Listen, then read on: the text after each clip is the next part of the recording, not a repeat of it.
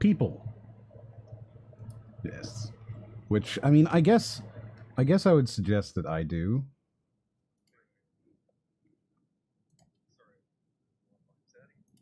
A lot of lime? Is that what you just said? There's a lot of lime? Oh, I thought you said there was a lot of lime.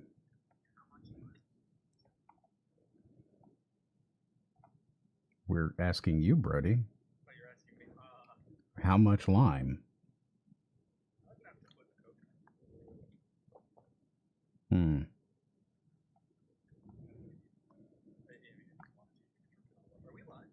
Oh, yeah, I think so, probably.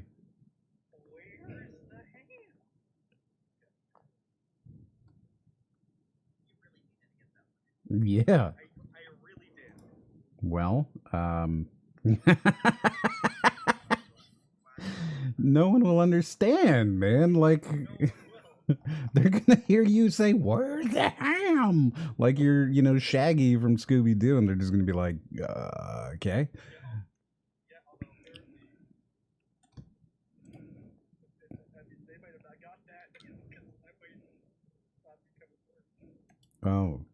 Oh my.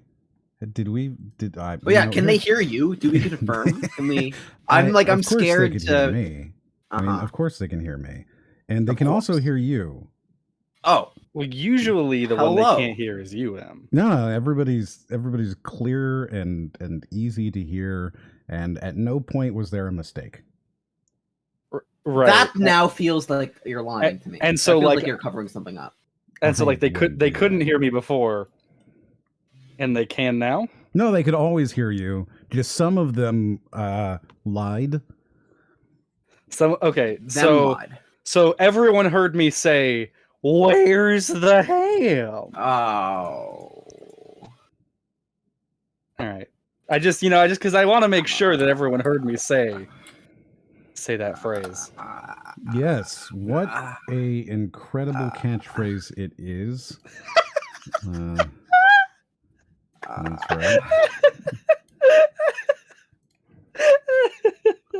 You're so proud of it.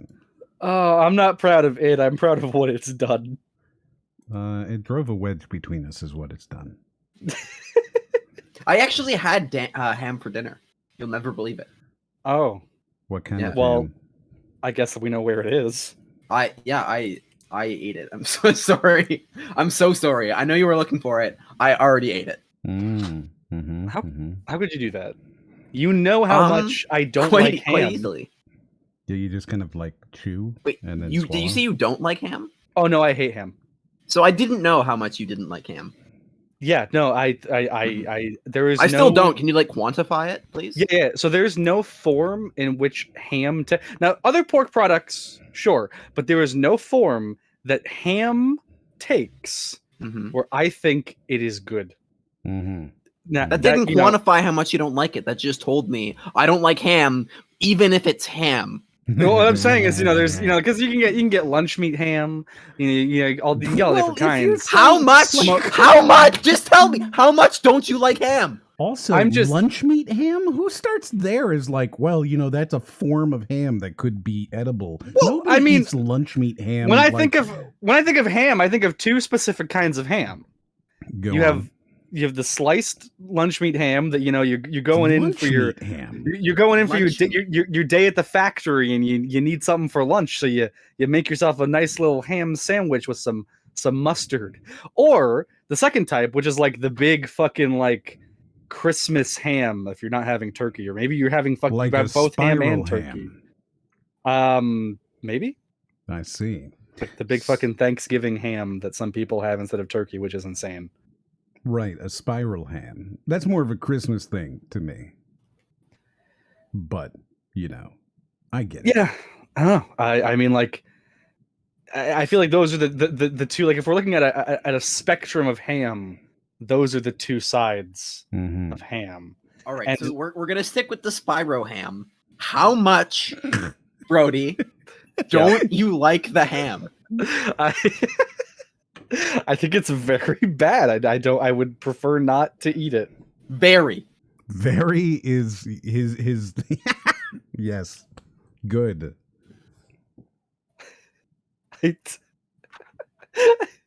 So in your scale, right, as you're quantifying your hate, what is above and below very? I don't know, like the degree to which I dislike ham. No. Is- I asked you a very specific it's- question. Oh, You'll notice I'm so Right. difficult. what is above very and what is below very in your Why did you scale? presume I already knew this? Below If even you don't know this. below very, is that like it's worse? It's Like your I hate, scale. like I hate it more. It's your scale. I think Okay. probably yeah. If you like it less than very, then oh wait, okay, because yeah, you're talking. This is a negative direction because you're Right. you're We're talking talking about hate. So he you very you hate it hates. very. So yeah, if it's less than very, then you like it more. You dislike it less. Right. Okay. So in that case, what would be more than very would be like something that I wouldn't even eat to like Why? appease my No, grandparents. I'm asking you. No. I'm giving you No, the you metric. can't just be like, oh, so like, how much do you dislike this? Very. Okay, well, what's worse than very? Something that like I couldn't even like. My God, Yeah, man, well, I tried to explain what very meant, and you didn't let me. just a word. Which Just of give me a course, word. What's which of course, worse than very means I don't like it. I will avoid it in my daily life. But if my grandma cooks it, I'm going to eat it to make her happy. That's see. very. I see. So you will eat ham. I will consume ham. I see. So you can be forced to eat ham. Through familial social obligation. Understood. Nonetheless, you can be forced. Like at this point, it's now a question of degree as to what we have to do to force you to eat ham, not can you be forced to eat ham. Essentially, we're negotiating price, right? Right. Excellent. Good. So you can be forced to eat ham. What is then what word would you use that is harsher than very?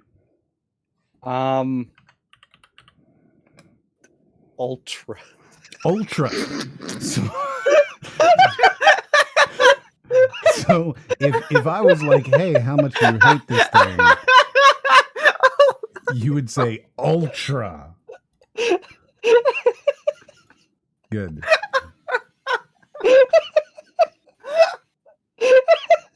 Mm-hmm. Yeah. Yes. Good. The ultra.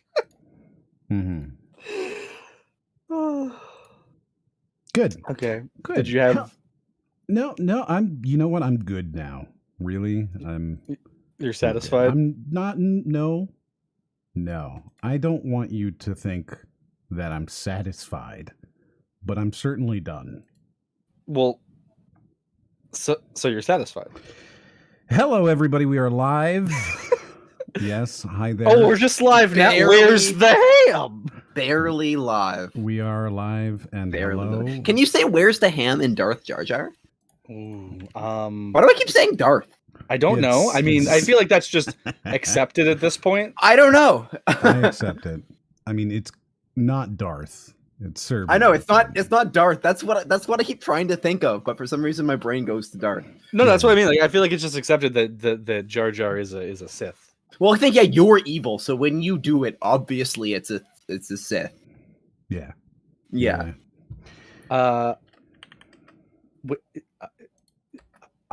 I don't want to be a Sith. Okay, but you are nonetheless. But yeah. So yes, hello. We are don't wanna- live. I don't want any part of that. He. I just want to be a cool bounty hunter with All like a- familially dumb- social this ham down your throat. Interesting Dropped. thought. Yes. So this is the youth of today. By this man a thesaurus and move and move on. Excellent. Did you know that the genus of pig is sus? So you can have some sussy ham. All ham is sussy. Raiden thinks Serbia is a Sith location. Brody's not a Sith because Sith have better morals than him.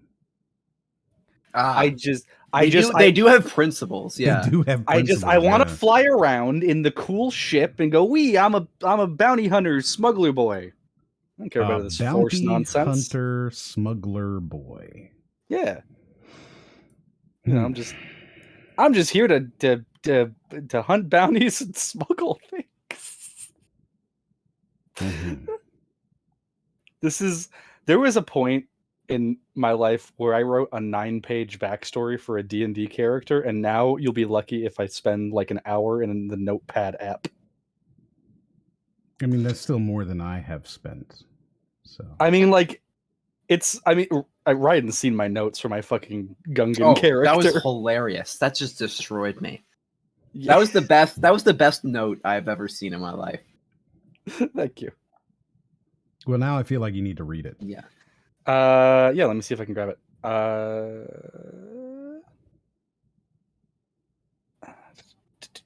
there it is. Do you want me to just post it? No, you should read it. Okay. So his name is Chorby Squirt. Chorby Squirt. I feel like you should post it, honestly. Yeah. Okay. Well, here I'll put it here, and y'all can do what you wish with this. His name is Chorby Squirt. Everyone calls him Squirt. I just made my character. Why are you? I feel like you have to read this in the voice of Chorby Squirt, right? Well, I mean, I feel like you should be reading it. He's nonetheless. not saying it. But Well, this is like we're trying to get into the mood of Chorby, right? Right. So you want a little bit of Squirt. Yes, please. Yeah, that's exactly what we want. Yeah.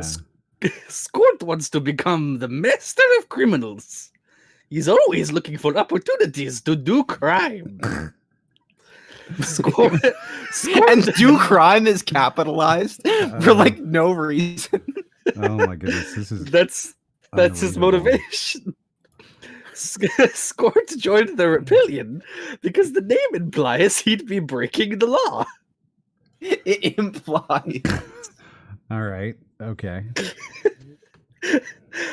Squirt started running guns at the tender age of 5 to pay for acrobatics school. Squirt is not affiliated with any known crime syndicate because they all rejected his application on the basis that he only has rank 2 skullduggery. Now, So he's a shitty criminal. Yeah.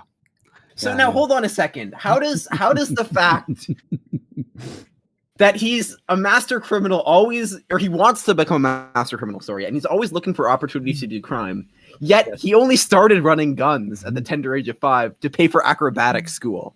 So what happened in his life? Like, can you connect the dot between acrobatic school to master criminal for me? What I think is Just interesting, flesh that out. Like more interesting, is that he's been doing it since the age of 5, but he's only rank 2. So he's just really shitty at it. I believe it's out of 5 ranks. He's just really shitty at it. Like, if I've been doing something since the age of 5, right? Like, I'm going to be pretty good at it by this point because I'm, that's 8 years now I've been doing it. I'd be good at that thing. But I'm sorry, not you, Chorby Squirt, he's been doing it since the age of 5. And how old is he? I never picked. Guesstimate.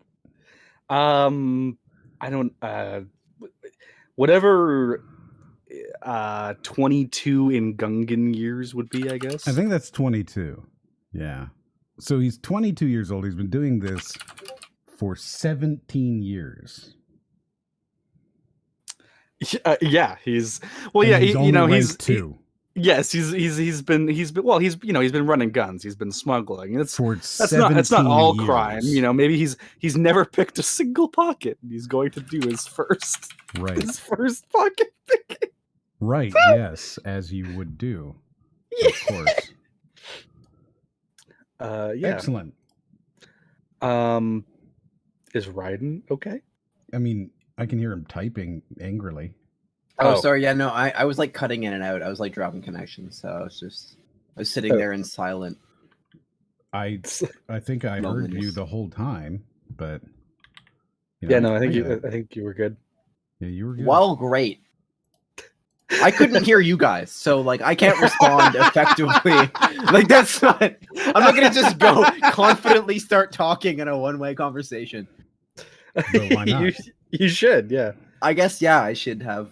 I don't know. I didn't. Well, I assumed you couldn't hear me. Was my fatal mistake. Had I known that the issue was only that I couldn't hear you, I would have just continued to talk. Right. Would you like to continue reading, bro? Yeah, sure. Squirt dreams of forming his own syndicate someday. Squirt learned how to make bombs from an upperclassman at acrobatics school. Tying it all in, okay. Good. Ride a bike. Oh, I'm sorry. You Sports. cut out there. Oh, I cut out. Wait! He cut out! Yes. I cut you out? Hey, Nico.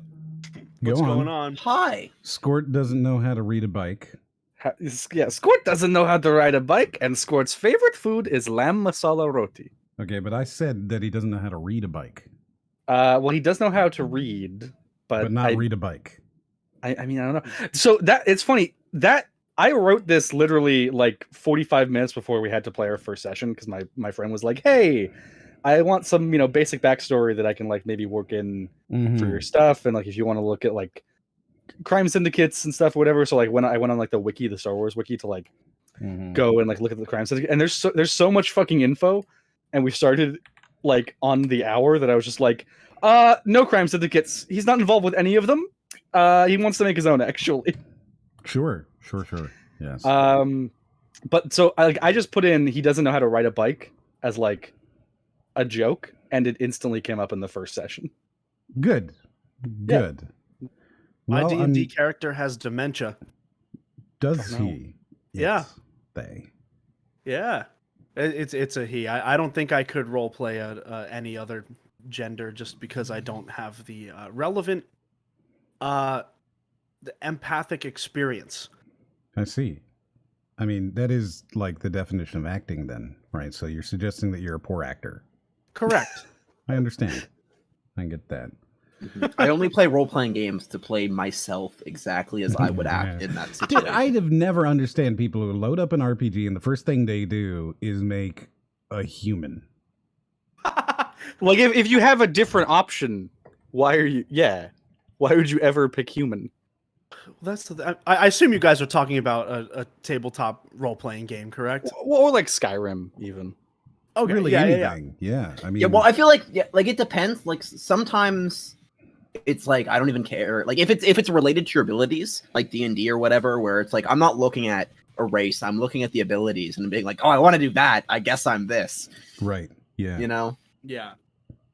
Yeah, because I tend to play a lot of rogues. I really enjoy being able to like backstab, but sometimes, I like to do the ranged archery stuff. So I like to have kind of a mix of those opportunities. So I will almost never choose a human because they almost never have, plus dexterity or plus agility or plus stealth or anything like that. So like they're the worst ones for anything I'll ever choose.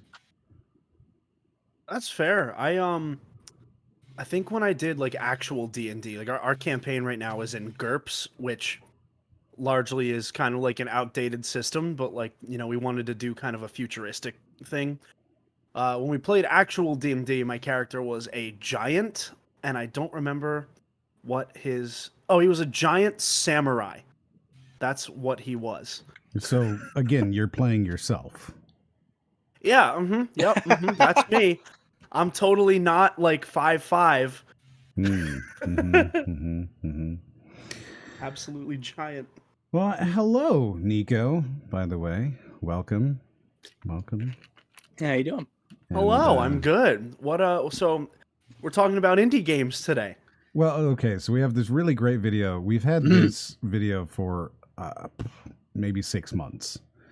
And we haven't watched it because there's always something better.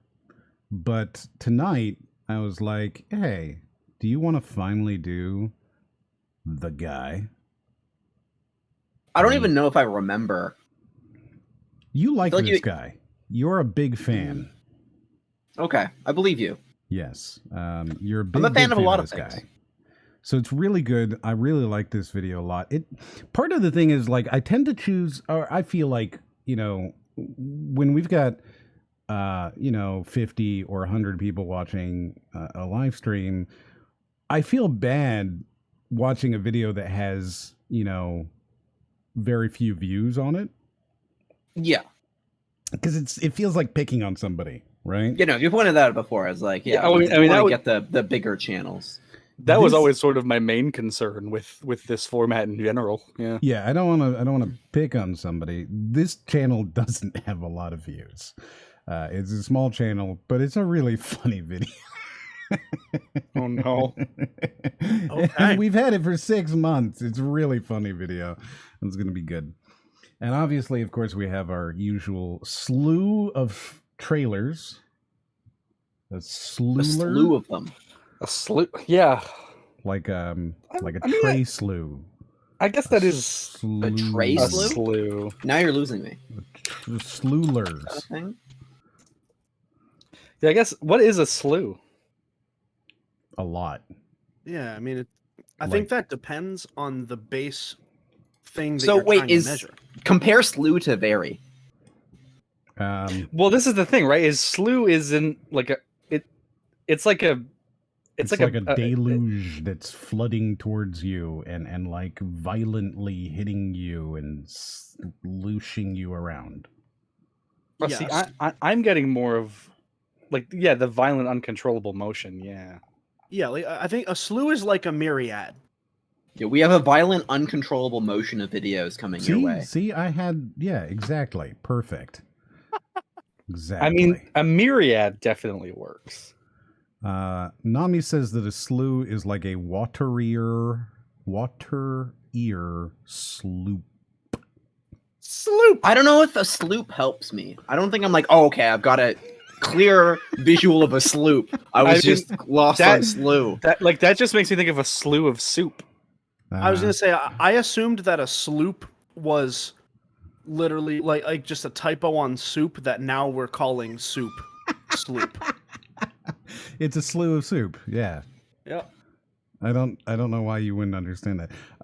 A slough, slough, Sloth.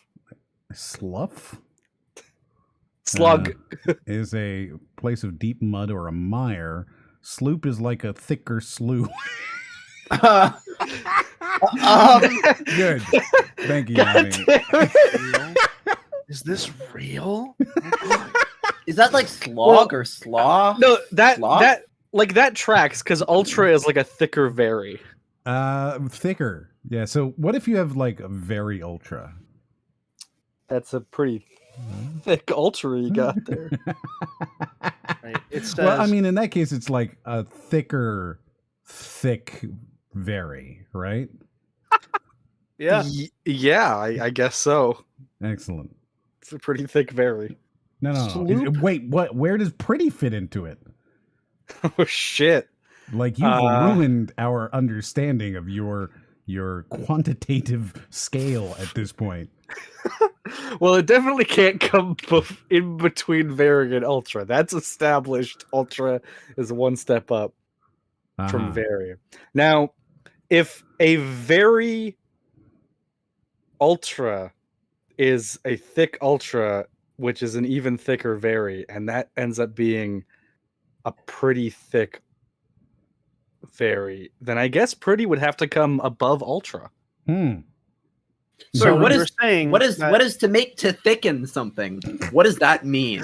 So like if okay, Well, think 'cause- of it in terms of honestly, since we're talking about ultra, I think that we can use the Super Saiyan hierarchy here to help us.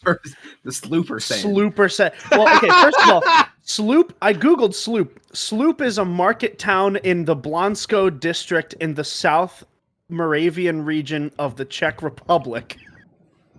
Oh my. So that is Sloop. Sloop Castle is a rock castle on the Czech islands.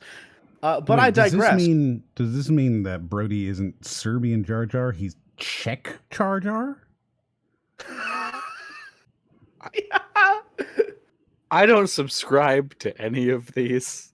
So, mean, like, which is Snoopy it? Are in you Jar Czech? Jar. Are you Slovakian? Or are you Serbian?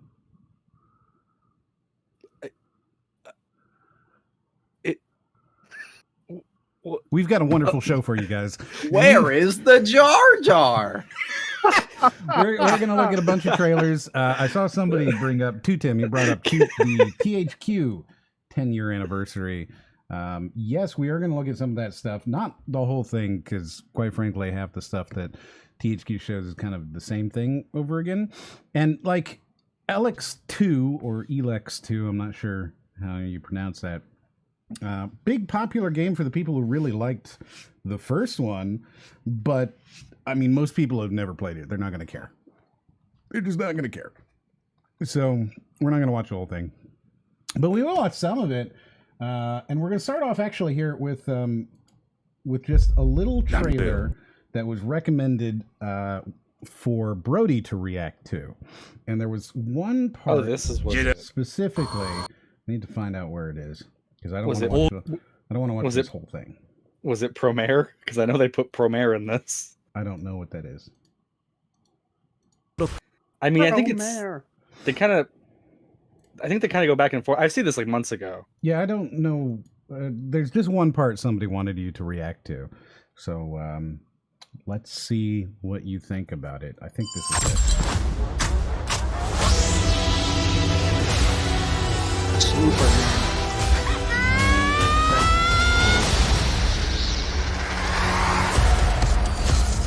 That was not it. That was not it. I mean, because I had some of the Promare stuff. I don't know what that is. You keep saying this word. It means nothing to me. Yeah. Here we go. This is the part that they really wanted to know what you would think of. All right. Oh, okay. So here we go. Just that. That's it. I just that part right there. Yep. Just that. That's it. I mean, that looks fucking sick as hell. Okay. So again. Holy yeah, that's fucking awesome. Thank you. I appreciate it. I will go ahead and say that there you go. You knew this is what he was going to do. You knew he was going to think that was great. And you all earned this. I don't understand. You all earned What's the problem? It's a fucking cool ass, like fucking, he's fucking swinging it around. It's an umbrella. I agree, honestly. It's a Bloodborne weapon, but it's in Star Wars anime. Right? That's fucking awesome. Yeah, no, I agree. I I feel think like that's pretty tight. I feel like my opinion is probably going to be like the reason I don't like that is probably like a reason nobody else has. Go on. Because he fucking pulls out a motor with a constant RPM. The entire like point of how the lightsabers work is that they're using the force to like dodge the bullets. So now he's just like, oh, anybody can get like a garden saw and hook up a bunch of lightsabers and it's a shield. Like it's effective as a shield. Like what anybody can do. You don't need the force to do that.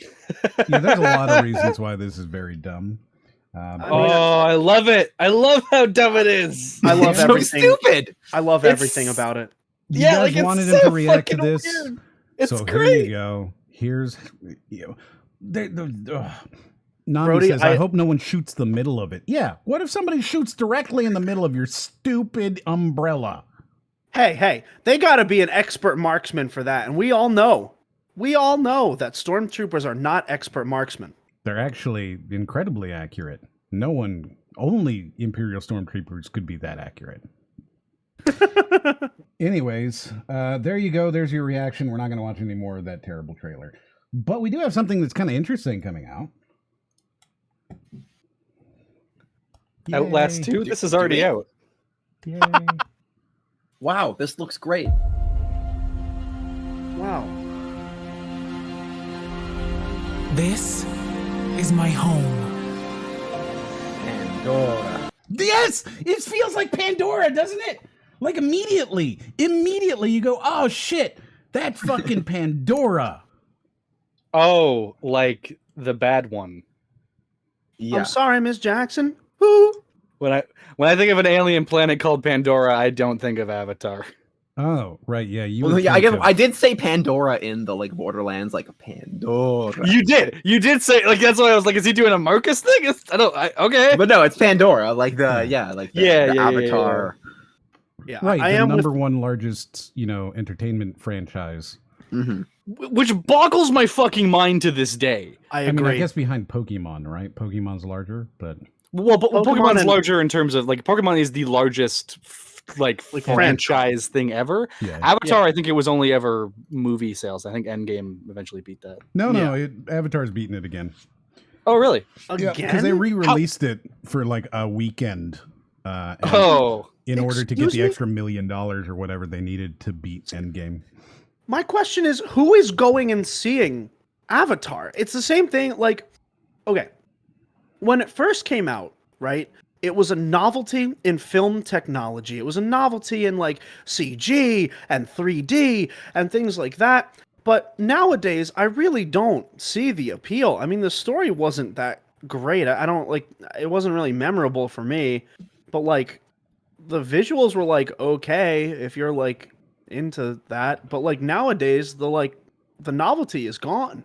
I think we that have with Avatar, it was very much a Denis Villeneuve type of you need to see it in theaters type of thing, because the theater experience was pretty cool for people who were seeing it in IMAX in 3D, right? And they'd never seen like there was no major 3D films out at that point. It was kind of the progenitor of the 3D movement in AAA film. But the technology that James Cameron put behind that film, that was like a couple $100 million worth of tech. So that was the thing, right? Avatar is a tech demo, yeah. For movies. No, but it really is. It's a tech demo. Yeah. And Mhm. it was designed to show, hey, look what you can do. And now you see that technology in all these fucking films everywhere. And the all fact I'm that it saying- made $1 billion, $2 billion, $5 billion, whatever dollars is just kind of icing on the cake for James Cameron because he went around and, sold that technology, rented it out to everybody after that. And all I'm saying is imagine playing Astrobot like 10 years from now. Like that's that's all I'm saying.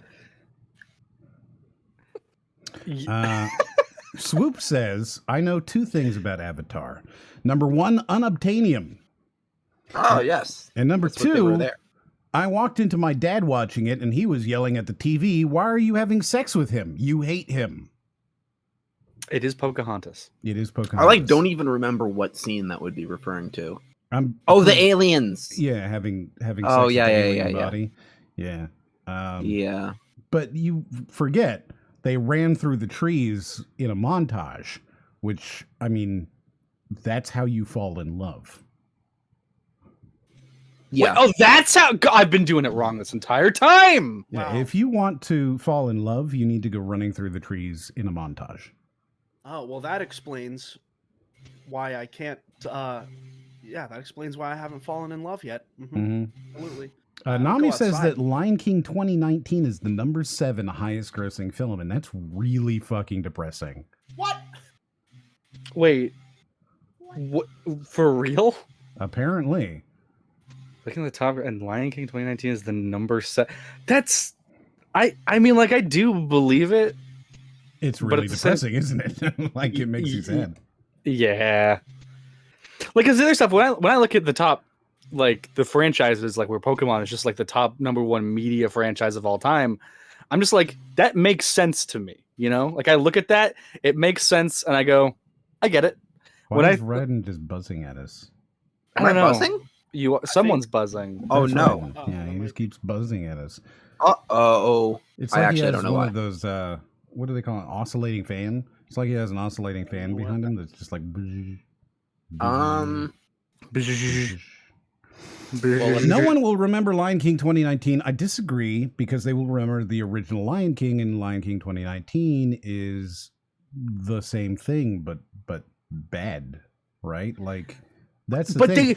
they about- made it look real. They took the expressions off of all of them. Yeah, it's That so makes it fucking stupid. better. Fucking Lion King 2019 was just a ploy to sell Beyonce. That's Well, that's yeah. what I believe. I have come to decide that every one of the Disney ones, all they do, right, is it's hard to even talk it because it's so obvious.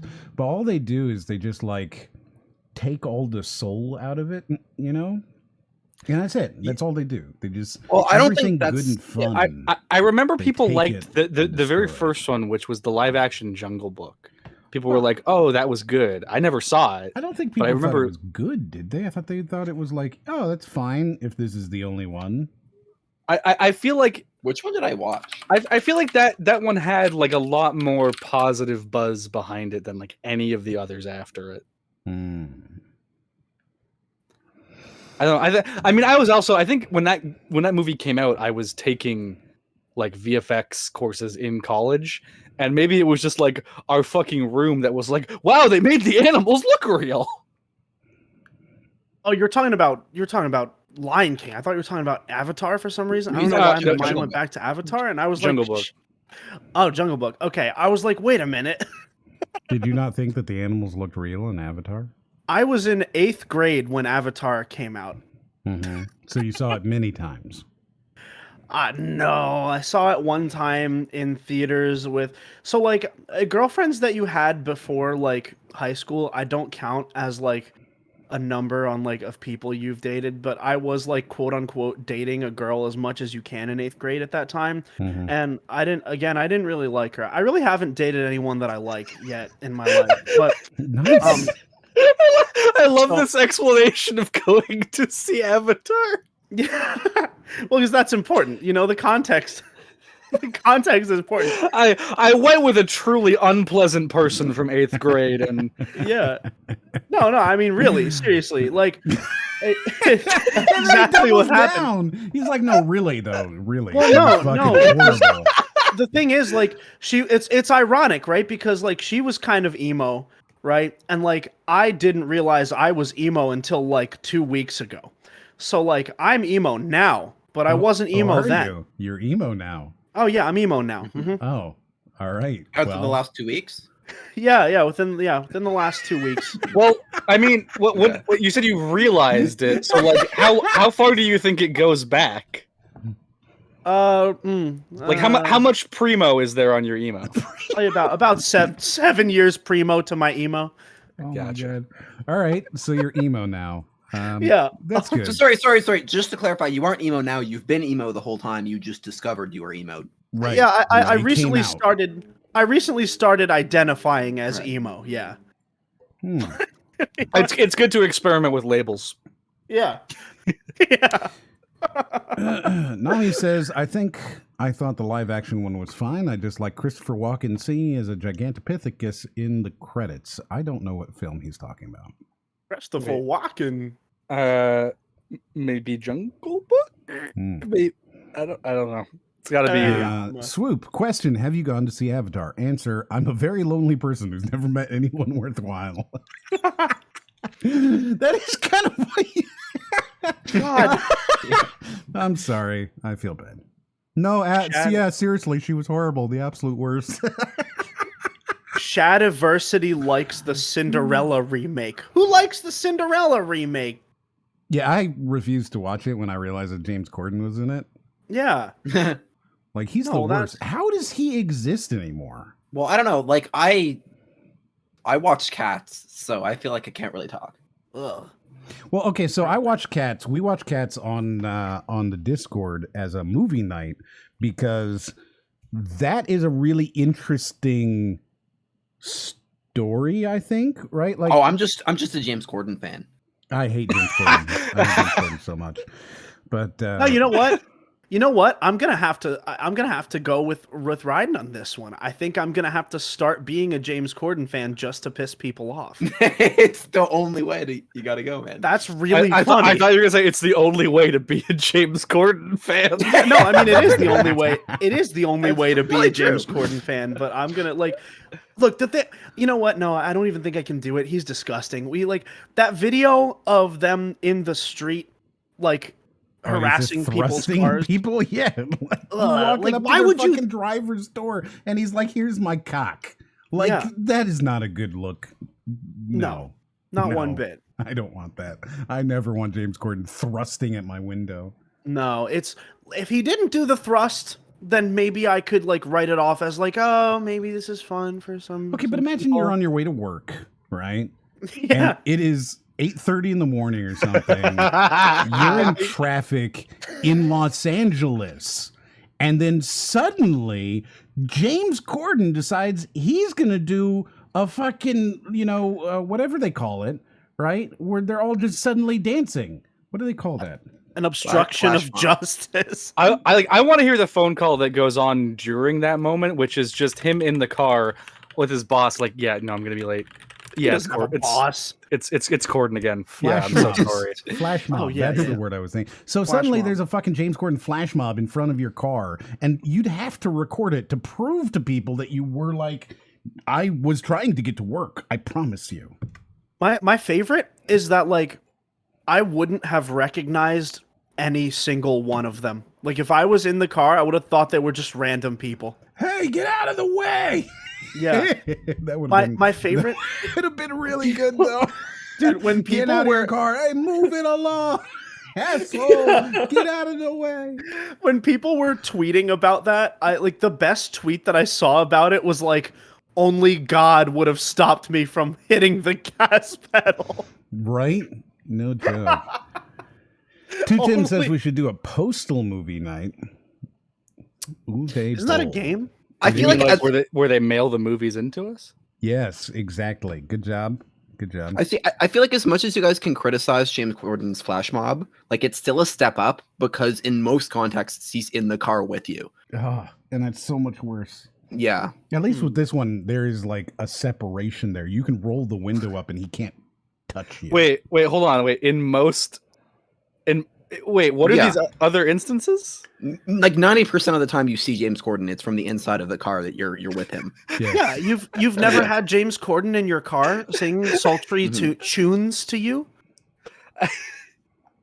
I just wasn't ready for you to say it so matter of factly.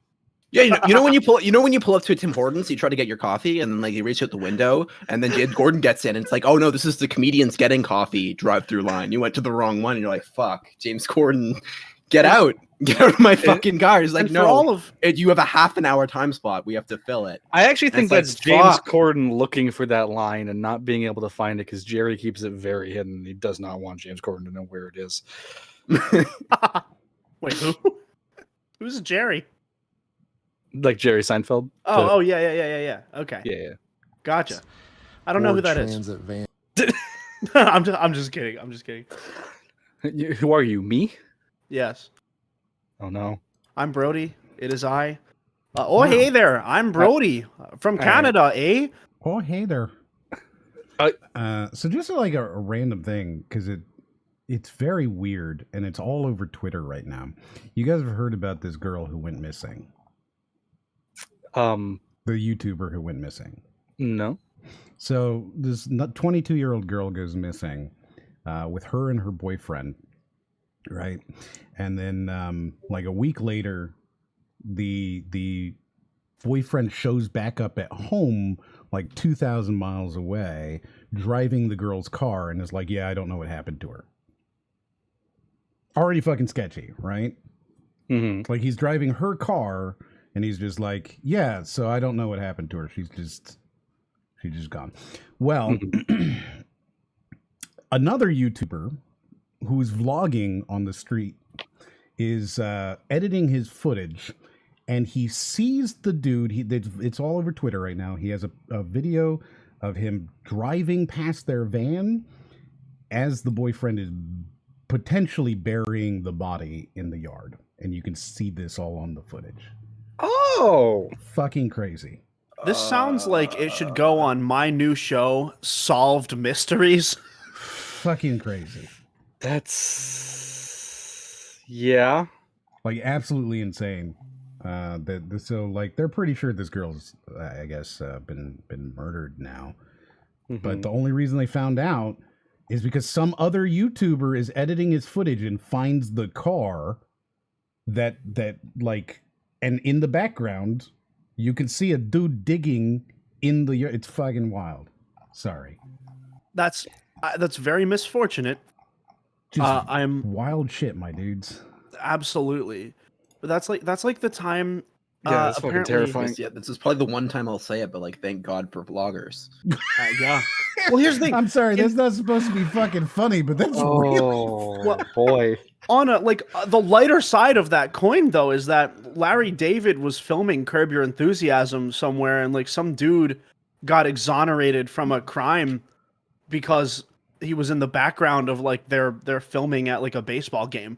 that's So like, wild you know. too. yeah. Oh the curb. Yeah. Mm-hmm. Anyways, It goes two ways. just sorry, it came up as fucking wild. Pandora, yes. So this is an old game, or rather, this is a sequel to an old game called Outcast, which was very, very popular for a short period of time. Oh, A lot I of just people- clued in that it's not Outlast. It's not Outlast. Miss It's Jack. At the Outcast. beginning, I was like, we already have Outlast 2. Yes, it is. I just figured that out now. I'm like, is this a mod for Outlast? Is this like a new level? Okay, so No, it's a this is different. Outcast. This would be a Outcast. very different like I'm digging this new direction Outlast just decided to go in. Outcast was a game back in like 1999. It's one of the most popular, famous games from the period of time, but it wasn't a very good seller.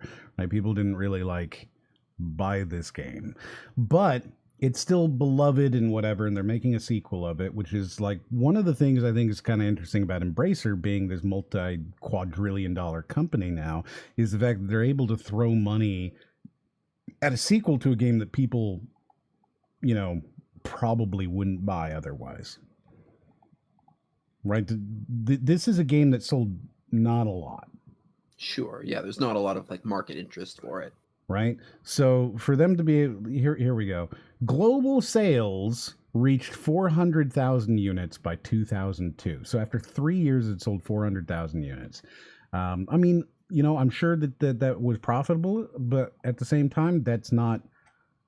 You know, we're talking about things that sell tens of millions of units, and this sold 400,000. So like, you know. Yeah. But this Not a is a lot. sequel, and it's finally coming out. My Now planet, there's a second. Adelpha.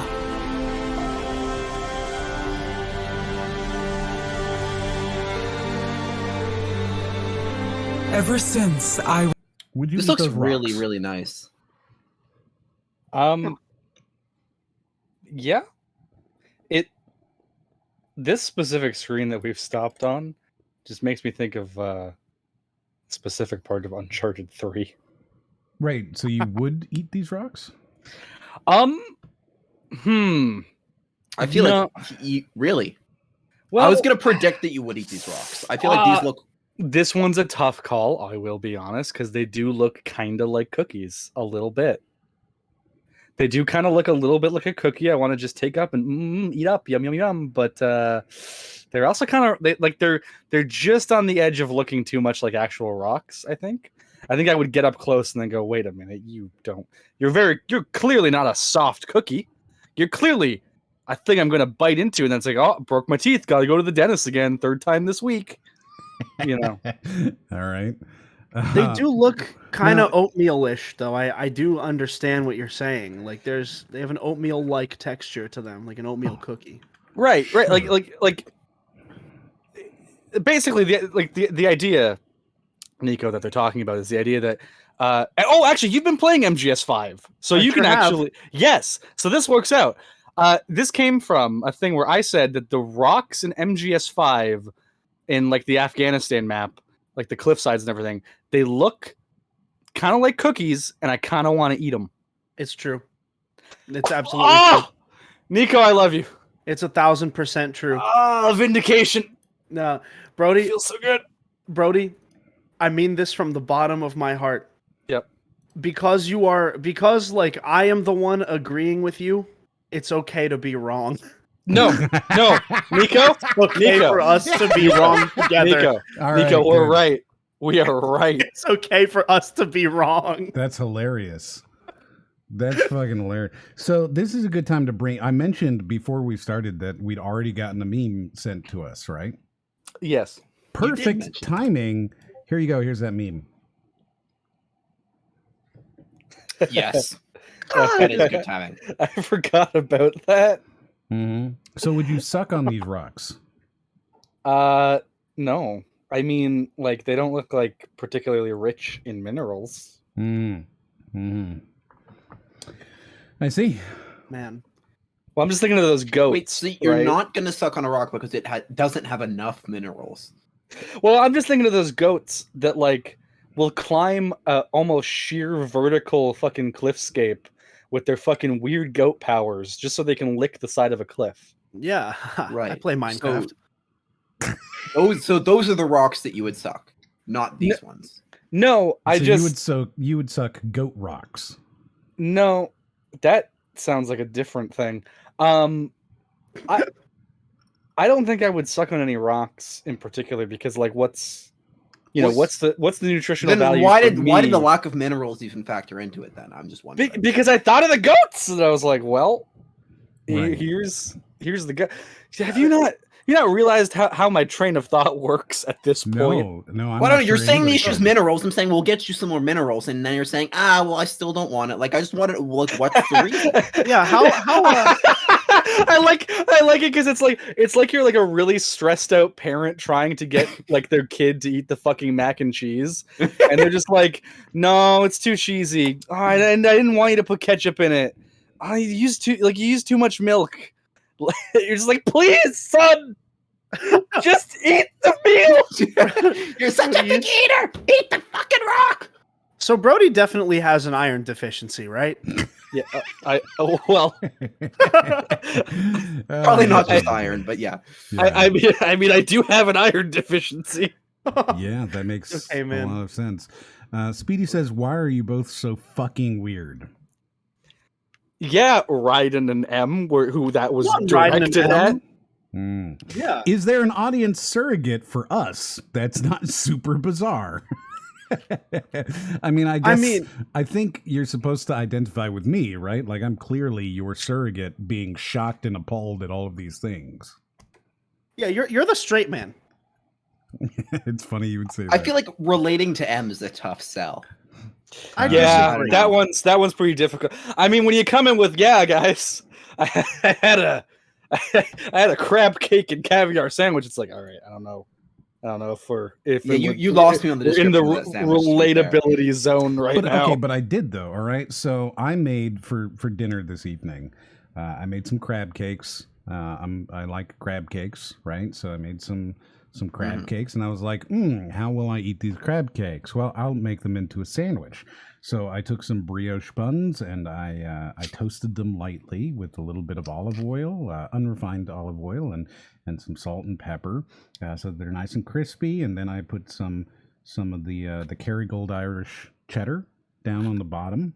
A little bit of a garlic aioli that I made, which, you know, if you want to make a garlic aioli, all you need to do is just take some mayonnaise, which you can also make yourself. It's really easy if you're ever interested in making, you know, a mayonnaise. I mean, you know, you may not be, but it's fairly simple. So you make a mayonnaise, then you add a little bit of garlic, a little bit of lemon juice, some chives, a little bit of Worcestershire sauce, some olive oil, and you've got an aioli, right? Beautiful aioli. And how do you pronounce Worcestershire? Worcestershire? Yeah. What shop is there? Worcester. Yeah. So, okay, we're starting over. So mayonnaise is just eggs and Dijon mustard and a little bit of oil. You can add, you know, salt. I think and pepper. people know what mayonnaise is. I don't think you plain. No, I think most people don't know what mayonnaise is. Well, I always assumed that People have had mayonnaise. Like I think you're underestimating how like common mayonnaise really is. I think Mayonnaise people are is aware like- of it. I'm talking The about thing is- making it from scratch. You can make it from scratch. It's just eggs and Dijon and oil, and then you add a little bit of salt and pepper, right? Then, if you want to make an aioli, you take that mayonnaise base and you add, you know, either garlic. If you're making like a garlic aioli, you add some garlic, some lemon juice. I add Basil. chives, Worcestershire, and olive oil. And there you go. You got a nice aioli. So you take the brioche bun, you put the cheddar on the bottom, right? And I like the Irish cheddar because it gives that kind of like a bite. It's a little tartar. A little bit of the aioli. Then you put the crab cake, a little bit of more aioli, right? You put another crab cake on top of it so that they stick together, and then you just kind of crunch it a little. Then a little bit more aioli on the very, very top. Some lettuce. I like to use like full leaves, and then you fold them over on each other. Put that there, some tomatoes, and then on the top bun, some sturgeon caviar, kind of like as a nice layer, right? And then you put that on top of it. And here's the secret. Then you take some parchment paper, all right, and you wrap it all up. And you wrap it really tight, and then you eat it from the parchment paper so that everything stays together. And it sort of infuses all of the liquids of the aiolis into the breads and into the meats. It's really nice. You lost me at the caviar. No, here he is, boys. The pillar of the relatable blue collar working man comedy. So what's more relatable when you make a sandwich, audience? Would you describe the process as I get my brioche bun, then on the bottom I put on the Irish cheddar, I spread on my homemade garlic aioli, and I layer the crab cake and aioli one with each other to get the right layer of consistency. Then I put a whole leaf lettuce and wrap them over, and I get a tomato, and then I put caviar on the top bun and I slice it together. But then the key is wrapping it up in the right parchment paper to keep it all together. Or would you go? Or hold on, I will say. Or is this what you do? Contrast, Do you say I take lunch meat ham and I put it on some white bread with some mustard? There's your fucking sandwich. What do you do? Very good. On the complete opposite end of the spectrum, for dinner, I had a whole leg of fresh mozzarella, and that is it. That was my dinner. Mozzarella. Okay, so clearly you're the most relatable, but you're not here every week. No, you've got like all right, man. If I talked about how I ate in college, I found the picture. I will share. It's very simple. It's not that big of a deal. Here's the picture of my sandwich. You can see the crab cakes, the lettuce, the caviar, the tomatoes, and most importantly, the parchment paper. You can see the parchment paper. Yeah. I'm not so it was a nice, there it is. Nice, delicious sandwich. Very simple. Nothing extravagant.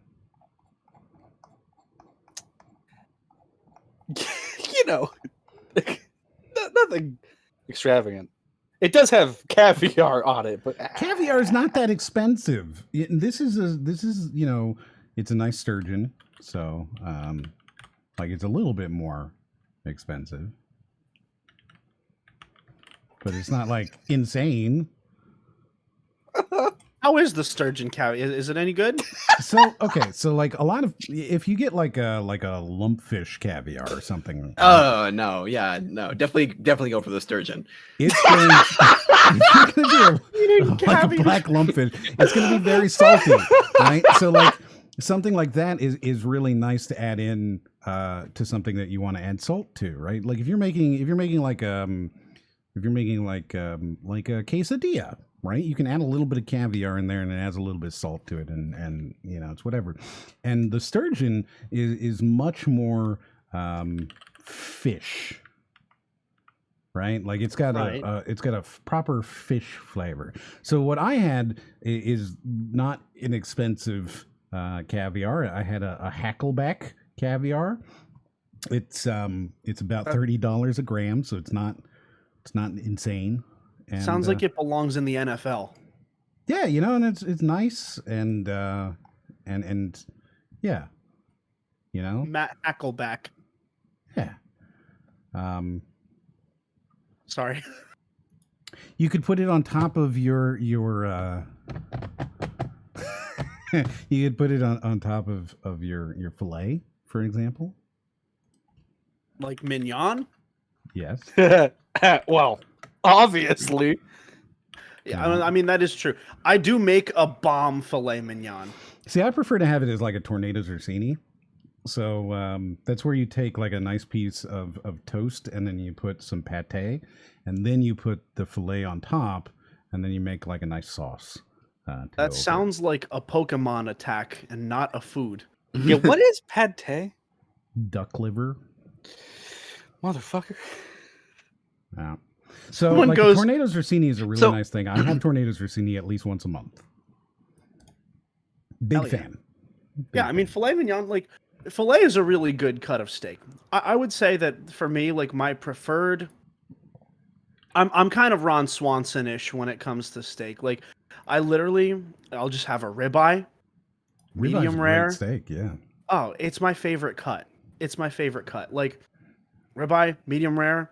Put the fucking kosher. Oh, are we allowed to curse on here? I forget. I'm sorry. No, you're not. Fuck no. No. Okay. No. No, but yeah, you put the fucking salt, kosher salt and the pepper on right before you throw it on the grill. Make sure it's room temperature though, or else you're wrong. And put it in the cast iron. I put the cast iron in the grill because You can, sure. Yeah. yeah, you know, I mean, we were lucky to have a grill that got hot enough to do that. Mm. So like we would let the cast iron heat up for like half an hour, 45 minutes. Oh, it shouldn't Like- take that long though.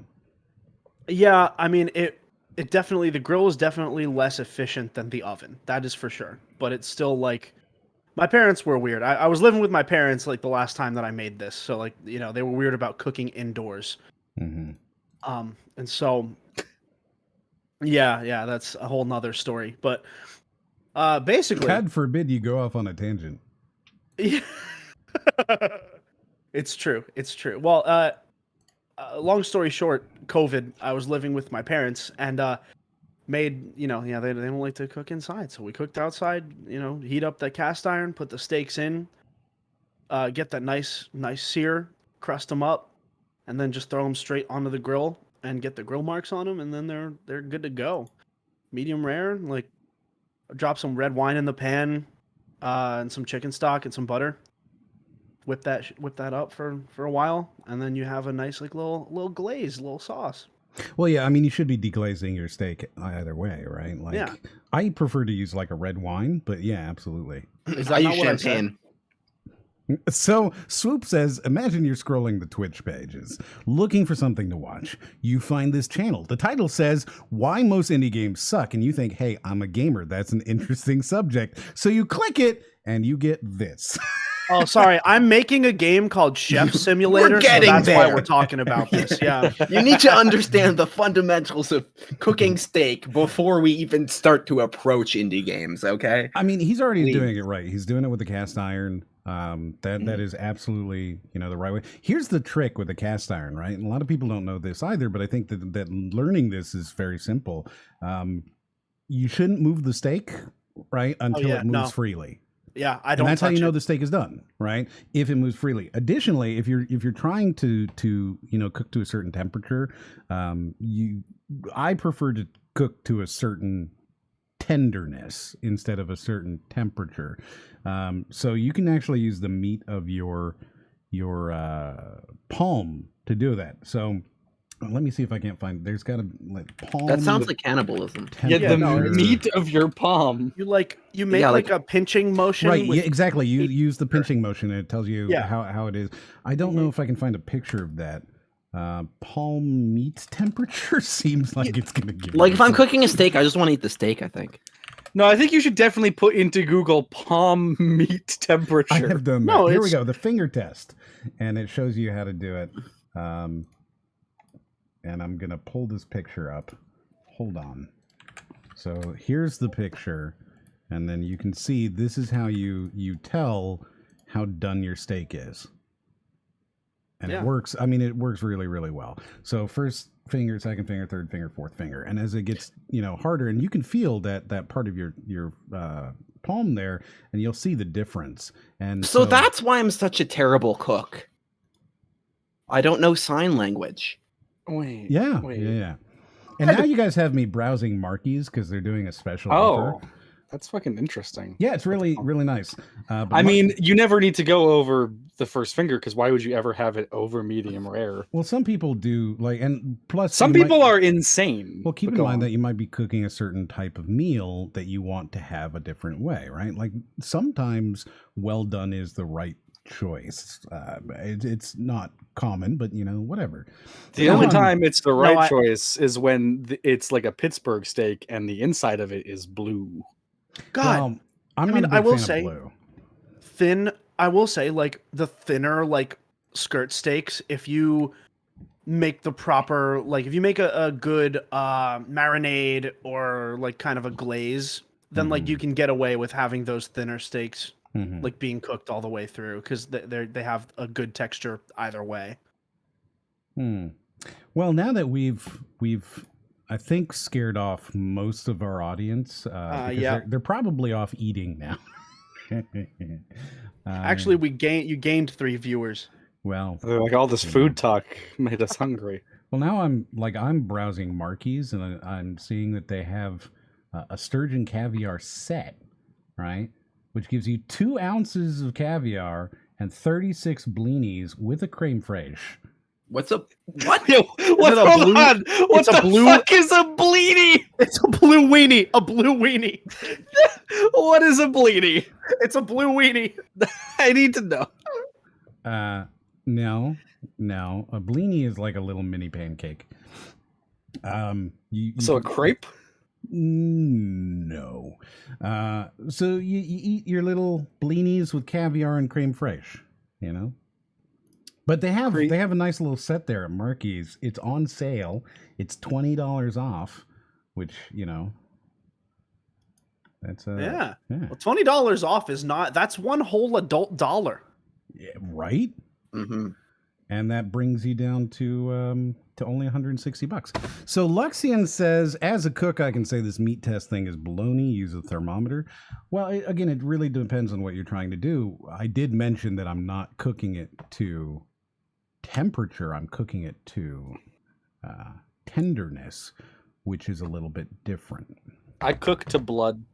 I actually do. I think I use a thermometer 100% because, like, I do not trust myself to know if it's cooked, and I don't trust myself to know if it's cooked, and so I really I tend to go over, and so using the thermometer, I can get it to a proper. Yeah, absolutely. I use a meat thermometer for any major, like if I'm cooking a roast or something. Absolutely, absolutely. I mean, even with my ribeyes, though, I use the thermometer. I don't know. I just don't trust myself, you know? I'm telling you, they're doing a great sale on here. I'm just browsing. I'm going to end up buying. Ooh, they have an escargot set. Oh. Yeah, actually, someone, God. Herb Beta Patch said there's no blood in steak, which actually I just looked it up the other day. I believe it is myoglobin, the red liquid that comes off of steak. So, fun fact of the day. Well, I mean, you know, there can be blood in your steak, but there shouldn't be blood in your steak. But yes, I'm right there with you. I never said it was the steak's blood. Lamau. Oh, they have langoustines. Oh man. Okay, I gotta stop looking at this. Yeah, Okay, yeah. No, we're I think we gotta talk about video games. We're gonna Outcast 2. It was a girl. I wanted to become a Dolotai guardian. Is this in engine right now? Because the character animations seem like way too good for background character. Like they're bending over and like leaning over stuff. I presume this is an engine because, like, but they don't have a thing that says it, you know? And how can I tell if they don't put it right up front? Well, yeah. I don't know. It's really good if that's I mean, like, I feel like what it they're is. showing too much of the environment in this specific shot for it not to be in engine. That sounds weird, but like I feel like these buildings and everything would look a lot like different if this were like a pre-rendered cutscene. Yes.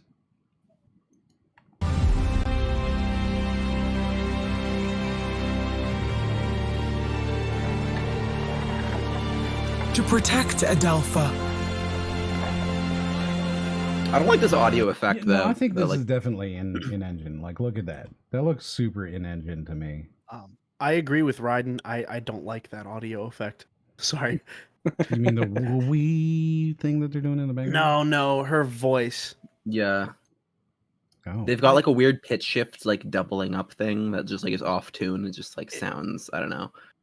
It sounds like they pitch shifted the audio and then didn't like correct Or like either overcorrected like the formants or like didn't correct them enough. Like I think they just like doubled it, like it's like a sixth or like a third or like a fourth, like something, and it's just like parallel, and it just like sounds really They bad. have changed how Discord works. This is infuriating. Okay, so look, normally, right, Discord's up and it just it does its thing, and you can see the lights changing, and then I can go to my back thing, and you'll notice that my green light didn't just go off because they've changed how it works.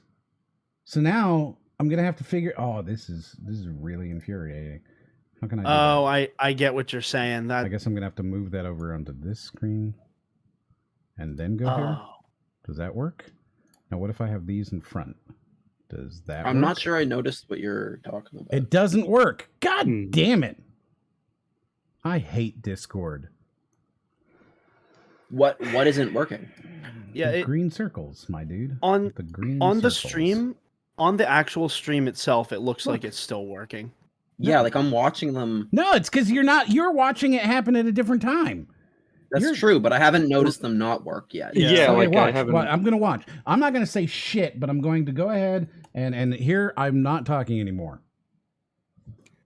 Okay, and so now we wouldn't be No, seeing now them you should because be he's not- talking, right?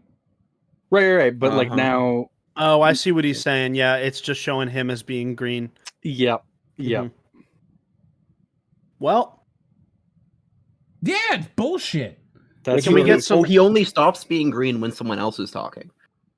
can we get some Otherwise- Fs in the chat? Nobody What? else turns green because Yeah. they changed how it's working. That's Why'd you change shit, Discord? This is like when they made everything fucking square. Do you remember that? They turned everybody into a fucking rectangle for no goddamn reason. Why did you change shit?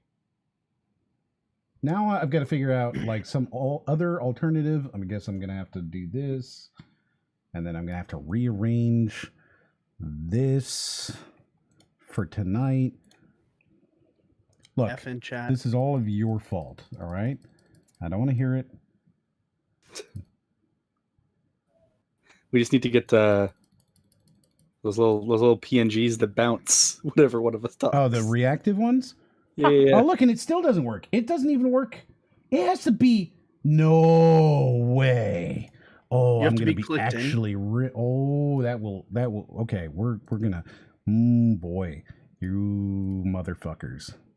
Thank you, I have no Swoops idea what's going and on. to Tim for putting the Fs in the chat. I really appreciate it. All right. Oh how yeah, about thanks. Appreciate you. now? Nope, still not. Oh, you motherfuckers. Oh, that's genius. A gaming line that lights up when you have a mic input. Ooh. That is very good. That's very.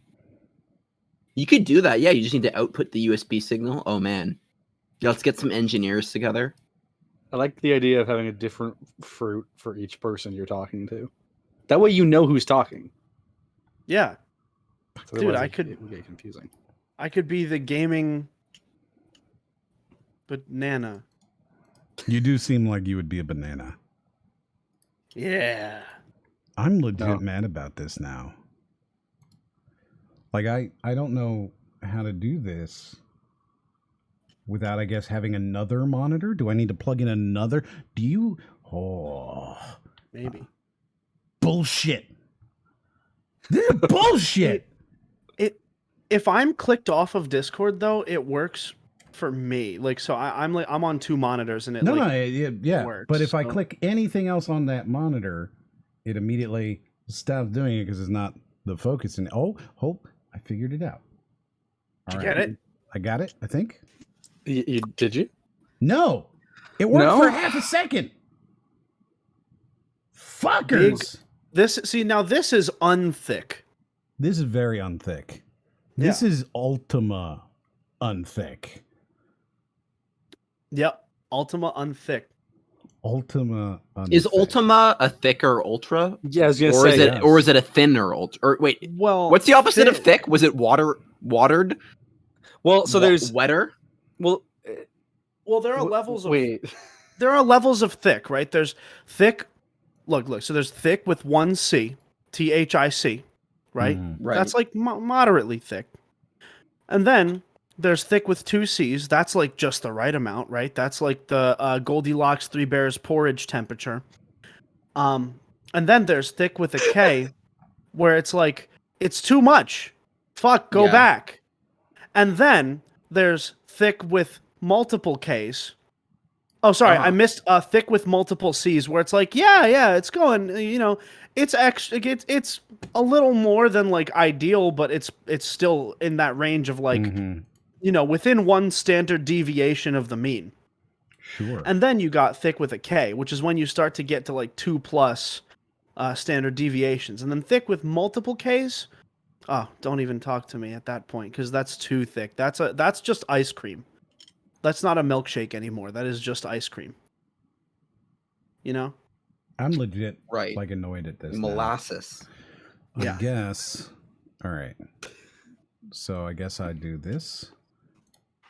And then that just is now. Robotic Monkey Games. Can't we just go back to fat, pretty hit, and tempting? No, we can't. Oh, pretty We've hot moved and on. tempting. We've Sorry. moved on from fat.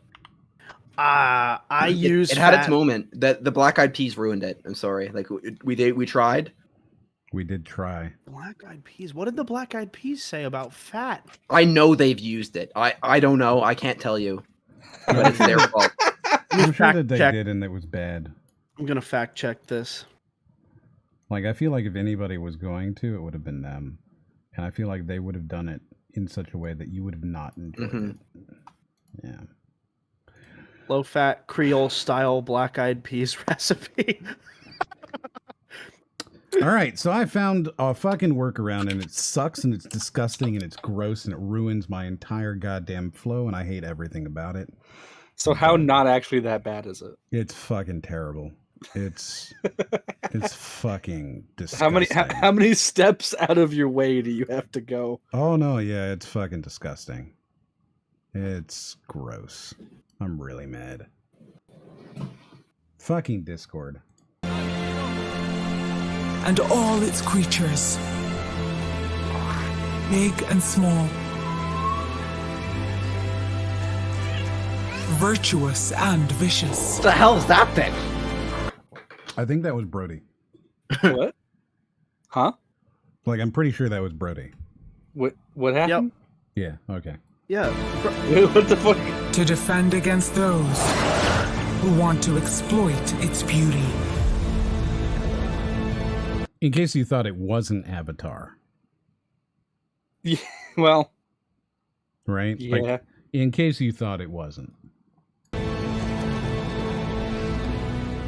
Also, like, what is?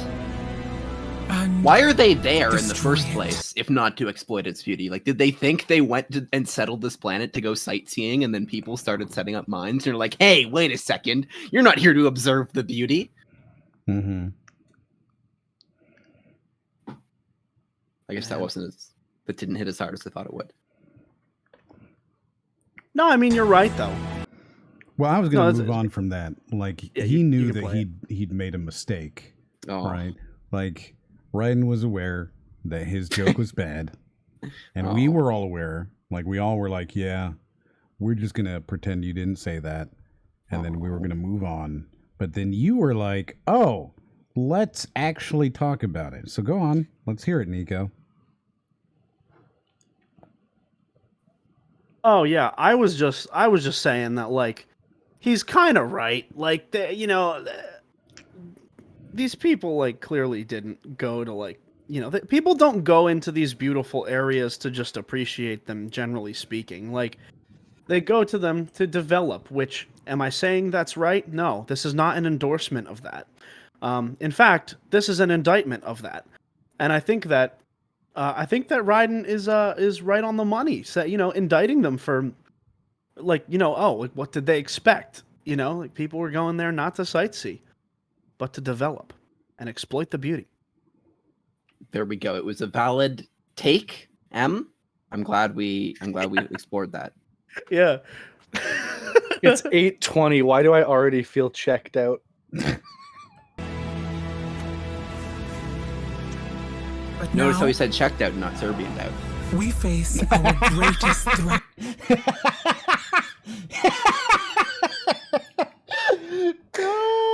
good. That's funny. That was good. You did good there. I give you an A+. Fuck yes. that got a chuckle out of me that like no matter how sensitive I made my mic, it would not be able to pick it up, but it was literally just the fucking like head in hands chuckle. just god damn it. I'm here to serve. We need all the help we can get. Cutter Slade, your friendly neighborhood invader slayer. Wow, I was impressed with the character model's animation the entire time up until the last like 2 seconds of it. Yeah. Yeah. They're like, but wait, watch our facial animations. We don't have them. Oh. Okay. Also, like, this is gonna sound weird. He looks like a knockoff of the main character from Overstrike, which was the not canceled, but like the Ubisoft game or the Insomniac game that got turned into Fuse. Well, remember, all of this is based off of a game from 1999, so like it's certainly not a knockoff of any of these things. I'm saying this guy that they're showing. He's the character from 1999. Oh, well, he looks like the most generic video game protagonist that they've ever made. He really does, yeah. What was his name again? It was Cutter Slade, I think. Cutter Slade. Like, that's like a name that Mark Wahlberg would name one of his characters in a movie.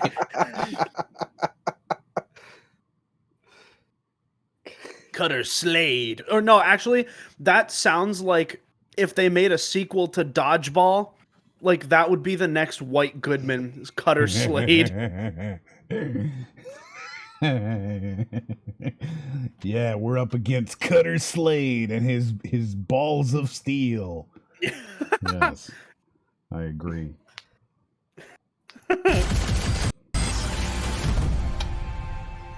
Different planet, same problems. What the fucking like at the right at the, like I don't know what they were going for. It was like serious, and then just like the character just like is Spider-Man quipping. Like I don't understand what they're going for. Planet, same and then problems. like look at this woman's face in like the next trailer that's like available. She looks fucking distraught. That's Cutter Slade. That's not a woman. Wait, I really? see what Brody is saying though. That could easily be like a mid-40s bus driver. Yeah, I didn't see it until you pointed that out. Yeah. And I still kind of see Cutter Slade. No, I don't see Cutter Slade like barely at all, basically. Yeah, no. That it looks like it looks like an old like Aloy, like an old old like kind of looks like the person from Returnal. If Celine from Returnal didn't didn't look like a main character. Yes. You looks guys like have the all new been very mean to Cutter, and he deserves it. Yeah, we've slayed him. Oh. All right, let's see. Yo, little guy. Hey, little dude. Is that Void Eyes? No. Okay. I also I went back and checked the part of the podcast from last week that I dropped out for. That's not Reverse Void Eyes either. I just want to make that clear. Well, you said it was. Like we went off your opinion. yeah, we asked you, and told you did us. say yes. Yes. Yeah, well, I had to go back and check to make sure. I mean, you can't- You said in between watermelon and pumpkin. You said. Yeah. I would say I have to change that to less than a while. I mean, none of them are good. None of them are good or fuckable at all. But definitely not the guys from last week. I see. Fuckable. Yes, fuckable, right? So, like, the question was whether or not they were more fuckable than a pumpkin or less fuckable than a watermelon. And M wouldn't let me answer in any other degrees. Well, no, eventually we agreed that you could say that it was in between, that it was less fuckable than a pumpkin, but more fuckable than a watermelon. Right, but that still demands using your terminology. Well, yes. Yeah. Yeah. All of them are very not fuckable. I don't think you get to determine this anymore. Sorry, they're really? I don't know what really means in a Yeah. quantitative sense. Yeah. Where does really fit into the scale of? They're not really. Is that? So they're more fuckable than not very fuckable, right? Is that what you're saying? I don't know what I'm saying anymore. Who are we talking about? Brody. Right. Yeah. Do you disagree? What? I don't know who Brody is talking about being fuckable. Is it? It doesn't matter. None of them are. It doesn't matter because none of the options are. Does it matter who's fuckable and who's not? Can't you just be happy that Brody is getting some? I'm not getting any. And I wouldn't want any from these. I was gonna say that sounds like Brody has his prerogative and that he's saying no. Well, I mean, I don't know if Brody fulfills the Harkness test.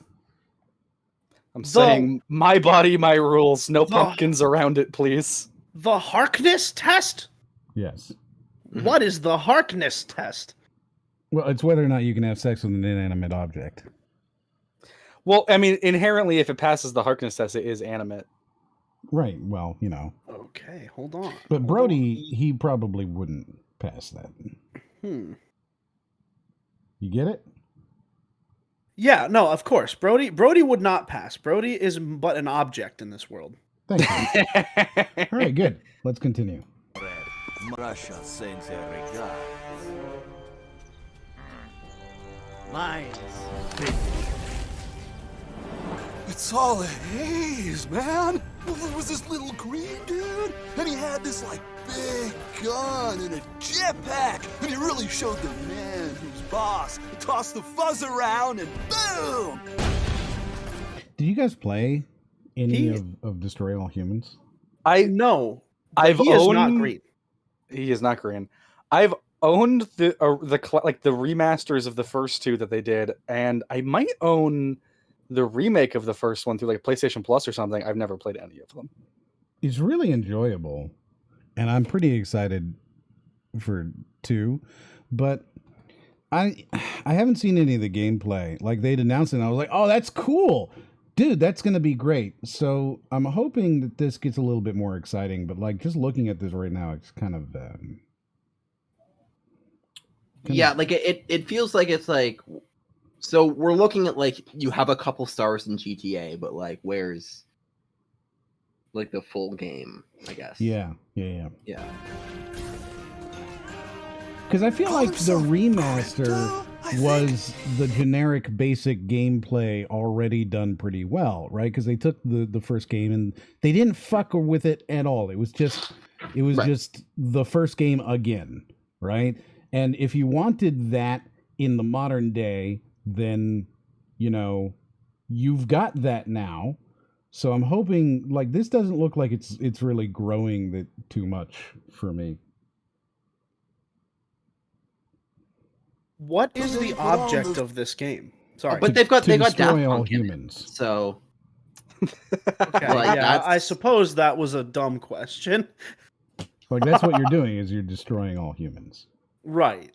But like, is it like an open kind of like GTA-ish game, or like what's the? No, you have missions, or I mean, granted, I don't know anything about this one, but in the first one, you have missions, and you go and you go and molest some cows, or you maybe destroy you do. some farmers, whatever you feel like doing, really. Right. Okay, so it's like a mission-based alien kind of game. Sure. Hell yeah. I mean, it looks cool. It looks like a cool concept. Sorry, you can go now. Groovy glasses, and suddenly it was all colors, and I just wanted to dance, man. Like, couldn't have stopped if I wanted to. Those effects look Mind really control, nice, man. actually. Mind control, You know, I shouldn't, I feel, have to explain to you. You're right. Like, you know I'm right, right? Well, sometimes I have things to say, and then sometimes I'm just like saying one word, and then you just pause it. Right, but I had no further elaboration to go. You besides know. those effects. all Those you- effects. Like, just pause it. Instead of forcing me to Right. pause it. Like, you know I like. better. I really like the idea though of Raiden pausing it to chime in for like a thing that takes less than a second to say, than immediately unpausing it before anyone has a chance. Yeah, to would you reply. like? Is that what you'd like me to do from now on? Yes, I would. Okay, actually. all right, I'll do that then. I think that's perfectly fine. I think that pausing. Do I also have that privilege? Of course. Please do. Oh, good. Okay, good. Then Yeah, we know. that saves from me having to pause it. And then you can Okay. just start it back up again. You can be like, oh, I said my thing. And then, always told ya. And then I wake up, look up, and there he is in his flying saucer, burning whole buildings like they're just marshmallows, man. Far out, man. Far out. He is just whipping that saucer. Oh my god. He was like flying that shit around, like fucking doing barrel rolls and shit. That was lit. Soon the citizens job. of Bay You City did good. will be embarking on a very Sorry, Em, did you say something? no, You have to pause if you're going to say I something. don't have to. I'm feeling like you people who don't pause anything. I feel like that guy's suit is not a good fit. I just want to point that out. I agree. He's definitely like at least like a 48 shoulder width, and he is wearing like a 42. Yeah, Well, the big guy? the big guy. Yeah, Mhm. the other guy's is his fit. It's not great, but it's fine. It's acceptable. Yes. Right. Yeah, you can deal with it. Yeah. And it's definitely like the cuffs on the big guy, right? Like they don't come down enough. I mean, it's like the shoulders are not What was wide that enough on the sa- jacket. What was that sound there, Nico? I don't know. My mic. I don't know what I did. I wasn't paying attention. Was that not like your laugh? Maybe? What? I don't know what sound. It sounded like someone like literally like it sounded like if like when someone says the words like he it sounded like that if that could somehow be an actual laugh. Right? Like, that was good. I mean, well, I mean, I laugh like that. I've been laughing. My laugh has gotten progressively worse and worse over the past pretty much since I identified as emo. My laugh has gotten like worse and worse. I don't I think there there's- might be a correlation between the two I'm things. not- I wonder. Ever since I became emo, I found it harder to laugh. I've gotten worse at it. I don't know why. I'm not sure that those two things are related, but goddamn, they might be. Now that I'm thinking about it, like, yeah, my laugh is way more annoying now than it ever was. Very good. Very good. Oh, man. bad trip. Make war, not love. Oh, wait, is that right?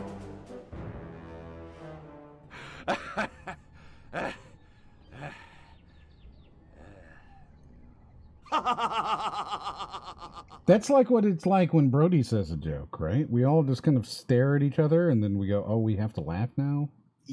Ha ha ha. Laughing at Brody's jokes is more of a burden than it is a reflex. I mean, I don't think that you even give me the graciousness of that. I think you just let it sit, let it simmer.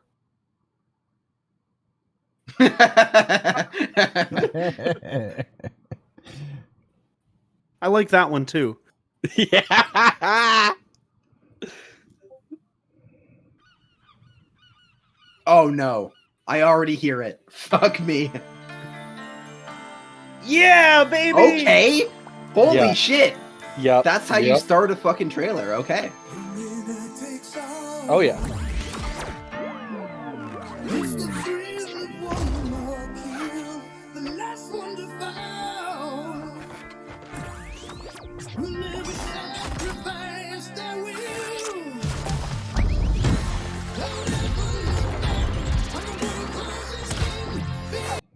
What the fuck? I did not Yeah. expect this at all. have you- And they're yeah, all the have- classic episodes too. All the costumes, like literally. Yeah. Have you not seen this at all? Me No. neither. No. I didn't know about this until right now. So it's the guys who did the Battle for Bikini Bottom remake. They're just doing a new original game, like presumably in that style, but they're just Yeah, it looks very much in that style. Apparently it's also a multiverse story, which multiverses are the new. A Wizard did it, so that's fine.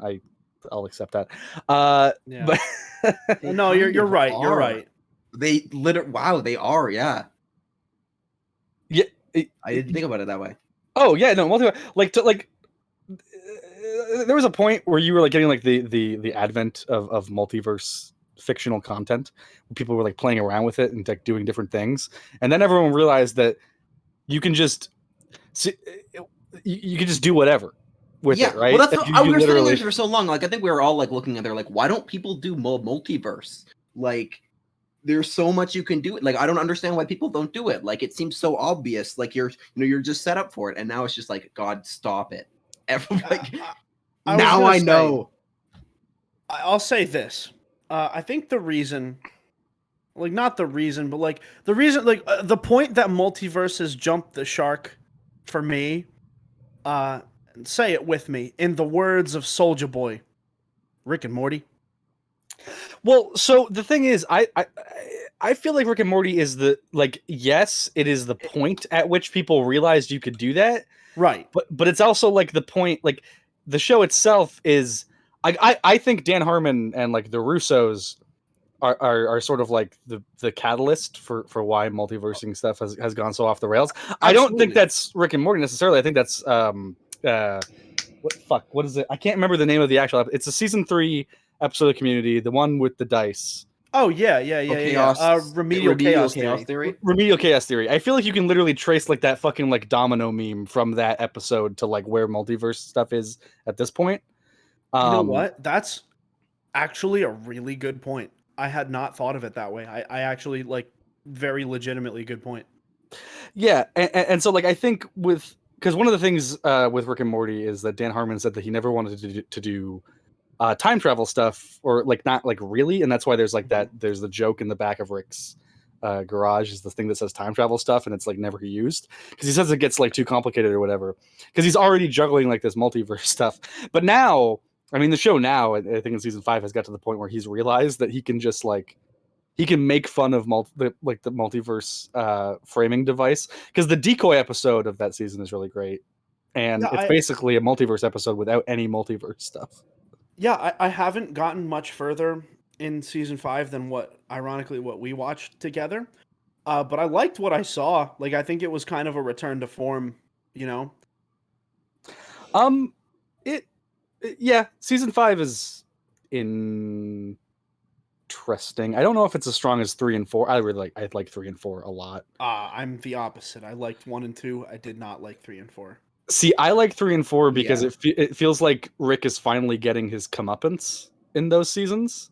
Like, it feels like 1 and 2, you have this very you have this like Dan Harmon thing of you have Rick, you're building him up as like this super genius like character, and so you get all of these fucking people on board watching the show that are like, I don't know, the type of people like to think to themselves that they're so smart, or the type of people that legitimately write out that you have to have a high IQ to understand this show, right? Like the guy who first wrote that out, or like that style of people. You get all of those people in, and then in season 3 and 4, you show them how like being the smartest one in the room just kind of means you're like a fucking prick. And like, if you act like the way that Rick does, and he's not a role model, and like he's finally like getting all that shit. And then season 5 is like, I guess, him attempting to be better a little bit, but I don't know.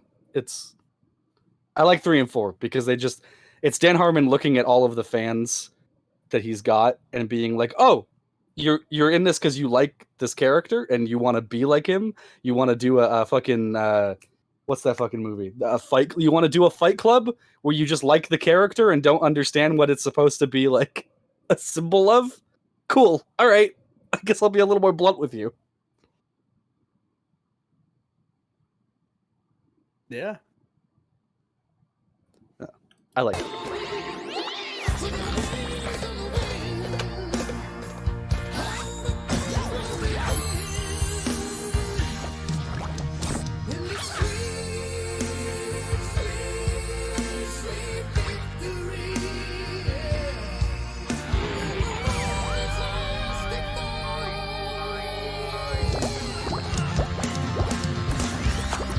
Is this exciting to you, Raiden? I don't know, not particularly. Like I didn't play any of the I played the movie game when I was a kid, and then I played it recently on the GameCube, and it just did not hold up whatsoever. So I wasn't like too pumped for Bikini Bottom, and I never actually played it. I might pick it up like on sale, but yeah, I don't know. I'm kind of like I don't really like trust any of the new SpongeBob stuff. Like this actually looks like they're like interested in like the older episodes and stuff like that, and like Yeah. so Yeah. that's the thing I'm No, interested about. But I've kind I- of like I think the moment that I've like turned my back completely on SpongeBob was the new animation style. Like I'm not in for like I'm not in your universe and your characters. Like I liked the show, and if you don't even like want to make the show anymore, then that's fine. But it's not like that's I'm not just in the SpongeBob franchise for like random reasons. Like I just kind of liked a couple seasons of the show, and then like coincidentally got popular on that content. Right. And I will say this. I never played the like original. I just kind of have the original the game that you guys said that this studio like made. the Battle for remake Bikini of. Bottom. Yeah, I never played Battle for Bikini Bottom, but um just because I kind of have this like thing about like going back and playing games, like really the PS3 era is like my cutoff.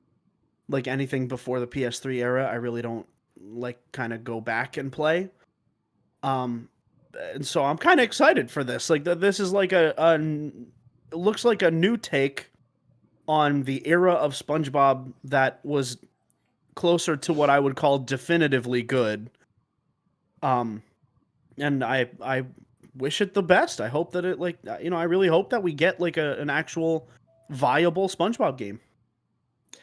Yeah, I think we will. I mean, like because I feel like at worst, right, this game is going to be Battle for Bikini Bottom 3, because the movie game was essentially a sequel to that game. Right. And I don't think that like that game, it like I would say that it holds up. I think the remake does a really good job, in like I think it's one of the better examples of a remake because it's just like, oh Mhm. yeah, no, this is the game. You did it. They even they even kept they kept all of the original voice lines because so Mr. Krabs and Mermaid Man in Battle for Bikini Bottom, both in the original and the remake, do not sound like they are supposed to, and it was weird.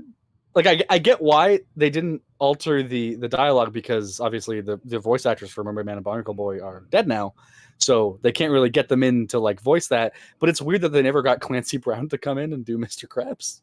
So it'll be interesting to see like what one of these games looks like when it probably actually has a budget. I feel like I'm interested like in a behind the scenes perspective, whether like the studio okayed this game because of the success of Battle for Bikini Bottom, or just because they wanted like finally the art style of the game is the same character model of the 3D stuff that they're going for with was it? Do they have 3 shows? Is it Camp Coral, the Patrick spinoff, and is there a Squidward spinoff, or is it just I I can't remember which one they had. I only know the Camp Coral and the Patrick one. Okay, so I guess those are the 2, yeah. So like I don't know, but it's the same 3D model, so I assume like I wonder if that like factored into why they're going for it. I don't know, I think like if I recall, Battle for Bikini Bottom did like well, like especially for like it would because that game did not have like a super high budget. That game was like THQ Nordic going, yeah, we could remake this game with some strings and like spaghetti and Yeah, stuff. no, you put SpongeBob on a like GameCube game and you put it in a GameStop and kids are gonna buy it like 100%. Like a parent's gonna buy like, oh, my kid loves SpongeBob, I'm gonna buy. Like kids don't really think about games in the same way, like they don't. That was the era of movie tie-in games. I don't think they're really. Are you calling Yeah. kids dumb? I'm not calling kids dumb. I'm calling the marketing devices that gets products to kids is separate from like kids having choices. You know, like kids don't choose the products they consume. It's generally given to them. I'm not afraid. I'll call kids dumb. I can't believe you would say. Well, kids are dumb, but kids like have opinions about things. Yeah, kids You know? kids are dumb, but they're not stupid. Yeah, like they can tell the difference between a good thing and a bad thing. But generally, you hand something in front of them, and it's like it's new for them. They'll like it, That is fair.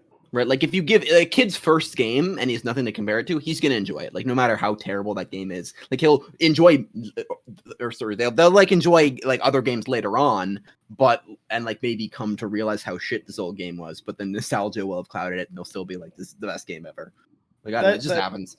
That is true. Children are amongst the most susceptible to being advertised to. Mm-hmm. I want to meet the guy who's only grown up with like bad movie tie-in games, has never played any other game in his life. Hello, I'm here. I'm here. I'm here. You've met me already. My time to shine. Oh, hello, Nicco. Yeah. No, I only started getting into good games probably about like 3-4 years ago when I played Bloodborne for the first time. That was when I mean, that is a very good one. I mean, a weird one to start with. You know what? I played it and Kevin Golden Bolt knew that he just knew my taste, man. I don't know. He was like, I know this is supposed to be hard. He's like, but give it a try. And I tried it, and I think he just knows that, like, the repetition calms me. I mean, yeah. Like, I can kind of see that because, like, Bloodborne was my first Souls game. I did not have an interest in playing them because I watched my buddy play the first one when it came out at his house. And it was just like, yeah, this looks fucking hard as shit, and I'm not good at video games, so this sounds like it's not going to be a match. So it came out at his house? Well, it came out and I was over at his house. Yeah. But it came out at his house. Did I say something that would indicate? I camped outside of his house for like 24 hours before release. It's a huge line. You don't even understand. Yeah. He camped out by the GameStop. I don't know what everyone else was doing there. He couldn't even get in the door. He had to sleep outside by a garbage can because the line was so big. I like the idea. You wouldn't let him cut in line. He's like, I live here. No cutting. It's like shit. He just stays by the GameStop at any other given day. That's a true gamer. Excellent. So I have a poll here, and then we'll move on. Yeah. Sorry. Is Brody smelly? And the answers are yes, very, and ultra. Hey, I put some regular ass deodorant on. So I don't know.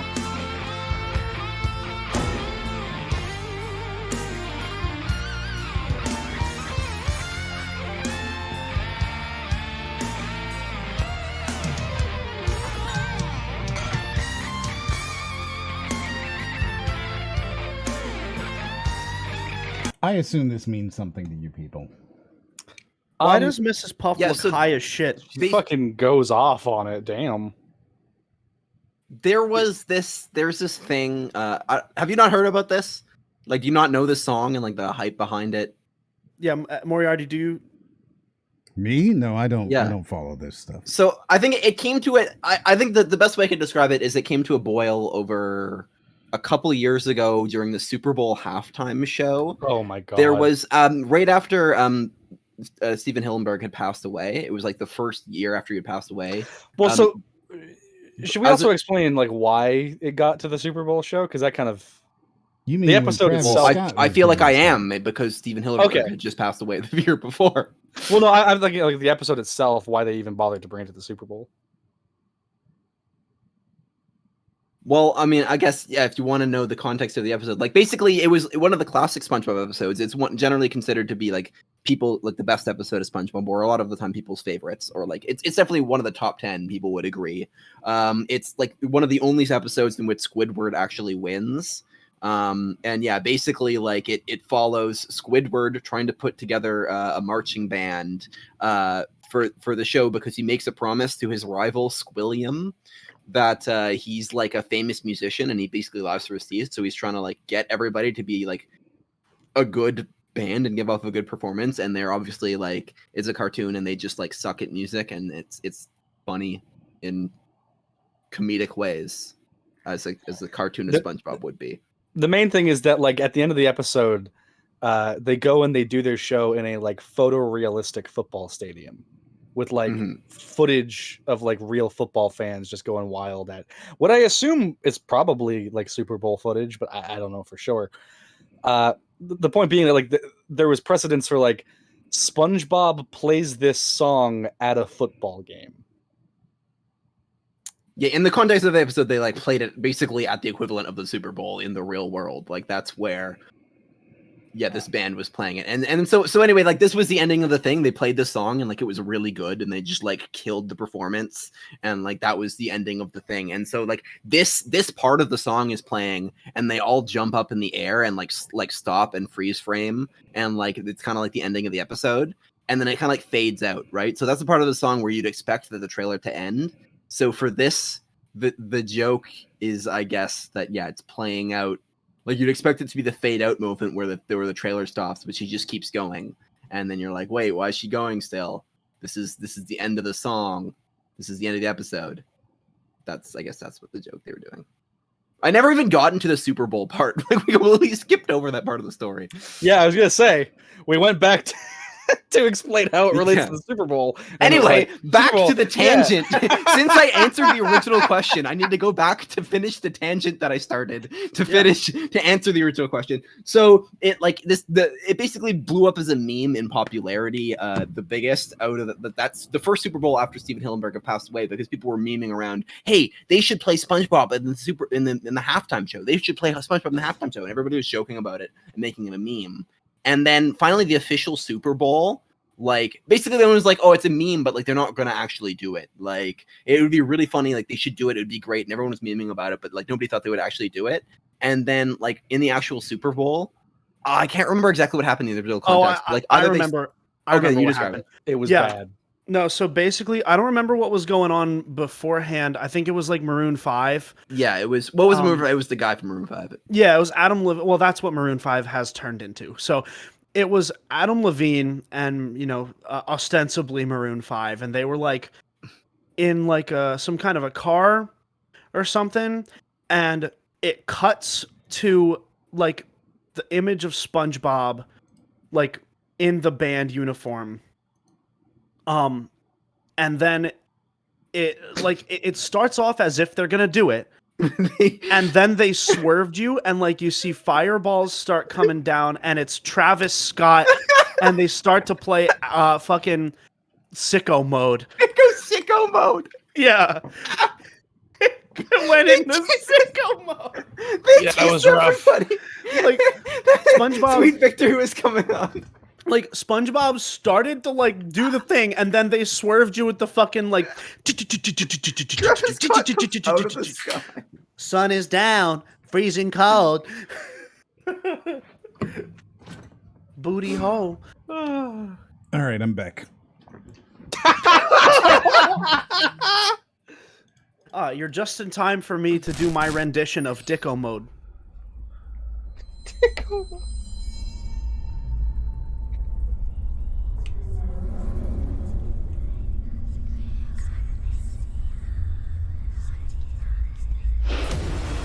Oh no! Did you see it? It was terrifying. What was it? Something in space? Oh, was that like placeholder text? Is there gonna be something in space later on? Yeah, like they're gonna finish the trailer Lorem later. Ipsum. They just put Lorem Ipsum in that fucking trailer. Exactly. Yeah. Bodies everywhere.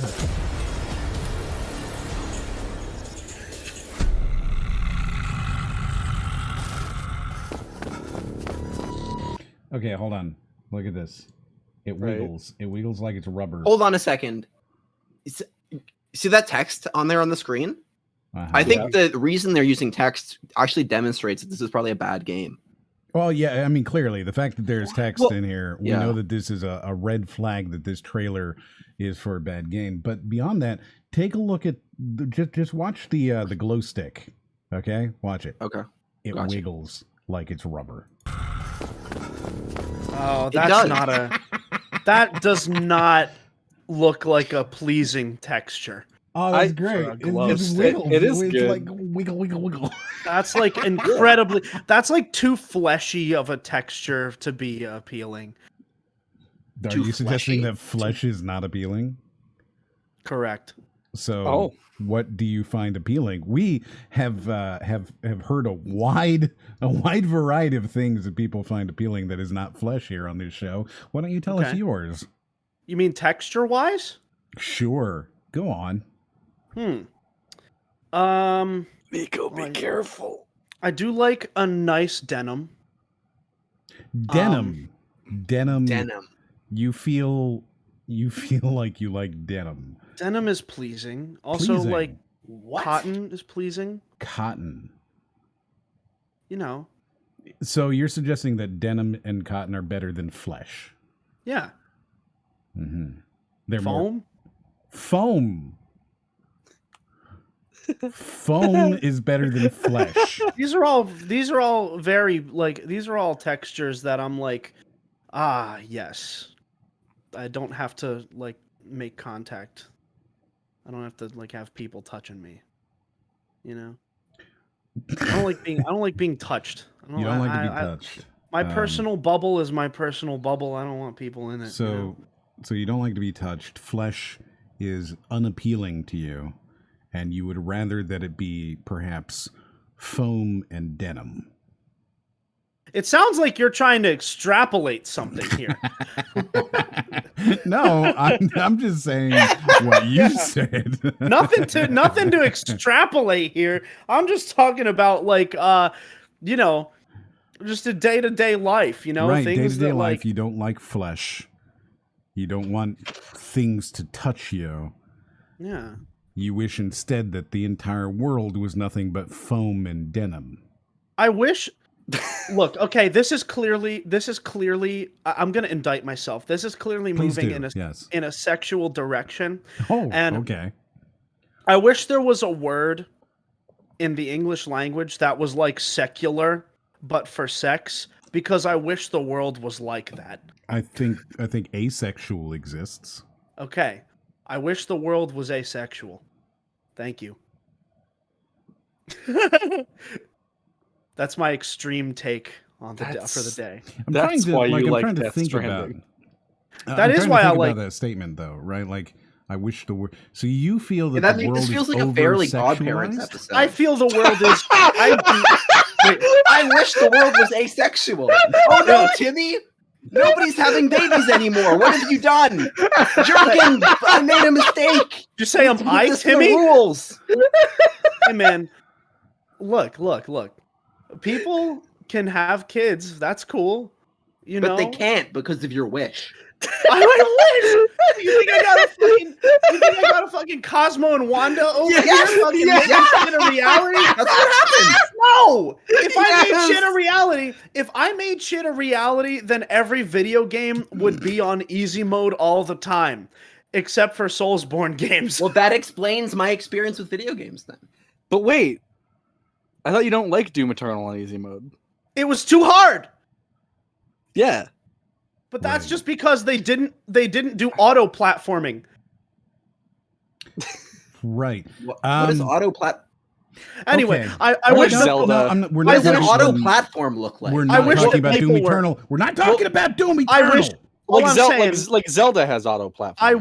I wish people were more prudish. Thank you. That's the Like, I'm curious what you mean by that. All right, like when you say that you wish that like in general people didn't talk about sex or like what? yeah. I just wish they kept it to themselves. Everyone can do whatever the heck they want. I do not care. I just wish they kept it to themselves. Because it bothers you, or because you like find it disgusting, or like I'm curious. Well, here's the thing, right? I keep that stuff to myself because it's like kind of like disgusting. And it's like sorry, this is sounding so bad. I don't mean No, to be like no, that. it's not. We I'm don't. not there. This is No, not no, a but, like, gotcha. no, and this I'm is just not curious. and nor is this like this is not like we don't kink shame here. You know, we don't do any of that. Like everyone has their stuff that they do, and I approve of all of that. And I think that everyone has the right to a good, clean, you know, like consensual nut, right? But I think I want players. I want everybody. I just want a good clean nut from both sides here. But I think they should keep it fair, guys. I think that they should stop like fucking like I don't know, man. I used to like I don't have it as much anymore on my Twitter, like, but when I like before I tuned the algorithm to stop showing me like sex stuff, like people on my timeline would be like liking and retweeting like, you know, like sexual things, and I'm just when I'm looking for entertainment, right? I'm not looking for sexual stuff. Sure. Like I would just like sex to be agnostic from entertainment. Okay. Like I think you can have entertainment without sex, and I think you can have sex and be entertained in maybe a different way. But I think they should be entirely separate. I like the idea, though, that you were about to say you could have sex without entertainment. Like the idea of just everyone has the most joyless, like mechanical, like we're doing this to reproduce. We are doing this to reproduce. It's just a different. No, it's just a different type of entertainment. I just wish that it was entirely separate from like normal entertainment.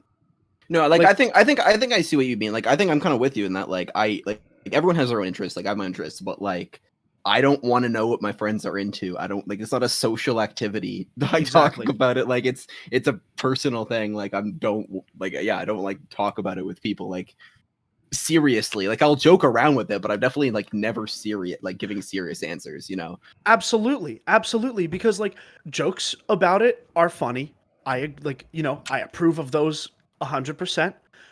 But like I just like I said, I don't like you said, I don't want to know what my friends are into. I don't want my friends to know like particularly like outside of like maybe a certain boundary.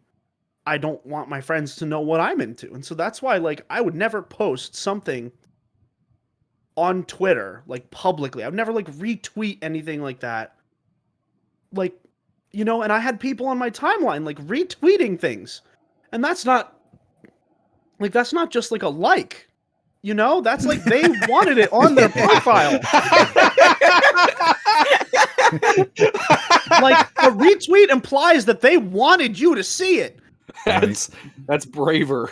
Like that's kind of my point, right? Is like why?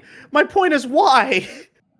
Like I like the idea of like you just seeing like porn pop up on your timeline and you look at the account and you know it's one of your friends, you look at the account and you go, why did you want me to see this? No, so that's happened. That has happened. Seriously. Like, and the thing is like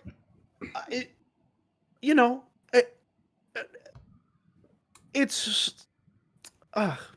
yeah, it's just egregious. And like I kind of wish that there was like a separate website, you know, almost like then Twitter. I agree.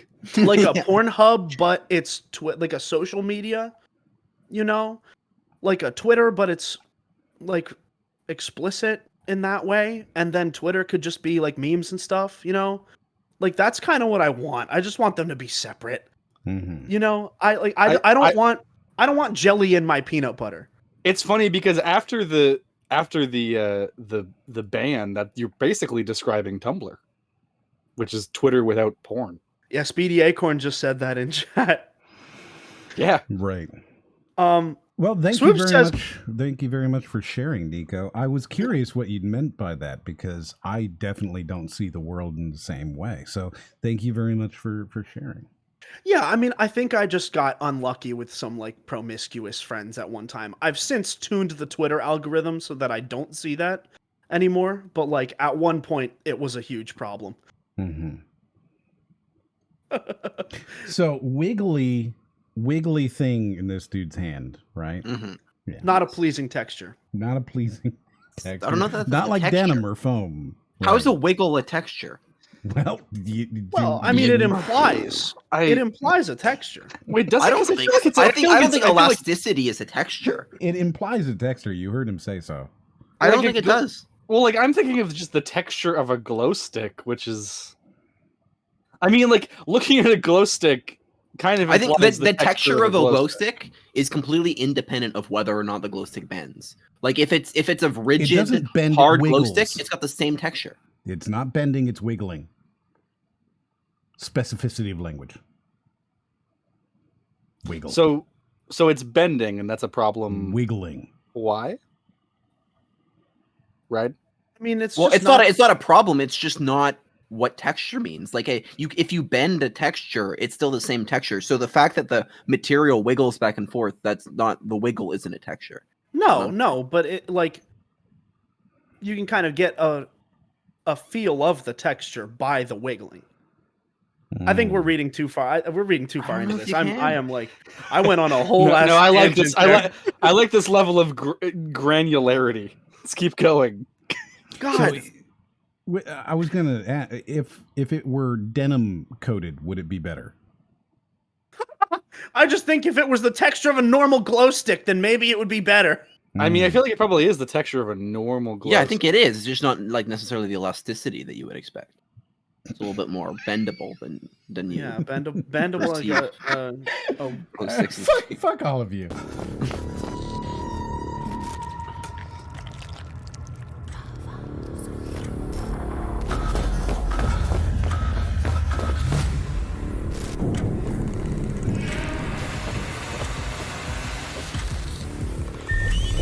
Attention, critical overload.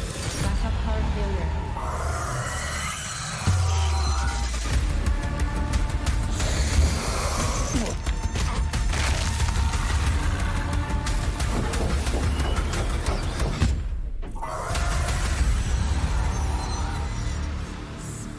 Why did they just name it levels? Levels. Yeah. Levels by Avicii. God. It's technically called level 0. But No, it definitely says levels. Levels. Yeah. It does say levels. Like, unless in these next few seconds they're gonna fade in like an Eero, I don't think. I feel like that trailer was like weird in that it was like well done and also like very poorly done at the same time, and I don't know how to explain it. I didn't get any feeling for what the game is. No, like at first when it was like multiplayer horror, I was like, oh, are they gonna do like a Phasmo that looks good? And then no, that's not what that is. Like it Yeah. felt like it was like an Alien Isolation, but then they're like, oh no, but it's like multiplayer. There's real players. I mean, yeah, it's to Valve.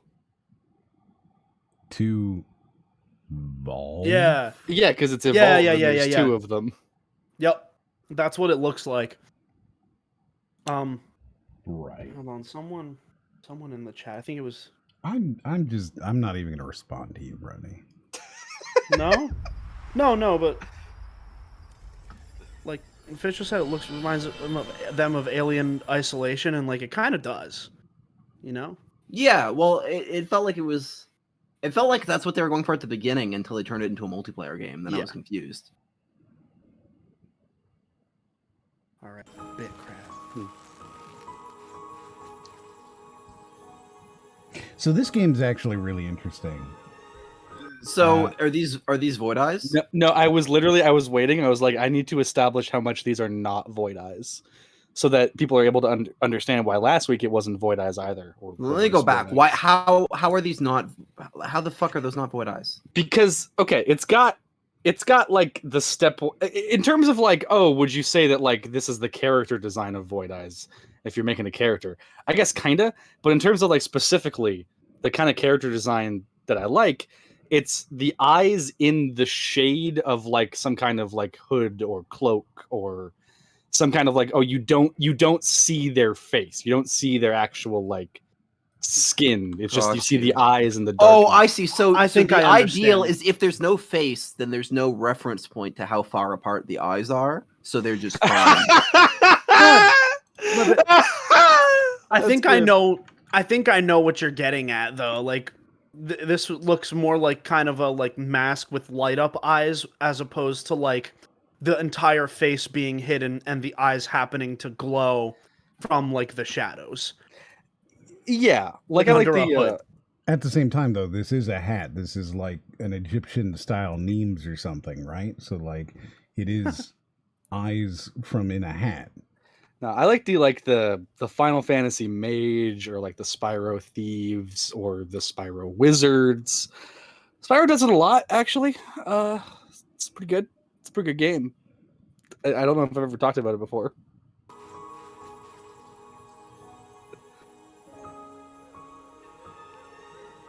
I'll have you know that wasn't even me. Is this Firelink Shrine? I'm gonna have to ask you, when you want to talk, can you please pause the video so you don't force us to do You it know what? every Here's time? the thing, right? No, fuck you. I'm never pausing it again. That one was me. Oh man, these are gonna go way quicker from now on.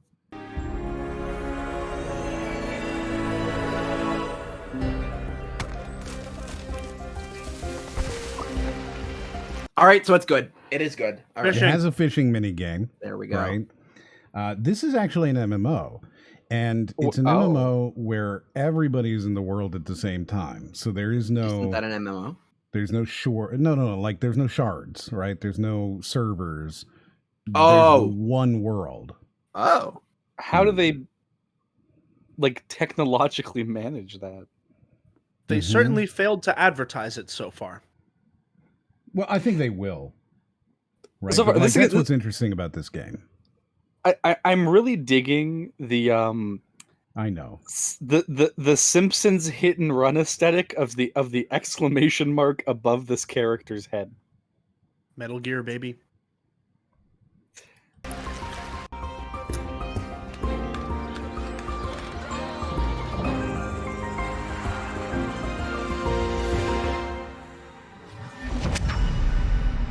Oh, fuck it, Zark.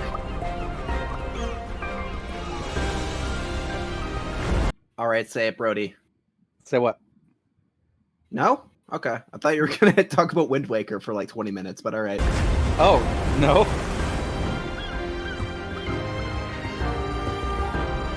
I mean, Wind Waker is better water.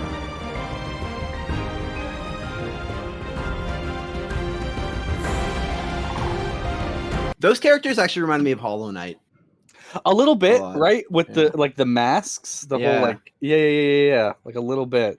Like the thing is, like I don't dislike these character designs. It's No, just I love this. That those ocean textures were amazing. That ocean part, like this, I don't know. This looks really good. Wait, I like that's the one literally. It's weird that you call that specifically because that's the one piece of the game where I'm like, I don't know if I dig how that looks. The waves blew my mind. Let's go back to that, dude. What are you talking about? Yeah, they look Like- really good. You're absolutely fucking wrong. So this okay, I can see like you might look at this and be like, okay, it's I don't know, it's kind of generic ocean, like the way the white sticks to the boat, like it's not looking that great. So okay, whatever. But then you go to this. Like, are you fucking kidding me? I don't know. Go on. Talk about how you hate it. You said you hate it. I want to give me an It just explanation. it doesn't. I don't know. It doesn't necessarily look like it meshes with the rest of the game's aesthetic. It looks a little like I don't know. I don't want to say it looks too real because I don't think it necessarily looks like. I don't think if you put that in like an Assassin's Creed game, people would be like, "Oh yeah, hell yeah, this is good looking water," but like it looks too real for the rest of the aesthetic of the game. Almost like they've gotten like. It doesn't look very technically impressive, and it doesn't look stylistically fitting. So I don't know what to think about it. Right. So, again, the cool thing about this game is imagine playing like a Valheim, right? Only instead of having some world that you ran as a private server, you have a single world that everybody's in. So when you saw earlier that they were building a city, that is a bunch of players building a city. And what I think is really interesting is that some of the, and I know not everybody's going to care about this, but this game is being funded by the guy who invented or who created CCP, which is EVE Online. It's being funded by the founder of Unity, and it's being funded by Ed Fries, who is the guy who formerly was in charge of Microsoft's gaming development stuff. So you got a lot of really interesting names that can bring some really cool tech into this. And the idea of having this just massive world that you can go into and you can build your own little city out in the desert, that's super cool. And apparently, right, I don't know how they're supposed to do this, but since it's a sandbox world, it's supposedly going to be somehow procedural as well, procedurally generated. So that means potentially Minecraft levels of size. I feel like it would have to be if it was going to be like an MMO where everyone's on the same world at the same time and you can build in it. Like it wouldn't make sense if it was a finite space, right?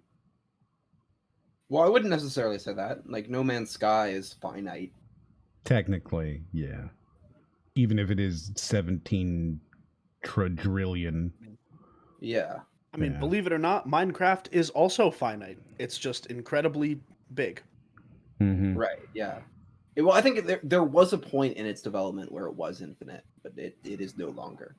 I think one of the things that's cool about a game like this, and you don't see it a lot, right? And I think that this might be one of those things that pulls in somebody like Brody, is that this is going to be a crafting game first and foremost. So it's not a combat game. Oh yes. I'm well known for my love of crafting mechanics. Well, I mean, more that there's not going to be a whole bunch of combat, which you're very bad at. I am bad at combat, but I do. There's a lot of procedurally generated nothingness for Brody to just go out and explore and get distracted in. Yes, exactly. No, that's what. Yeah. See, that's the thing is, right. And I said this last time when, I think last week when No Man's Sky came up, which is that I saw that game. And as soon as they were procedurally generated infinite 3D universe, I was like, that game is not going to do any of what it sets out to do or wants to do, because procedural generation doesn't mesh with with what they're doing, and that is kind of concerning. Because the reason No Man's Sky doesn't work is because it isn't really procedural generation. Like they have the same types of animals that they're basically doing random variations on, but they're very strict, rigidly defined categories that continue. This is this type of thing, this is this type of rock, this is this type. They're very clearly defined. It's not like there's a spectrum of animals that you're going between. You know what I mean? Yeah, you're not finding a whole new geology. Like the way Spore did it was they literally had a space of animal, right? So you have if you're doing it math at axis, right? You have your x-axis, y-axis, z-axis. The x-axis is color. The y-axis is size. The z-axis is blah blah blah. They had about 15 to 18 different sliders that they could change, and each point in that 18-dimensional space was a unique animal that existed, right? And completely different. And so you could slide from one to the other and every variation in between. They weren't rigid categories that they were adjusting the size of this bulge and the color of it. They were literally different species, Mm-hmm. Speaking of which, is Brody smelly? 73% said ultra, 7% said very, and 20% said yes. I'm interested in the people that said very, because there's a level of because the top and bottom answer, I feel like you're always going to get in a poll like that. You're always going to get one of those two. But the people who yes vote or ultra, the top and bottom answer. Yeah, I feel like you're always going to get someone going with the most extreme, and a few people going with the least, just to be oh, it's not the but the ones in the middle, right? That's I'm interested in the middle voters. Would you meet them? Would you shake their hands? I probably wouldn't shake any of these people's hands. God. All right. I mean, like, you shouldn't be shaking hands right now. It's a pandemic. I wouldn't want to touch their flesh. I'd put on a denim glove first. yeah. No, that's really fair. That's really fair. I understand and I agree. Yeah, baby. Oh my god. I'm sorry.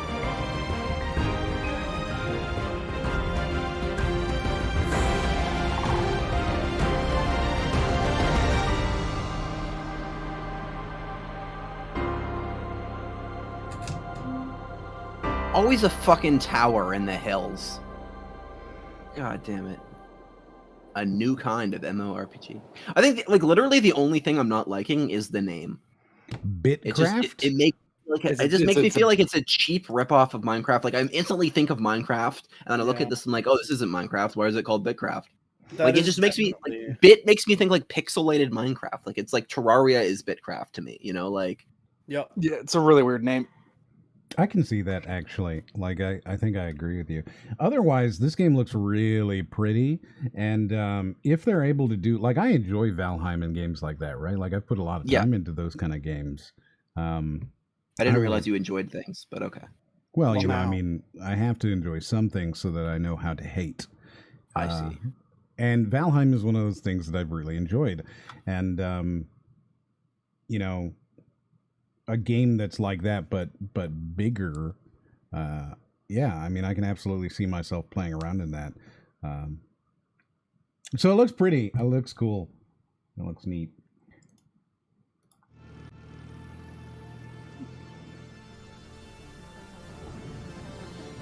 This is gonna be terrifying if they like pan over and James Corden's in the car with you. Could you imagine?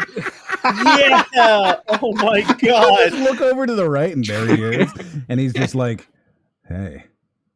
And he just starts vigorously thrusting. Does anyone of got you a triple here? God damn. Does anyone of M & Co know Hob? I think of Hob when looking at this game. Hob's a cool game. It's not quite the same style of game because it's more side scroller / platformy. But it's a very pretty game. It's an isometric game, isn't it? Hob? Yeah, I think it is. Is it isometric? I haven't played that game in a long time, but I think it is. I know Hobbs and Shaw. No, this is now there's the game we need.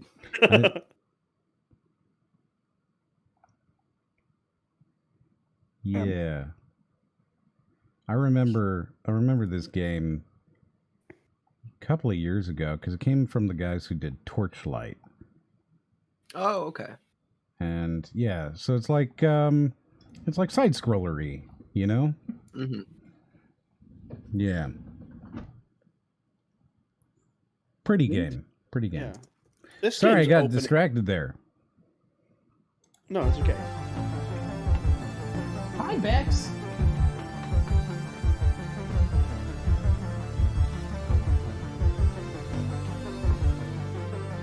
There's a lot of looking in this game, I can see. God forbid you have to use your eyeballs. Yeah, this looks like a shitty Outlast, honestly. Like actually Outlast, not Outcast. Outlast. Mm-hmm. Sorry, Outcast, like the trailer we just watched? Outcast 2? Mm-hmm. Yeah, that one. Yeah. Mm-hmm. And you're saying it looks like Outcast 2. Raiden, you made me spit out my water. I don't know what you said, but apparently it was disgusting.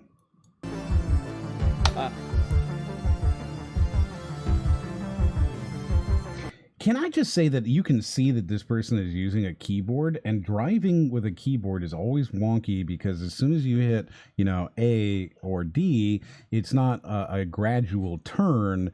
It's 100% turn. So you can see, especially like watch here, as they're turning around this corner, you can see the like 100% pulled straight to the left and then straight again. Can I just like, yeah. While we're pointing out things that we noticed that like are bothering us, can I point out the text on that sign? Oh, go back. What the fuck? That is not a street sign. No, it's that straight up it's a that straight highway up says sign. Silent Peak. Silent Peak, baby. As in Silent Hill Twin Peak, right? Yes. I mean, maybe. Well, Really? You think it's a maybe, Brody? all I right, mean, I don't know about Twin Peak. I mean, Silent Hill, yes. Twin Peak. Yeah. I mean they definitely like have inspiration from television too, because the soundtrack is literally Stranger Things. oh my god, it is. Yeah, it really is. Holy shit, it fucking is. Play it. Yeah, so it's definitely a mix of all of these things. Oh, there's a dragon. What the fuck? That's out of place. Oh, Alduin's back to eat the world.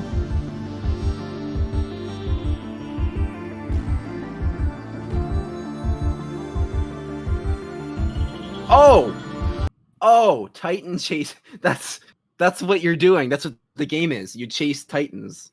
There's just a. So wait, are you just like the guy in like the background guy in like Godzilla movies who's like just implied to be just driving around with the car, just following it, reporting Yes. to where it is? Yeah, I feel like Yeah, That like is a, your like, a job, tornado, yeah. like a tornado chaser. Correct. yeah, like Storm yes. Chasers. 100%. That's what you're doing. So that explains what. So that explains the thing where he looks up and it was just an airplane. I didn't get what they were going for with that. I'm like, it's an airplane, yeah. That also explains why this person's car has like a strange like spotlight on it. I don't see any way this could be fun. I agree. Yeah. That's good phrasing. Yep. I'm opening to be wrong. Like they have half a trailer left to show me how it could be fun, but I just honestly can't see it. Like you're chasing a thing in the sky that's far away, and like through so here's the shitty. thing. As I've said to Brody in the past, it's okay to be wrong, but as I will say to you right now, it's okay to be right. Yeah. Yeah. Like it feels like, you know, that moment, right? You're playing Breath of the Wild, and you're just going through, you're exploring, and maybe you're at like the bridge or the chasm or something. You're at like one of these distinct locations, but like you don't know it's of any consequence, and you're just going through, and all of a sudden you just start hearing some fucking music, and you look up and there's a big fucking dragon, and like you can't fight it. You can't attack it. Like you can maybe like get it to drop a scale if you do that, but like you can't interact with this thing in any other way. It's just there to fucking like look at this big ass fucking like majestic dragon that just comes out of goddamn nowhere while you're just exploring. And it feels like this game is like, what if we tried to make that like single magical moment from like a giant open world game, and we just like Shadow of the Colossus it, like just do it 16 times in one game. They'll love it. So it's not all about dragons, though. Oh, I see. It's also about big golems. Actually, that golem was pretty cool. So you insulted it first. Like your immediate off-the-cuff response was to be like, fuck you. Actually, No. I'm sorry. No, I don't think I said anything derogatory towards the golem, did I? It was implied and inferred. It was implicit and explicit. I mean, you've definitely inferred. I don't think that I implied. You did all of the things, and now we know They what made you this really distinction on The Simpsons once. I know the difference. are. No, you don't.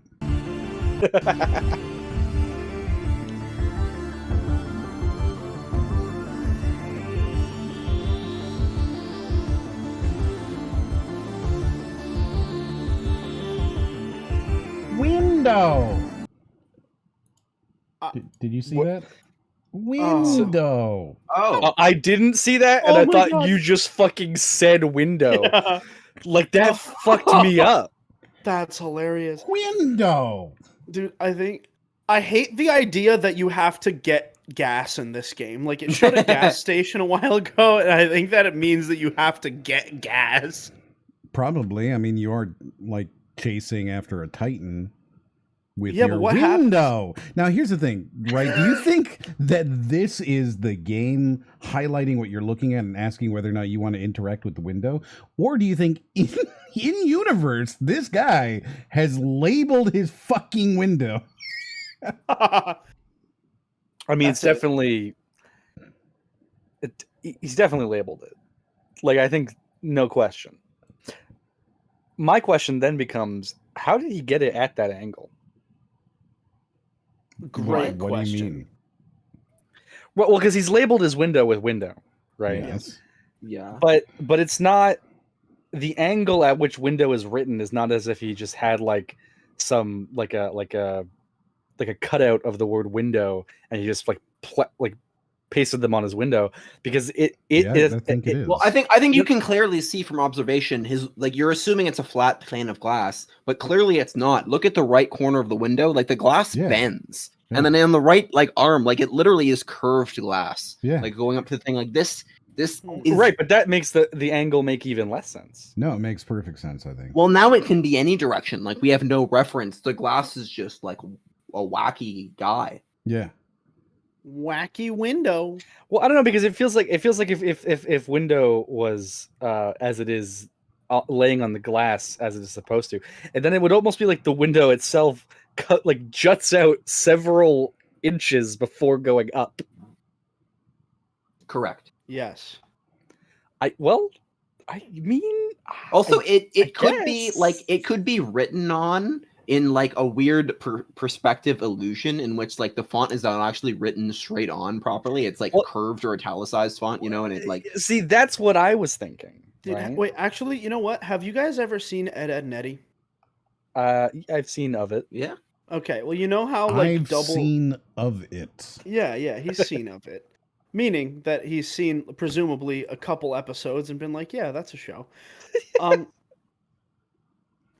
Yeah, so in that show, Double D labels everything, right? And he has just like a label maker. I could see this being like kind of a label maker situation where he just didn't use like a level. Like he didn't like level it with the like top part of the glass. Like he just like stuck the label on.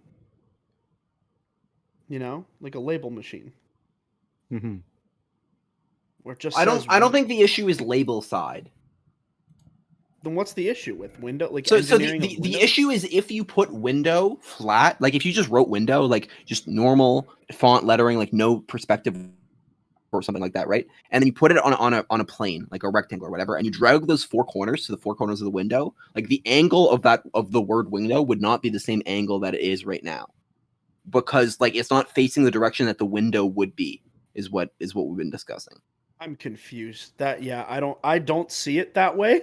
So look at the right edge of window and see how much the window is leaning back, and then look at the text window and see how much like it's leaning forward. From. Did you kind of see that?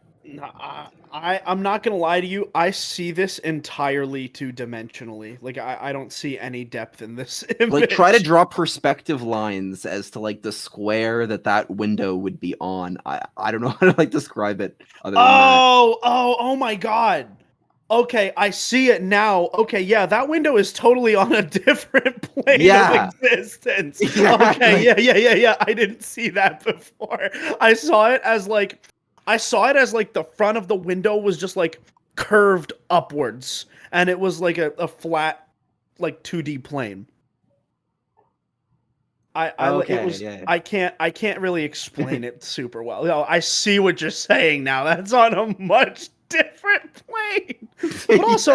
But also that implies that the window now is like kind of facing like away from me. Yeah. Okay, yeah. So this is just Like- poor perspective. Maybe this guy has his FOV turned up to Quake Pro. Yeah, that could be. So, wait, hold on. Wait, no. No, the window was part of the game. It was just like a game graphic. No. It moved properly with the window. Like it tracked. Did it? Which makes it like look like it's more in the game than it did before when it was a joke. What? It's still a joke.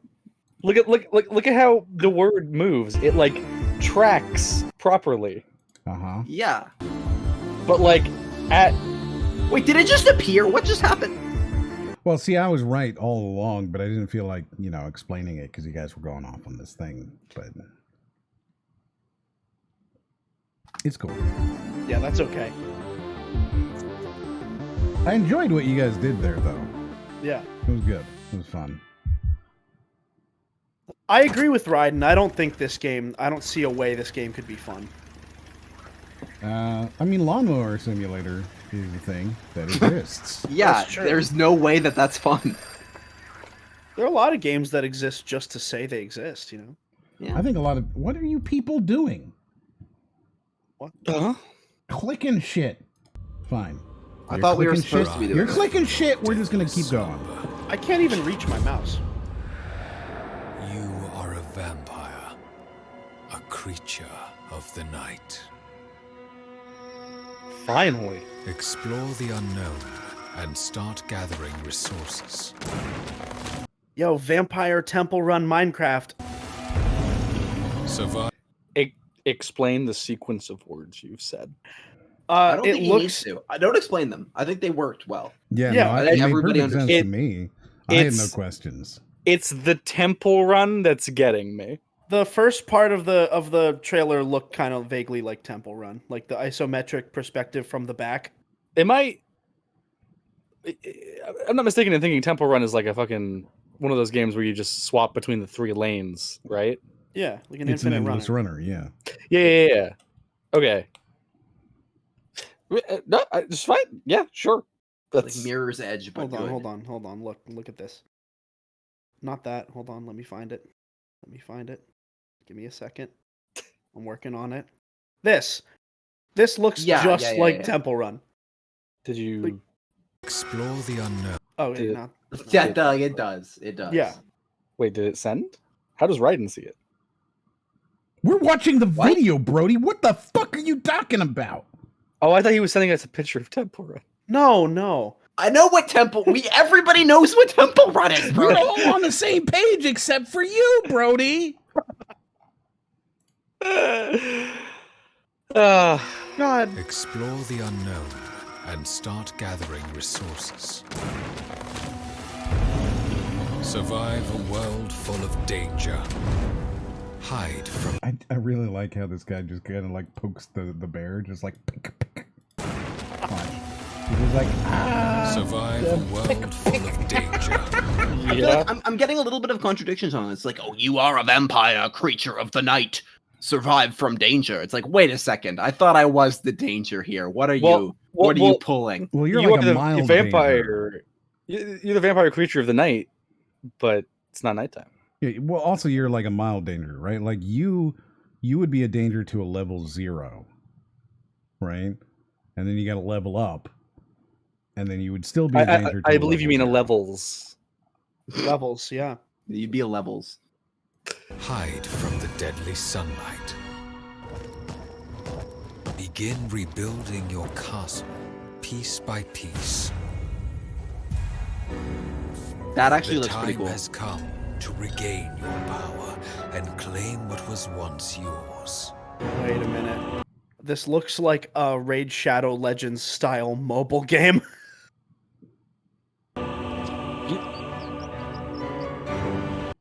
It looks like Witcher with less steps. With less steps. Yeah. Agree. Like it doesn't. We haven't seen any like RPG stuff yet, so it just kind of looks like a top-down, like an isometric. I don't know. It's the world looks very Witcher. Gather your So when you say that, you mean realistic and beautiful, well crafted, Well- full of lots of things to do. No, I mean I just mean that like when I look at it, I'm like this kind of looks like Witcher. Right. You know, most in the way that- the most basic take you can have. Got it. Yeah, well, I mean, like you can look at The Witcher, right? And you can look at The Witcher's wilderness, and you can look at like Skyrim's wilderness, You can look at their wildernesses, yes. Yeah, and then or like Horizon Zero Dawn's wilderness or Biomutant's wilderness or whatever. And you can all look at them and go, yeah, that's wilderness, but they all have like a certain something to each of them that makes them unique to themselves. Where in like this game, if I were to like put it against like those 4, just for example or whatever, I would mostly be like, oh yeah, it's like Witcher. I think it looks nothing like The Witcher, but then again, I actually played The Witcher, so. Hey, I tried playing that game 3 times. It was bad 2 of those times, and the second time, I just didn't really get into it that much. The Witcher, 3rd time's the charm. Oh! Army of darkness and conquer every. Oh, you said it, Army of. Stalk the night. Hunt. I thought he said Army of the Dead, and I got all excited. Become terror itself.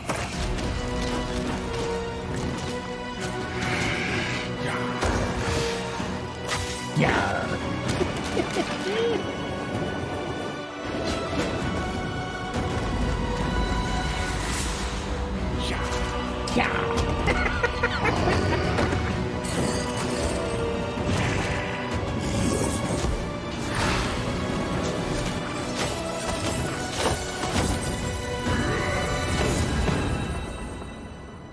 The rulers of the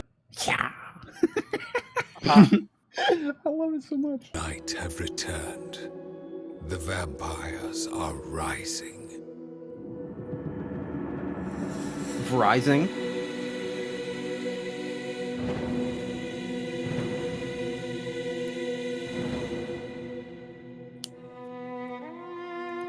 Yes. Rising. I don't know, that looked really good to me. I hope they have better neat. coverage. Yep. I think it looks super neat. Brody's wrong about everything as usual. I think that art style is just perfect. Like, I actually just feel like I can say that. Is that, like, I don't know, like, it looked realistic in, like, the cartoony way. Like, I don't know how to describe it. Like, it looked, from the cartoony style they're going for, it looked real. You know, like, it looked like, I mean, I guess, like, a claymation world, almost. Like, this is real, but it's not, you know, the real world kind of feeling. I don't know. Looks really good. Did you, like... Come on. Come on. Where did I put it? Aha. Whew. Let's go. What the fuck? Yeah, so you go through books. You go into books. Yep. And do you change them somehow? Presumably. Like, are you like what are you? Are you George Lucas going through all your previous like films, remastering them, or are you like what exactly are you doing in these books? Huh. I think it's similar to that one Fairly Odd Parents episode, right? Where Timmy goes into all the different adventures. But then what was it? Tom Sawyer tries to escape his. Oh yeah, that's right. That's right. Yeah. Because he ain't going back to Missouri. Yeah. Well, I guess there's 2 situations. Either you're just like observing and it's like you just like if there's a fire, just let it burn, be like it's supposed to happen. The author wrote that. Or it puts you in the place of the main character and it's like, fuck, now I have to make decisions as though I were in this situation. What a sitcom this is turning out to be. First impression from like the environment and the presentation of just like the bit of text that is there. I'm getting a lot of like Disco Elysium from this, so I'm already kind of on board. I was just gonna say the same thing. Like Disco Elysium is the best narrative RPG ever made, and I will put it above New Vegas as that. Disco Elysium's fucking incredible, and this game looks similar to it, so I'm on board. I don't know that we've seen enough yet. Like, I really haven't seen much happen. I'd like to know what connects, because presumably each book is its own like standalone level. So what connects the books together? Like, what's the reason for going into them? That's kind of like the thing that I was asking. Is like you're not just going to them randomly. Like, there's probably like a thing you're fixing or some riddle or like puzzle that you're going to like learn. Like, I don't know. But like you're going into the real world to bring objects back into the book to affect them. Mm-hmm. I feel like that's one of those things that you have to learn from playing the game. You can play this. We can play it.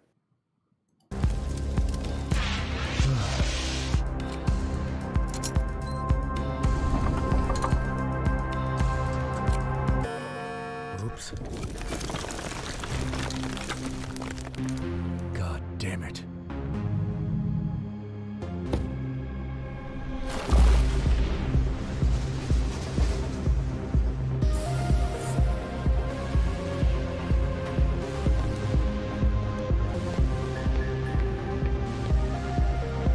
So just like a point and click game. Yes. Yeah, I lied. It looks more like an escape the room kind of game. Yeah, it's definitely like more of an adventure game than I would initially think. But it looks like it does have like choice, right? I mean, probably. Like it honestly looked to me like if you like it looks like a puzzle game where you just like leave and go back into the book to reset it. That's kind of what it felt like. I think you know. moved back and forth through several books trying to find things that allow you to do things in other books. Yeah. Yeah. Very similar to Putt Putt Travels Through Time, where you go to the different time periods and have to gather objects and take them to the other time periods to solve puzzles. Putt Putt Travels Through Time, fantastic adventure game by Humongous Entertainment. Not as good as Pajama Sam, of course, and not as good as Spy Fox either, or Freddy the kind of the worst of the four, but like still ultimately pretty good. This looks like a game that I would pay like $15 for. Riders Police, open up. Oh. Nobody's home. Uh-oh. Very good. Very good. Yep. One more trailer and then we're done. Wow. Okay. Yeah, let's just get through it. Kid, it's you! The goal is to secure the relic, whatever it takes. We're not partners, but I'm gonna need your help. This looks fucking terrible. Agree. Look at the graphics. Look at the textures. Look at this character. This is a character that I would see in a fan HD pack from like a 2003 RPG. What is it about science fiction space games where they just love their fucking, I don't know what to call, their canisters? Like the thing right behind her on the right, the like gray box. I know exactly. And the blue one below it. Yeah, right? Well, the blue one's a droid. Is it? Yes, this is Star Wars. Yeah, I mean, basically, like what Brody, like, I am very, very much on board with you. It's like, have you ever seen like the stage at a concert and you see those like road cases that they put all like the instruments and equipment and stuff in, like the black like boxes? Yeah.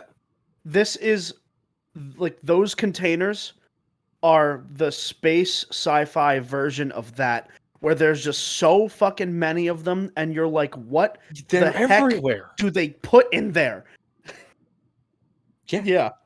Like every sci-fi game does it, and at this point, I'm just like, do they see it as a trope? Maybe. I don't know. Potentially. Well, not, like, it's Star Wars, right? So like, it's not quite the same thing as some random thing doing a trope. Well, I just mean like I feel like you see it. I definitely can point to Outer Worlds and say that they're in there. I feel like Mass Effect as well. I feel like even like Dead Space, Alien Isolation. I feel like if there's a sci-fi space game, it has these canisters, and it probably has a lot of them. Yeah, but a lot of those are also going to be based off of Star Wars, which this is. So. Your help. Hold on. Hold on. Hold on. Are you saying that, like, in the way that, like, when you watch or like when you do a fantasy piece of media, and you have elves, it's like, oh yeah, well those are like Tolkien elves. Like no one's gonna, you know, you might say that like, oh, someone's kind of unoriginal for doing elves because they're just fucking Tolkien and Tolkien did them, but obviously you're not going to judge Tolkien for. So you saying that these canisters are like sci-fi's, they're Star Wars' elves? I'm saying that the aesthetics of Star Wars are so prevalent that saying, oh, Star Wars has this aesthetic that is in other properties is kind of a meaningless thing to say. Yeah. So you're saying they're the elves? I think he's saying they're elves. Sure, I Brody. think he is saying they're elves. Yeah. Sure, Also, like Brody. the thing you were saying about how the character model like just looks like really bad. It feel looks like fucking terrible. I feel like the problem with me is that like I know that VR games like have to look. Yeah, worse, I understand exactly why they look terrible. And They just I do just- look terrible. They continue to look terrible. That looks. Yeah, I like guess I crap. don't know. I don't know where the line is of like acceptable because they just all look bad to me. So I feel like I'm just not going to complain. Well, I am. Well, you can. I don't know. I'm saying I personally don't. Like I don't know how bad is too bad. Challenges make us grow. Bounty accepted. Hostile, go! Yeah, this does not look great. It looks fucking terrible. It looks really bad. But wait, Yeah. R2-D2's in it. He's your friend. Oh, gotta have a little bit of fan service. Can't have anything original anymore. Looks like a PNG of R2 like layered on top of. It looks like I'm carrying R2-D2 in a first-person game. Yeah. Before me.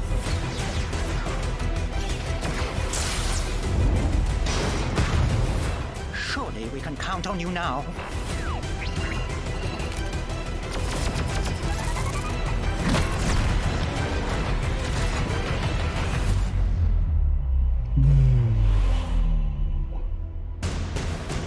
What does last call mean? What's that supposed to? Yes. So What there is you that? go. Official Why last call? Last call launch trailer. They're gonna release it and then immediately take it off of.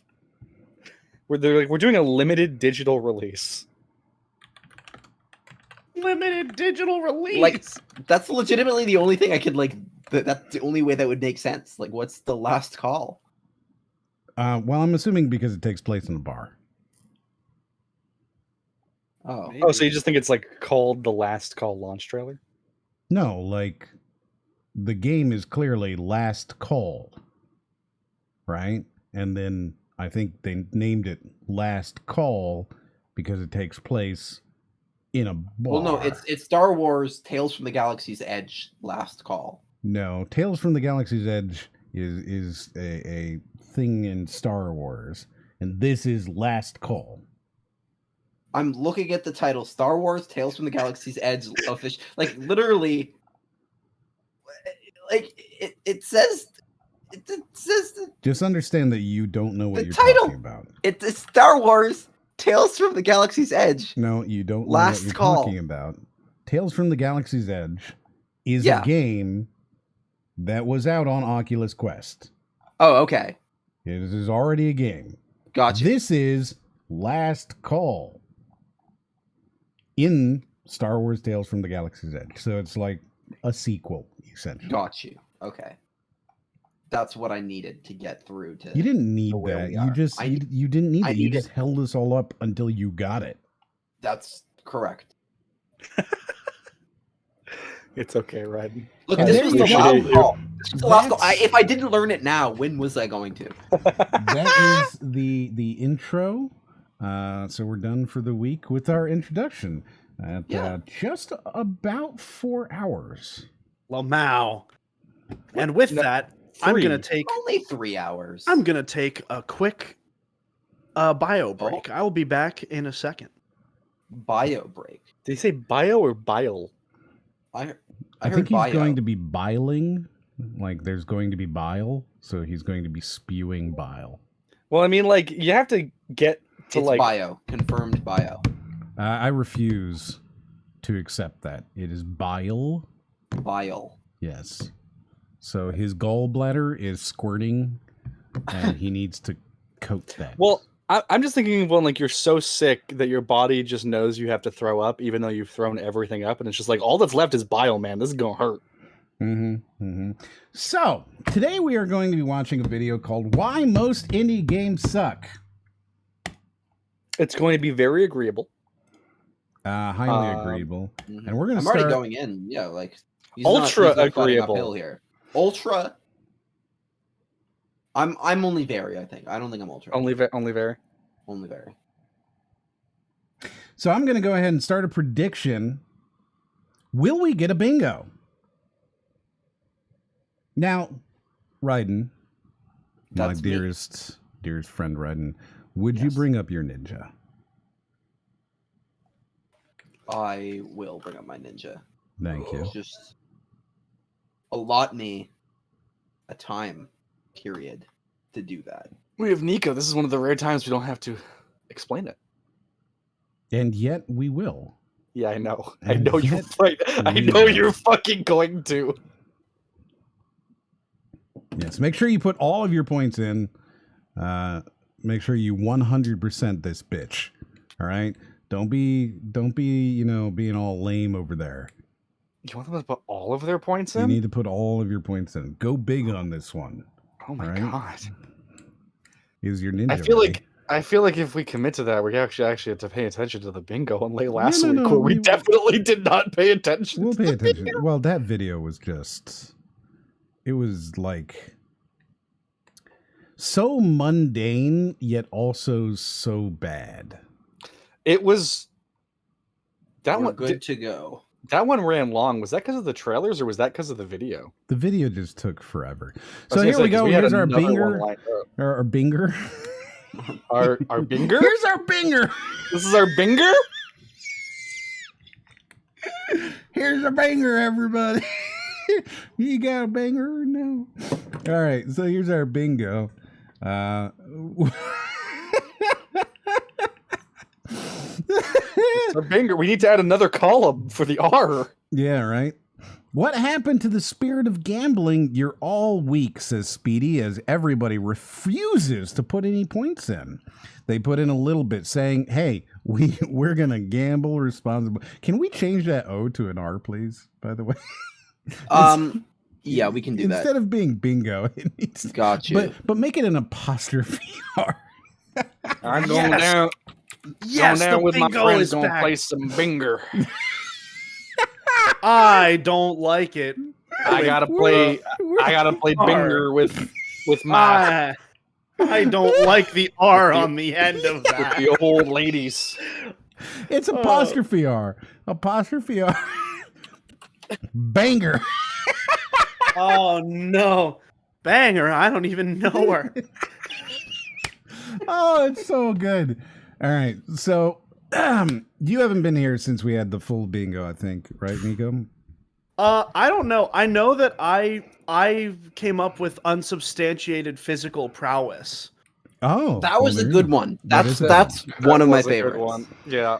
Yeah, So- I remember I was really proud of that. You should be. Here we go. Here's what it is.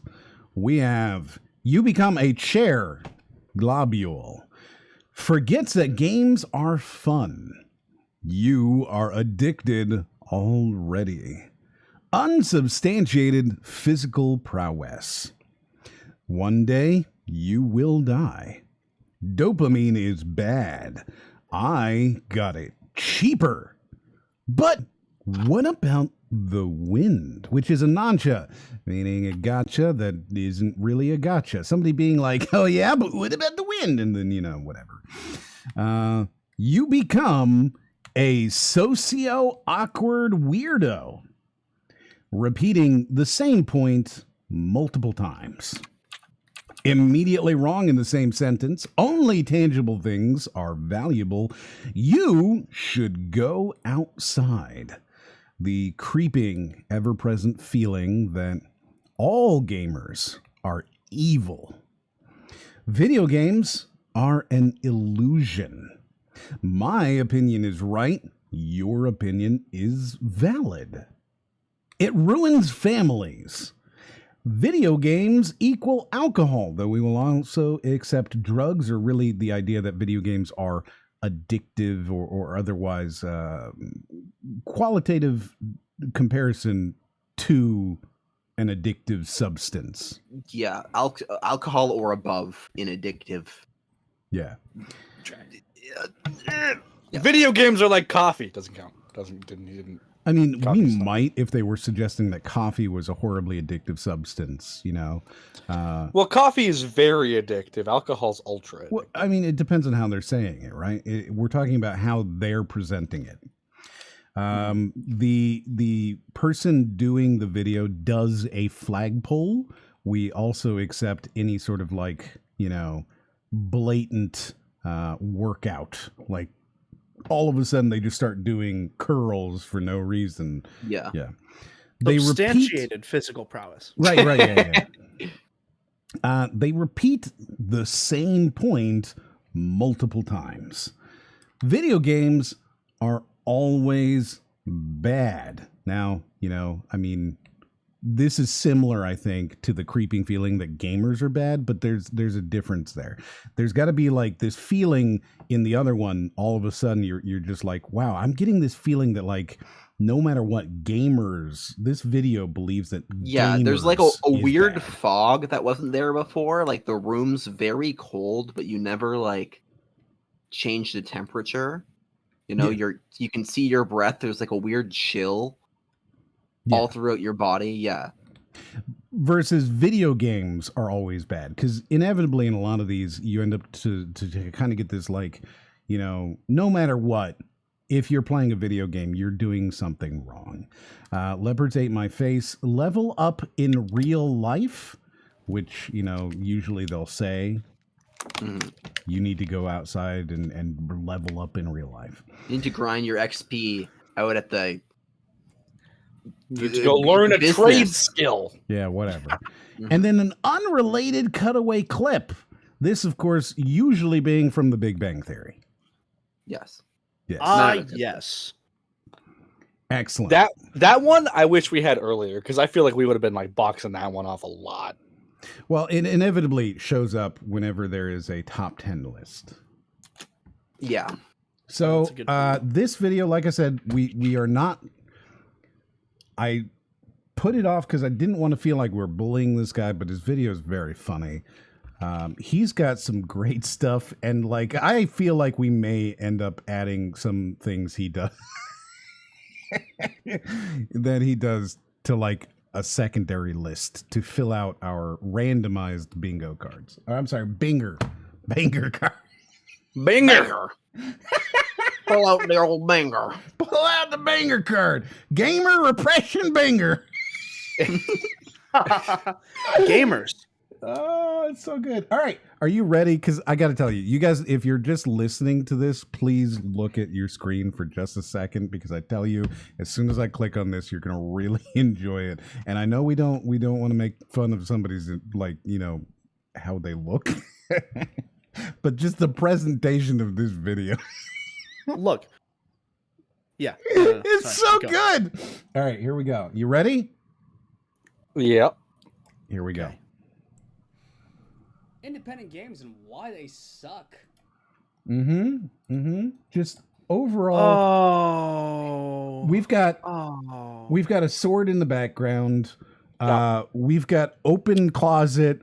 We've got like he's using a light with just nothing on there. There's something on the wall. There's shoes. There's just like a single Converse sneaker. Not the other one is nowhere to be found. And it's so good, and it's clear that this guy is passionate about what he's going to say. You know what I mean? Like I like that he decided to color match with his sneaker with the shirt. Yeah. It's so good. Swoop says this isn't nearly as funny as you made it out to be. I'm a little sad for him. I disagree. Actually, I think this is hilarious. Listen, it is all pulled together, right? So, like, you could have this exact same scene, and it wouldn't be funny but then you add the sword, and it just Yep. it Yes. cascades across Just the wait. rest of the image. I promise Yes. you, he's going to do something shortly where you're going to be Well, like, I oh. think the way the katana is like precariously like positioned by the door, so that if you open it too much, it'll knock it over, which indicates that he like recently puts that there, or at least leaves it like easily accessible and like has to like. Oh, you pick know, it yeah, up this guy or- definitely like practices with his saber Like there. he needs his katana like on hand and nearby. He could have put it. He probably like puts it there. Well, first of all, A, he probably puts it there just for the video. B, what the fuck is that? Like the wallpaper looks like a high school photo. Like Oh your my yearbook god! picture. Holy shit! It really does. It's the background. When you get to choose your background for your yearbook photo. Yeah, that's one of them. And of course, this is not us ragging on this guy. Like that's No. obviously probably like his landlord or something. Like, but what you say? You can't be a homeowner. Yeah, no, that's a good point. He could be a homeowner, in which case it is his responsibility. It is his fault at that point. But like, that's such a. Why would you get a yearbook photo wallpaper? Anybody, any person. I don't know. Nami says the guy is blurrier than everything else in the room. Yeah, he's got that fucking Army of the Dead fucking. Oh yeah, baby. And Herb says that actually that's an odachi, not a katana. I will believe you. One of the people who was in a Shadiversity video, his name is I Post Swords. He's a good friend of mine. I really like him a lot. I was really, really excited to see him in a Shadiversity video. But he is somebody that I believe could probably look at, in fact, I wonder if he's around, but he could probably look at this video, look at that sword, and tell you why did it just do that? Why did it do that? And tell you exactly what kind of sword it is. So I'm gonna tag him, see if maybe that is true. And also, why did he put the handle on the ground? That feels like you would have to, like, in a tactical situation, he would have to bend over to pick it up and then unsheath it. No, see, this saves him time. He unsheaths it first when he picks it up. Yes. Oh, right. Okay. And then what he does is after he's unsheathed it from its ground level, he then with one swift kick shoots it up into the air, rolls it around his back like it's a basketball going from one finger to the other finger, right? And then he grabs it and he holds it with both hands and he's like, "You're not ready for me." Teleports behind you. Nothing personnel, kid. Exactly. So you get it now. Yeah. Yep. Mm-hmm. This is. No, I don't know. I don't know what that is, so I'm not going to say it. All right. So here we go. He's going to go ahead and begin his thing. I'm going to rewind it because he's very quiet in this video. So feel free to turn him up because he's very, very quiet. Independent games and why they suck. Well, 90% of them, not all of them suck, okay? So we're already setting our video, right? We're setting our thesis here, which is that 90% of indie video games, quote unquote, suck. Right. Now watch him launch into a very nuanced argument about the nature of the App Store and Steam's curation and how it's gone on a downslide, and you see a lot of asset swaps and things of that nature. Watch him just go into like an actual I mean, technically when you think about it, 90%, right? Like it's mostly just bad apps. Well, that's the thing, right? Like, I think that you can make an argument that 90% of indie games do kind of suck, and the reason why is because 90% of them are going to be asset swap, low quality kind of things that never even get onto Steam. And exactly. Those that do are going to be the very, very lowest end, right? They're going to be the ones that somebody paid their $100 and they threw their game up there, and now they're selling it for 99 cents. Right. So I think, in that case, you absolutely can say that 90% of them are going to be bad. And so that's definitely this guy's rock solid argument, right? That's what you're thinking. Oh. no. So iPost Sword says that you can see the Kuragata on the saya, which is the scabbard, making it somewhat of a dead giveaway. The scabbard fittings indicate it is in the Handachi style, and the little silver-colored band on the scabbard and the shape, meaning it is inspired by Tachi, but not intended to be worn edge down, saying it is a katana or other Nihonto. Hey, I was right. There you go. So wow. Now you've got the answer from somebody who actually knows these things. From someone who regularly posts swords. He does post swords. Yes. So next time, Herb, don't question me. I've studied the blade. Wow. All right. Like Dusk. That game's fucking awesome. So Dusk again, and I'm it's really quiet. So I have to apologize for that. Dusk. Dusk is a Doom-esque, Quake-esque indie game that was produced by New Blood. It's a boomer shooter. It's a perfectly fun game. Very cool. A lot of people enjoyed it a lot. He's bringing that up as like a golden standard for what an indie game could be. It's the best indie game of all time. Did Trav cover this game? I mean, he's definitely played it.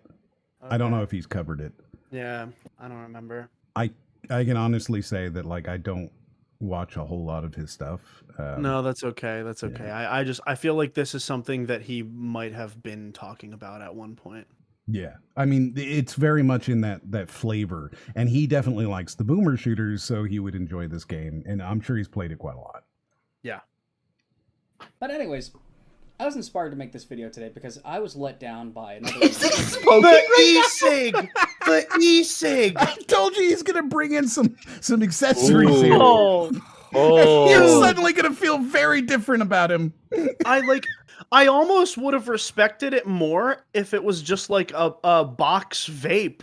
Like it's an e-cig and he's holding it like an actual cigarette. Mm-hmm. Like that's man's gotta step up his nicotine game, dude.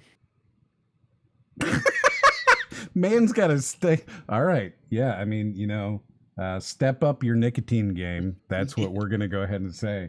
But I mean, he was. No, I don't know if I can get. I don't know if I can get behind that. Agreeing with it, all of us, especially if you're children, step up your nicotine game. Oh God, I don't think you can say this. And by the way, this has been specifically endorsed by Brody.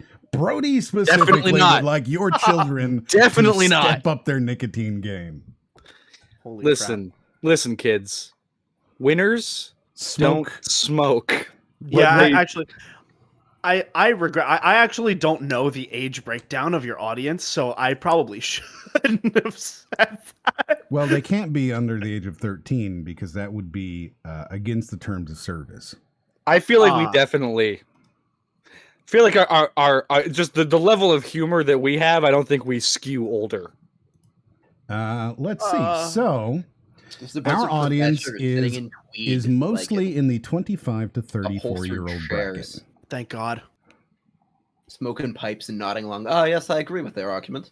Yes. Yeah. 25 to 34 is our largest demographic. There's a great point that that mineral does look quite edible. As they're sitting around eating their fucking crab cake and caviar sandwiches.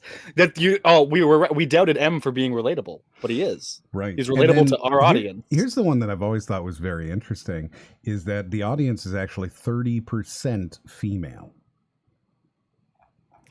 Higher than I thought. Right? Like that's, I think, pretty high. That's way higher than my channel. Or anything that I do. I'm just very surprised by that. So, yeah, I'm actually curious to see what my channel is now. We'll check that. So 30% female, and then 70% male, and then mostly in that 25 to 34 range. So okay, so we're not they're nothing new. Everyone who's watching this is already addicted if they are already. Right? Yeah, exactly. We're speaking to addicts. Yeah. Yeah. Herb says smoking is good for your cool factor, so he's agreeing with Brody. I do have a question. No. My channel is actually also 30%. Do you guys think that your individual audiences are more on uppers or more on downers? You know, I don't know. That's okay. We can move on. That was a bad bit. Tim bit says, over. you know, people lie about their age when they make an account, right? Sure, but like it's a thing of numbers, right? So like the more numbers you have, the more likely they are to be accurate is kind of like how. So you ours look are at it. incredibly inaccurate. Well, I mean, they would certainly be more accurate if you had 1,000 live viewers instead of 100 live viewers. So really, guys, if you want the data to on this show to be more accurate, you should really share it around for the data. Data. I mean, here's the thing. I'm a former data analyst, and I can tell you that higher sample size is better. Thank you. Yes, I agree with that. Very good. Very good. What's going on right now? I Post Swords is still going off, and he's saying the Handachi style fittings on the scabbard make it distinctly a katana. It could have been, or Suba could be katana, or it could be Korean Hwando, for example. And then he sent me an example of what the sword probably looks like.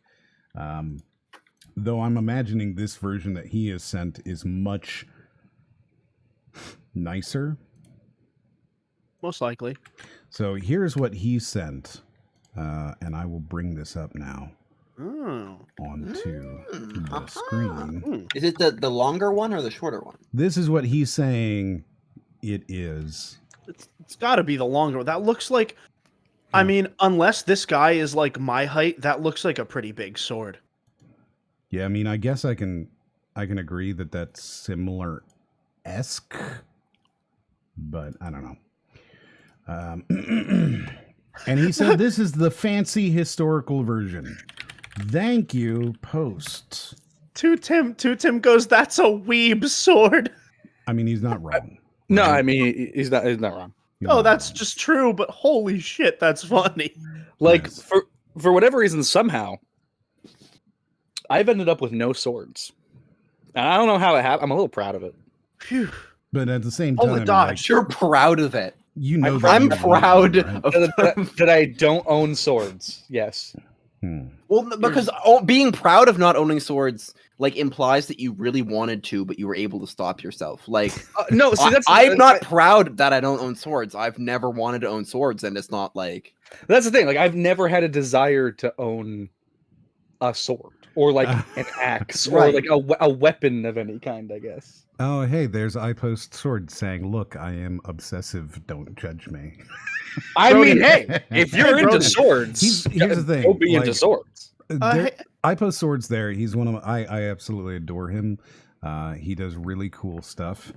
He does cool videos, and he's remarkably knowledgeable about the breadth of things that I like to talk about. So I like him. And he's in a Shadowversity video. So like, you know, make sure to be, you know, nice to him or whatever. Did you Hey, cut out Brody, there? is that? Are you Yeah. talking about Brody saying that he sounds like he Naruto ran, or like who Oh, he are you definitely saying Naruto is the ran. Naruto runner? I'm just No, curious. Movement. I didn't Naruto run, but so there was like my friend group in like elementary school, right? Like we weren't really into like anime at that point, but like it was all like Zelda was really big. So in the friend group, Zelda is comparable to anime for you. well, like That's so so in fucking weird, dude. I just like no, but this is like on the same level of like, oh my god, you did that shit. Now, it was I can't remember. There was like 5 guys mainly, 7 of us in total, but there was like 5 guys mainly that did it, where it was like they would pick a color of Link, and they were that Link, and you couldn't be that Link. And I think by the time I got around to it, I think it was like there what were does that mean? well, because like it was Like in Smash? they started doing this like before, like I don't know, like they started doing this before I was aware of it, before me and another guy. So we were never like we didn't care, but like it was like, oh, there's this thing they're doing. I guess we'll genre. I'm still not even clear what the thing they're doing is. I'm Red Well, Link. yeah. Okay, So it's like, I'm Blue Link. Yeah. Well, because like in Legend of Zelda 4 Swords Adventures, he splits into like 4 different colored links. And then there's also like across the series, there's like Dark Link and stuff like that. So it was like they picked a Link and they're like, I'm that Link. That's what, who like I in am. the game they are, or No, like just like out at recess. I think I understand what Brody is saying. Like in like middle school, when you would just like be like, I'm that one. Yeah, but like it was just, and they would just go around. Did they would, color like, code themselves? Like, did they dress according to color? Like, if I went coming to school in a red T-shirt and it's like, hey, I'm Red Link. You like, is that what's going on? Like, I honestly, I try to understand. Here's the thing. That's pretty anime. I was like, this is right. Like, I was never super into it. I just came there with my buddy, and they were like, "Oh yeah, there's like these links," and I think I got like Dark Link or something. Which, looking back on it, is surprising that Dark Link was not taken. Brody, I gotta move on. They want me to explain more. I was happy to move on. Yeah, we can. Sorry, I we can move on. don't care anymore. That said, I do. Brody, what's your mouse pad game like, my friend? Like, I really tried, man, but we gotta move. Listen, all I'm saying is it was a bunch of like 8-year-olds running around in a field pretending they were Link. I'm begging you, you don't have to get the last word in. Just let it go. I'm just trying to explain Just why let it was it go. comparable Just to the let new it go.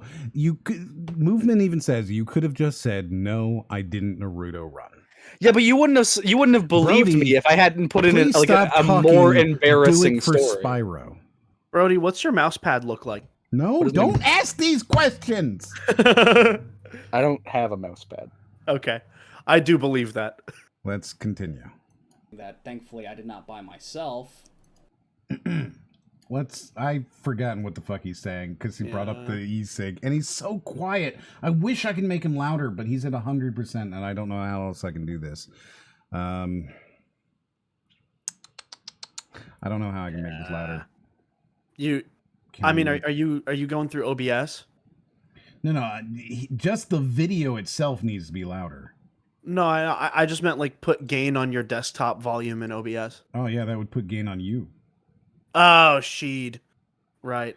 So here's what I'm going to do. We're going to try this out. All right, guys. We're going to try this out. I'm going to lower Discord. Right. So Discord is now quieter. And I'm going to lower my volume. Oh, wow. All right. So now I'm quieter. Can you talk a little bit? Let's see how we sound when we talk. So fucking loud. Holy shit. Yeah, that was too loud. That's too high a dynamic level to balance. All right, so there we go. I think we're about even on volume, and now I'm going to turn him up. All right. So who was loud overall? Me? Am I loud? Really fucking loud, and you keep screaming at me. Oh, I'm sorry. All right, here we go. No, do it more. I don't know what I just did, but I think I invited you to a server accidentally. You sent me.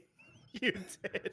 I didn't get invited to a server. Please, hey, what the fuck, man? Please don't join whatever random server I just invited you to.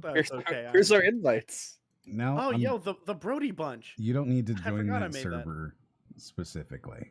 Okay, so now you can turn up your own volume because I've turned everything down, and hopefully he'll be louder because that's what I'm doing. Anyways, I was inspired to make this video today because I was let down by another indie game that thankfully I did not buy myself. I got it cheaper. Oh, yeah, that's actually... Yep. I think that's right away. We got an I got it cheaper. Absolutely. Yeah, let's mark that off. Oh no, I didn't mark it off. So what is the what? I will then. What I will not. What am I doing here? What's going on? You need to change the color.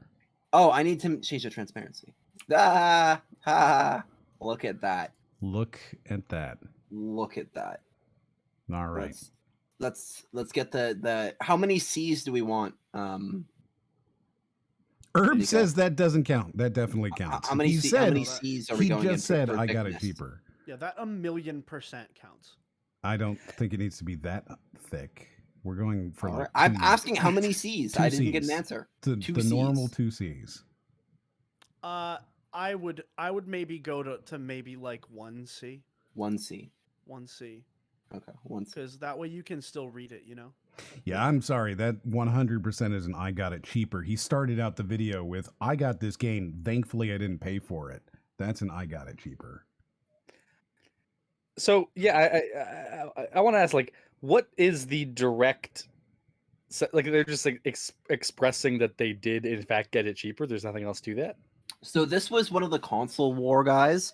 He was talking about how I'm not sure if it was like Xbox to Sony, or I think it might have been PC to console. He was talking about how he got a used game on PS5 like cheaper than the PC version or what it was. I can't exactly remember, but basically, yeah, it was like this PlayStation is better than PC because I got this version of the game cheaper. Was his argument. I feel like this one would still apply because he's very much saying it like he said, thankfully I didn't buy it, right? It's not just like, oh yeah, I picked this up for like $5 on sale. It was like very much. So Herb is saying that he believes that it should be a form of bragging. I got it cheaper because it wasn't digital, but really it's just he's clearly bragging, right? He's saying, well, at least I didn't pay for it. I got it for free, which I think is very much in line with the I got it cheaper than the people on digital, or the other way around. I got it cheaper than the people on physical. It's very much in the same vein. It's the same sort of like self-congratulatory, I got it cheaper. I will say that if you're making videos at this quality level, then it's definitely an attempt to flex 1,000%. Yeah, I mean that's the thing, right? That is his immediate flex, and you know. Please, all my points are riding on this. Oh, you're biased. I get it. You're completely biased. You are no longer. That's good. That's great. No, that's fucking great. Okay, so you're hoping to sway us against the bingo because you put all of your viewer points. Yeah, no, I really like this. I like if you ever feel like your points are in jeopardy, just full on like try to taint the water. Just like, try to like flex like fuck up the results, please. That's funny. That's really funny. That's great. All right, let's continue. Because a friend had it and I wanted to test it out first before I spent anything on it. That's the game Agony. Now another reason why you're not going to get footage other than, well, it played it at a friend's house is because I honestly don't want to censor that much shit.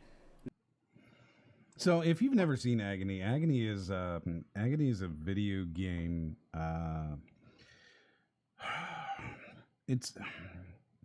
It's about like going through a very, very graphic version of hell.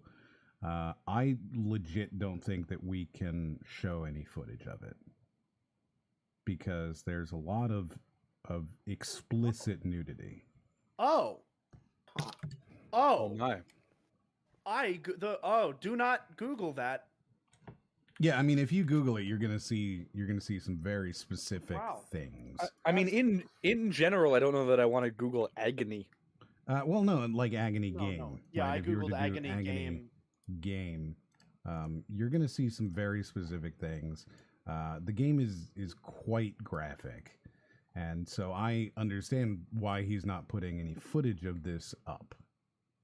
Yep, like I get that definitely. Yeah. I mean, it's a lot of boobs. I'm not seeing anything. Well, there's a lot of vaginas as well. There's a lot of things. I was gonna say, do you not see the thing's head? Yeah, like the head is a vagina. Yeah. Is that? Oh, okay. That's clearly. Yeah. Twitch banned games. I think it's on there. Prohibited games on Twitch.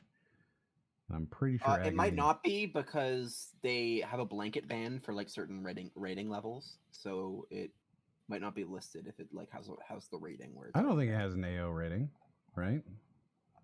No, it's rated M.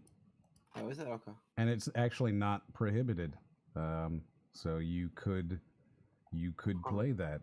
Apparently, the game originally received adults only. and then the developers toned down some of the violence to allow it to. Yeah, well, that's the thing, right? Like it's a game about violence and sex, so it's you know, I understand why you wouldn't want to show that. But then his argument is, I'm not going to show it because my friend owns it. Feels a little bit. Yeah. Like, I'm not sure that that's what I would go Well, with that. To be fair, he said, I don't want to censor this footage. Well, no, he said that afterwards. First, he was like, I'm not going to show you footage because, first of all, I played it at a friend's house. And then also, I don't want to censor that much footage. Well, honestly, I have to defend this guy. I think that what he was saying was the reason that you're not going to see any footage other than, oh, I played it at a friend's house, is because I don't want to censor this. I believe that's what he said. I have to defend him on this one. Speedy, good Lord, is the audio so low? I feel that. I know you got to turn up your volume because I have to do that for this guy to be audible. I'm sorry. I'm really sorry. Turn it up. I've turned us down so that you can turn it up, and I apologize. Turn up. Also, apparently, Raiden, you sound like you're in the bathroom. The game is it's beautiful in my opinion, except some of the face models are just ugh. I mean, how would you feel if you found a female with this face? So, hold on. Oh, shit. The game is visceral. It's beautiful in my opinion, except some of the face models are just ugh.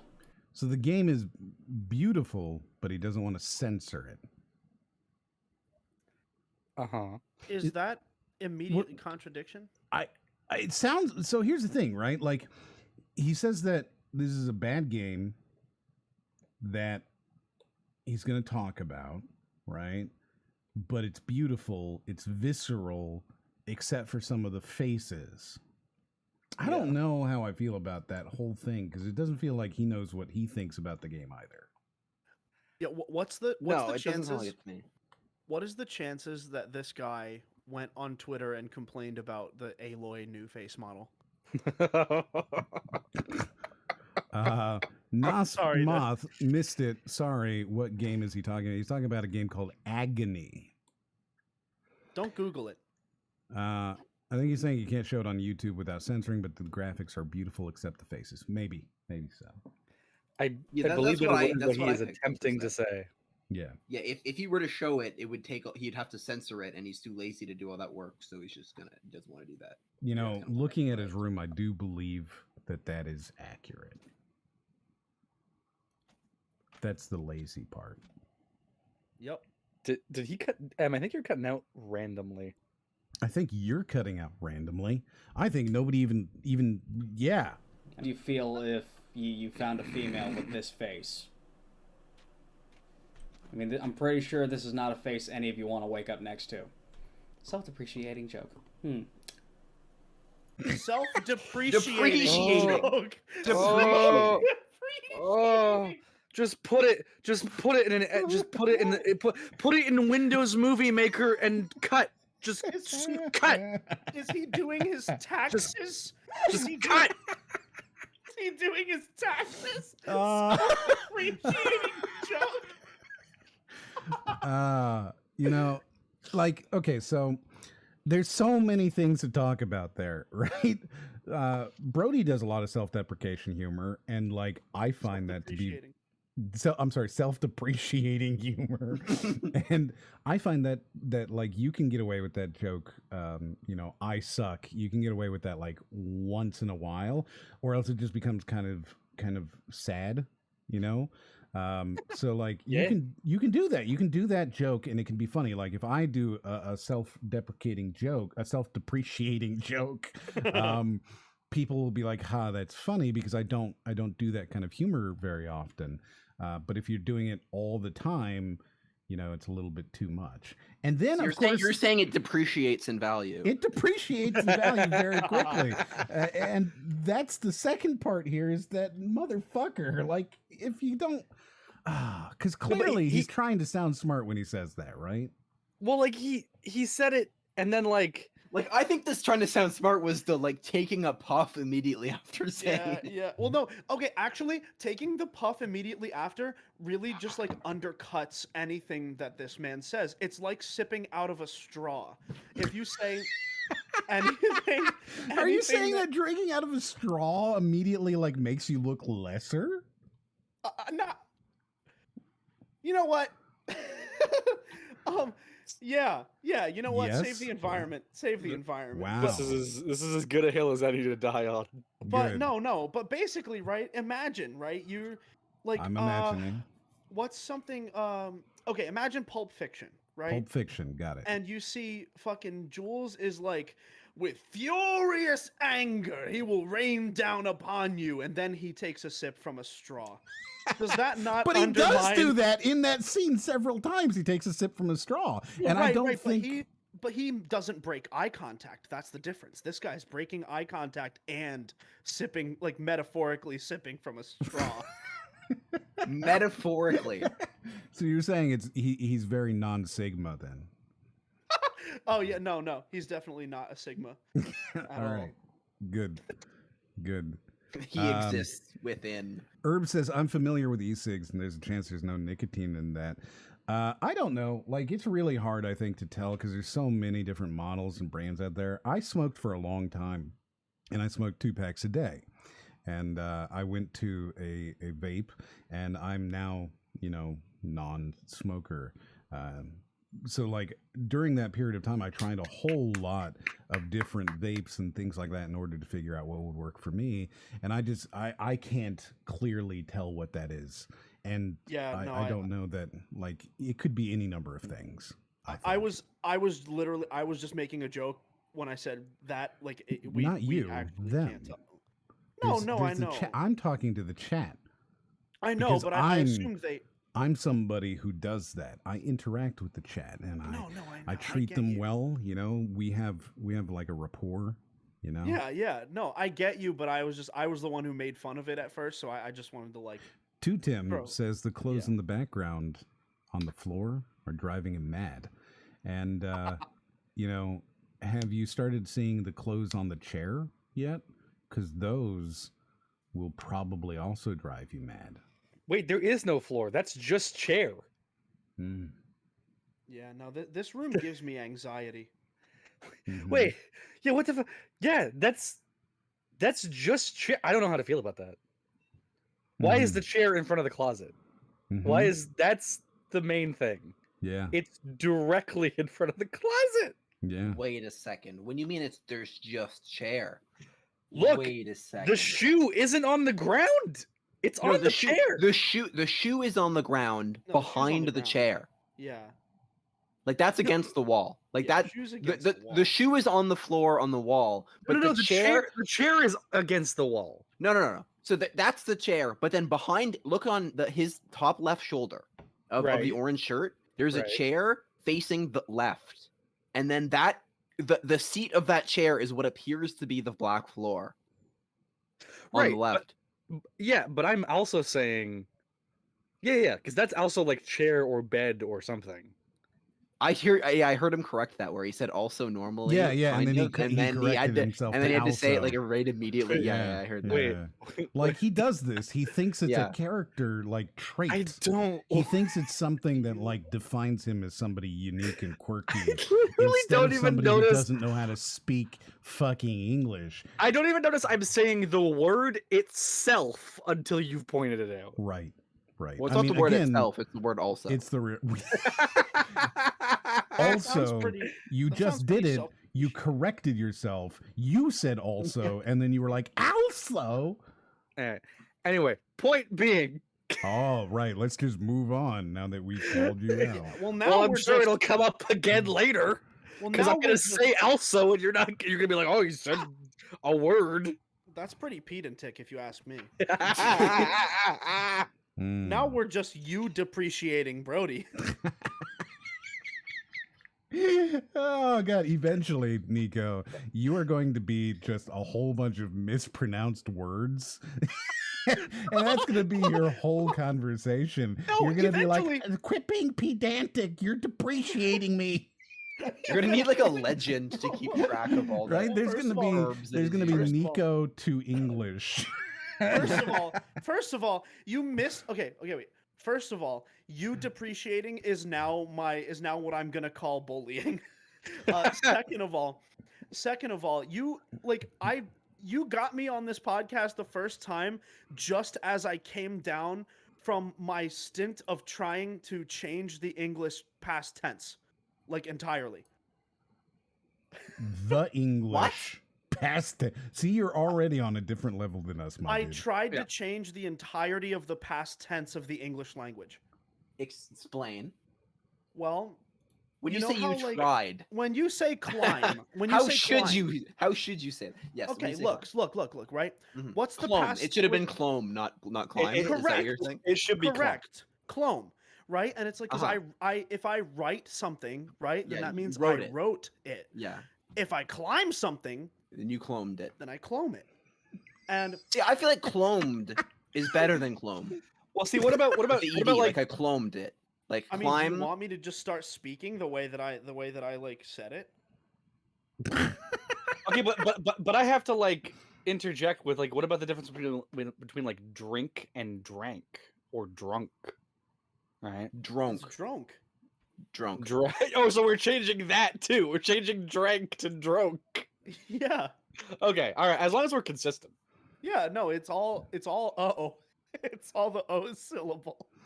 Speedy says, I checked this guy's channel and he has like 5 videos and this is the only one showing his room. Yeah, I did mention he's a very small YouTuber. He hasn't made a whole lot of content. This video's just funny. That's really what it comes down to.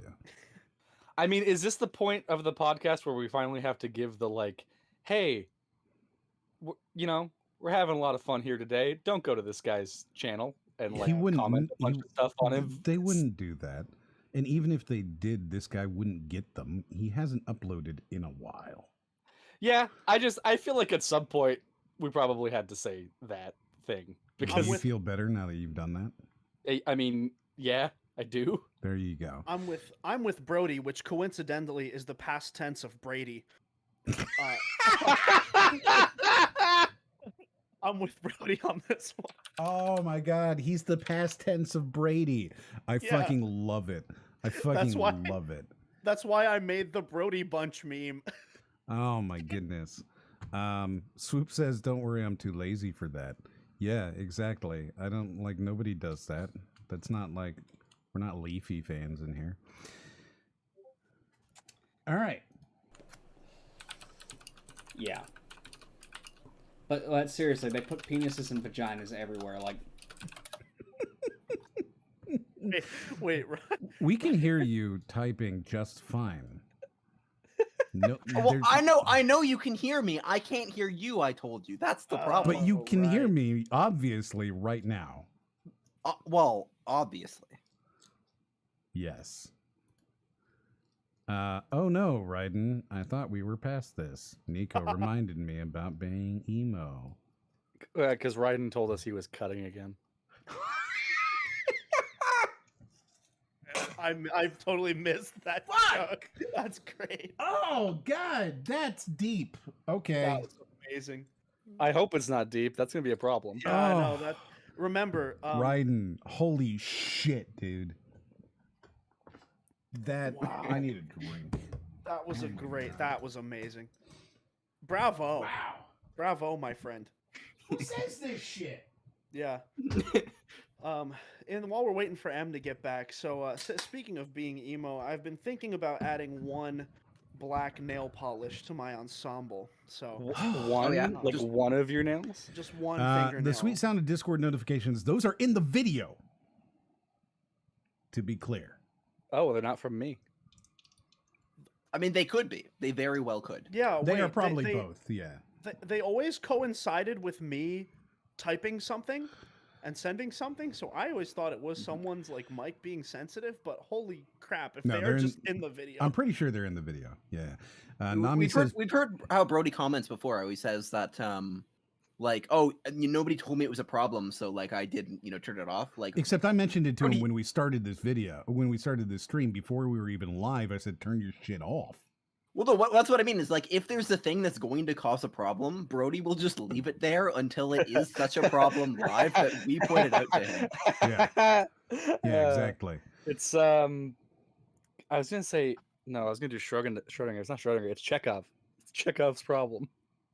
Yeah, I mean Schrodinger, of course, the past tense of Schrodinger. Sorry. Penises and I'm done. vaginas everywhere. What a wonderful sentence to return to. You're welcome, Nami. You're welcome. All right, so we are a full minute into this guy's video, and you'll notice that he has not actually said anything. He has started with, hey, I think all indie games are bad. Actually, not all of them, just most of them. Then he goes in to talk about how Dusk was pretty badass. How he played another game over at his friend's house. What? Over. Cool. Over at his friend's house, but he can't show us that because there's penises and vaginas everywhere. That's where we're at. You're all caught up. Fucking kind of fruits are get you skill points. But even though it was a beautiful game, the gameplay was lackluster and kind of felt rushed at the end. The story was okay, but literally the first boss, all you have to do is go through a crack. Okay. Gameplay was lackluster. Story was okay. Game was beautiful. I mean, he can't show it to us, so I'm forced to believe everything he's saying. So Sure, but even then, remember, I'm not even really listening. Like, he's talking about one game. Like, we're talking about most video games. Like, okay, this is one game. Well, this is his first example. He has. It's also keep in mind this is an example of a game that sucks. Beautiful, story's pretty okay, but the gameplay's a little lackluster. I understand being like a fun first kind of guy, you know? Like, I mean, I think he might be doing the opposite of forgetting that video games are supposed to be fun. Well, no, because he said he didn't like the gameplay. Yeah, doesn't like the gameplay. Oh. He literally he went from they got like there's like a vagina fruit that you use to level up. Game looks really good. Beautiful. Yeah. Like the only thing he likes about this game is how it looks. Didn't he say he liked the gameplay? He just didn't like it at the end game. Didn't like it at the end, right? So like he's already not really qualifying. So we're there. That's where we're at now. Run up behind him in the How ass. bad? Very ultra. He's not giving us quantitative measurements. Yeah. Right. Literally, the first boss, all you have to do is go through a crack, run up behind and smack it in the ass with a torch, and you beat it. Yeah. So there you go. That is an example of bad gameplay. Oh, Windows Movie Maker, just do a cut. Just do a cut when you're done talking. Dude, I mean, the thing... no, seriously. What's your problem, Brody? This is a good video. It's free software. It's a good video. Why are you like doubting or downing him? Why are you depreciating him? Yeah. Why are you depreciating him? Wait, am I supposed to say that? Why am I you depreciating him, or why am I depreciating him? No, the first one was correct. Yes. Why are you depreciating? You depreciating him. Why am I you depreciating him? He is the opposite in this context. Yes, right. Now, if you were to be like doing it yourself, right, then it would be I depreciating. Well, I think it's that's only depreciating. I depreciating is only if Apple owns it. Very good. Anyways, to get back to the subject, I believe the number one reason why most indie games suck is because a lot of people get into the indie game development market.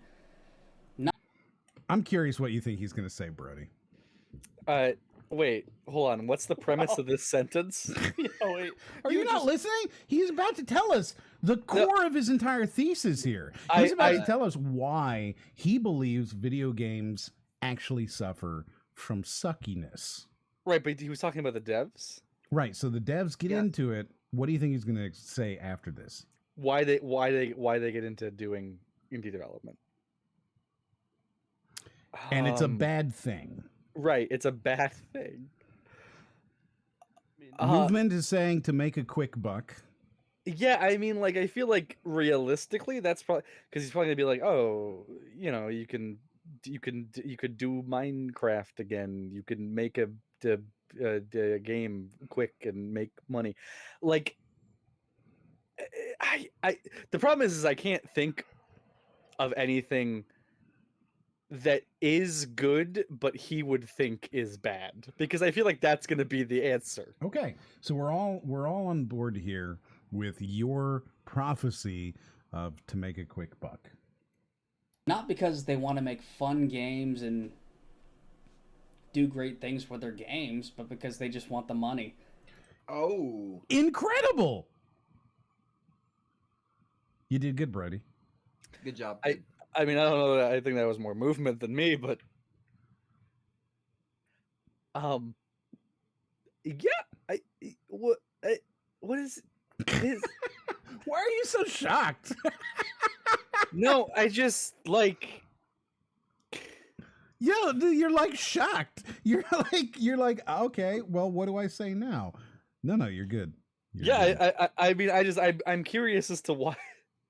I guess I'm curious as to why you paused to be like, so this you could tell the prophecy. Yeah, he's already setting it up with something you agree. Were you expecting me to be pausing exclusively because it would be something horrible and whatever? Well, like I thought it was going to be something of note, not like the most obvious thing he was going to say next. Yeah. Okay. So we're on. Good. I got an asset off somebody from on the Unity Asset Store, and I actually had conversations with the guy. And he had his own game. He gave me a free code. I played a little bit of it. Game sucked ass. And I asked him, I was like, well, you know what's wrong with your game? Because he was complaining about sales and stuff like that. Had a short conversation. It's like, okay, well, let me give you an idea here. Why don't you go get on your PlayStation 1 and play a little bit of Spyro the Dragon? Because it was simple. I'm fucking done. Holy shit. Holy fucking shit. Oh my god.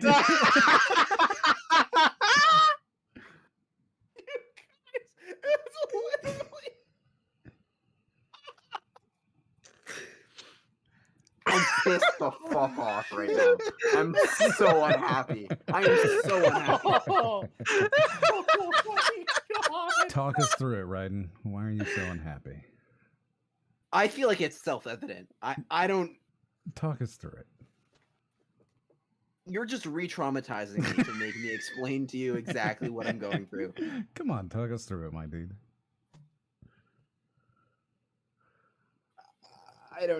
I have nothing to say. I have nothing constructive here. Yes. So what you have to say is destructive. This ramble here. Destructive things. He saw a guy who had a game and he contacted him. The guy gave him a free code. A free code. Which he then played and said to the guy, your game fucking sucks. Yeah.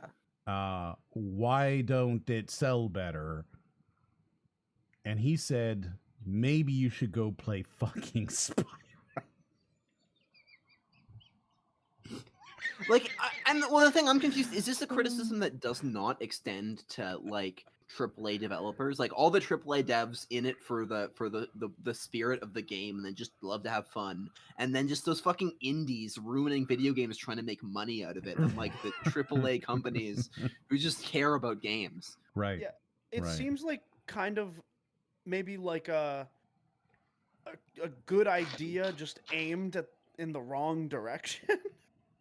Maybe it's just such a ridiculous statement. That's the thing. I really like the idea of going to like itch.io and just picking up like this random game that like one guy like made in his house over a weekend, and you play it and you're like, this is nothing like Spyro. It's nothing like Spyro. He didn't play Spyro. That's the thing, right? Like if you want to work as a AAA dev, as Rico says, right? You need to play Spyro. I mean, I can't disagree there. I mean, we can all disagree. Okay, well, let me give you an idea. Hold on. Can Brody disagree about why we shouldn't play Spyro a little bit further? Why shouldn't we play Spyro, Brody? No. He was saying that I was agreeing with Rico, who said all AAA devs have played Spyro. Oh. Okay, yeah, that's why we don't need to talk focus on this. Yeah, moving on. Why don't you go get on your PlayStation 1 and play a little bit of Spyro the Dragon? Because it was similar. It was inspired by that. You're a dragon and you eat people. Nope. Nope. Already wrong. You don't do that in Spyro. So The reason I paused there is because I knew that you would be like, oh, Spyro. And yet here it is where he actually doesn't know Spyro at all. Fucking hilarious. So you're sitting there agreeing with him, Brody. No, I don't think at any point I was ever in agreement with him. You need to get onto your PlayStation 1 and play Spyro where you eat people. I don't know. Yeah. It's wrong. Yeah. There's a Yeti in those games. He doesn't even eat people. I mean, he does. This guy said so. And he's not showing footage. It was so a we have great idea. It's like, I don't have time for that. Okay. All right. It's like a 4-hour game. You have time to play Spyro. Come on. So you're back on this guy's side. You're agreeing with him again. Wait, am I? Yeah. I've lost track. I've completely lost fucking track. Yeah, dude, the best part about this is that, like, every time he talks, he takes a good, like, 3-second pause. It's so good. It's so good. I love it. Here, just watch again. It was a great idea. Fucking It's like, I don't have time for that. Continue on with the conversation. It essentially ended up with, I don't play games, I make them. Dude lays on his back all day and watches anime. So do you. Get off your lazy ass and play some video games. Fucking weeb. Get off your ass and play some video games. How dare you just sit there and watch anime? Also, I think that what's interesting here is it falls into that trap, right? Of like, you need to be really good at a thing in order to be able to do a thing. I don't think that the best game developers need to be playing video games all the time in order to make good games. You know, additionally, if you work in a certain industry, you will probably find that industry doesn't really appeal to you on your downtime, right? Well, I think I kind of agree with, like, if I hear, oh, I don't play video games, you know, like, I just make them, you know, like, if I heard like a movie director, I don't watch movies, I just make movies, like, I would feel like, well, like, I don't know, that's part of the medium. Like, I would expect you to look at, you know, what's currently going on in the field and see techniques people are using. Like, how can you not interact with it? Like, if that's the mindset that you're literally saying, like, I don't play video games, I just make them. Like, yeah, if you're saying, like, I don't have time to, and, like, I don't always, you know, I'm not doing it constantly in my free, like, that's one thing. But to literally shut off and say, I don't want to play games and I'm not even going to because I don't do that. And that's the thing you're trying to create, then I think that there is kind of like a little bit of a creative conflict of interest there. Sure. I've put up a poll. Is this story fake? Yes or no? And we'll see what you guys are thinking. No. See, at the end, he's going to be like, and that game developer, guys, was me. Like, who was it that did that? Oh, he was like, let me tell you a story. It was the pull-up. It was the flagpole guy. It was the flagpole guy. Yeah, and that guy at the beginning, that was me. And now look at me. I'm outside touching grass. Yes. So there's a poll. Let's see what you guys think. Because I don't necessarily think this is a fake story, right? I think there probably is a No, I definitely believe that he like randomly messages game developers on Twitter asking for Steam codes. Yeah, I 100% believe this story. Yeah. And then I think he probably follows it up with your game fucking sucks. Yeah, this game fucking shit. Yeah. Aside from whenever he works on his programming stuff. Like, on some real shit. Holy fuck, guy. Nami goes, no, the game developer was Sakurai, the maker of Kirby. Very inspired by Spyro, yes. Yeah. He got into independent games simply to make money. There was no passion involved. It was just money. And you go... Wow, he's just disgusted, isn't he? Yeah, great anecdote you've got there of one game dev. One game dev. Here's the thing, too, right? Like, I don't think that wanting to make money from something is immediately a bad thing, right? Like, Well, I agree that I mean, like having passion leads to better art. Yeah, and I mean, like if it's the kind of thing like, what is your driving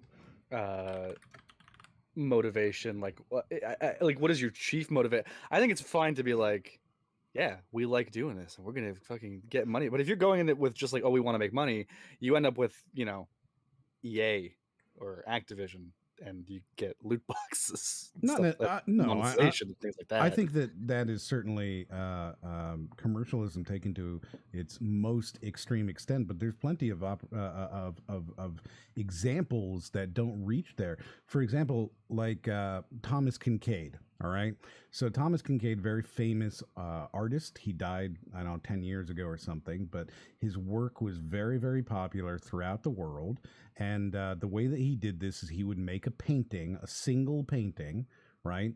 And then he had 200 or 300 artists working in a factory, and they would each make that painting. And then he would come and add the final flourish to every painting, including his signature, making it a quote unquote Thomas Kincaid original, because he had painted it. Right? His brush had touched this painting. He was very much doing it exclusively for the money, and yet a Thomas Kincaid is not an unattractive painting. It's a pretty painting painted by a real artist, right? But that is somebody who did it exclusively for the money. Weezer is a band that was started by a guy who did it for the money. Weezer is one of the most commercial bands in the world. He built that band specifically to make money. Wow. Garfield is a cartoon character that was developed by a marketing man in order to be marketable. And I would argue that Garfield has brought joy to plenty of children, even though it is a lifeless, horrible thing. But like, there's plenty there that of quote unquote art that has been made exclusively for money. And I don't think that it immediately devolves into loot boxes. Well, I don't know, because I feel like that first example you used of the guy like basically not doing his painting and just having the mass produced and coming in on like a day and just going boop boop boop boop boop, like that's pretty. There's something soulless about that, I feel like. I mean, unless you're selling the art for like a reasonable price. Well, no, they're being sold for thousands of dollars. Well, then... like the thing is, I feel like if you did that, if you had like, oh, I did a painting and more people want it, but they want it like actually hand painted, and then you have a business where it's like, oh yeah, I'm gonna get other artists to go and paint that, but I'm not gonna go in and like sign it like it's my own and like as if I did this because I put like a final paint splotch or whatever the fuck on Everybody it. is aware that they were mass-produced paintings. It doesn't change the fact that people wanted a Thomas Kincaid original, and he was able to produce hundreds or thousands of I guess you would call them prints, really, in that series, and then, I mean, provide that to people who wanted it. I don't think that wanting money is an inherently bad thing as an artist. I sincerely don't. Do I think that having passion for your craft, like, generally makes for better overall content? Sure. But I don't think that money is the worst motivator in the world. No. Honestly. Like, I certainly... Absolutely. I think there are worse motivators out there. Well, I think the issue with money isn't like the best example, but it's just like the amount of low effort copycats that you get. Like you have like, because you can do something good with the pursuit of money, and then you can do something lazily by seeing something that's successful and then just like copying it without like doing your own thing, Yeah. Because like art is inherently like I'm creating something. So if I'm creating something new for the art of it, like I'm creating a new product, like that's fine. But like it's when I look at somebody else's, art, and then I take that for myself because I've decided that's easily marketable, and I don't want to like put the work to create that thing. Like that is then, and then there's a spectrum of like, oh well, how much of you did this and how much of you did that. Yeah, I mean, and I gotta say this. I don't know that like okay, obviously, like I know most about like music and stuff, and like like M is absolutely right. Like I think Weezer is a very like digestible band with the like by design. 100% design. The guy worked at Tower Records. Yeah. He designed that band. Before that, he was in a metal band, and it didn't work. And he designed his band in order to be digestible, in order to fit into that Pixies, Velvet Underground, Sonic Youth kind of thing, but to be more Beach Boys as well. Yeah, and well, okay. Actually, quick sidebar: people in like Kevin Goldenbolt's like audience think that I made up Weezer because they sound like the band that I made up. Because his name is Rivers Cuomo. Yeah, his name is Rivers Cuomo. Yeah. But anyway, so I digress. Like with something like music, right? You can have bands like Weezer that make music that I would consider to be okay. Top of the bell curve. Yeah. Yeah. It's Well, like top of the bell curve music. I was gonna say, like, it's the idea of like having any point, right? Like, not that this is a bad one, but the idea of like starting any point with Weezer was a band. Yeah, I mean that's true. That's true. That's pretty much like how I see it, right? Yeah. Weezer was a band, and that's it. But here's the thing, right? You can have bands like I'm going to use Nickelback here as an example because I recently listened to their entire catalog. Some of the early stuff is very listenable. Nickelback? Yeah. Well, first of all, I fucking love Nickelback. I'll say that now. I may be in the minority, but fuck people who groupthink with like Reddit and the internet. So develop your own opinions. But Nickelback's all right. I really like yeah. Nickelback. Suddenly, as soon as you're getting called out, then you're going to say that. Sure, I'm the one who's over here saying, yeah, some of Nickelback's music, early music, was very listenable. Right, and here's the thing: I I'm legitimately biased. enjoyed like a lot of their music. Yeah, Sure, now you do. Saving Me was one of. Now I do. You want me to fucking name drop the songs then? Yeah. Now, yeah. look, I'm not gonna lie. Of all the reasons, like I fucking had. When I like how you're arguing to be like, no, really, I'm a Nickelback fan. I do have a point. I do have a point. I fucking am. Like, I actually, like, and same, like, I was picking up for Weezer, too. I don't even see what the fuck.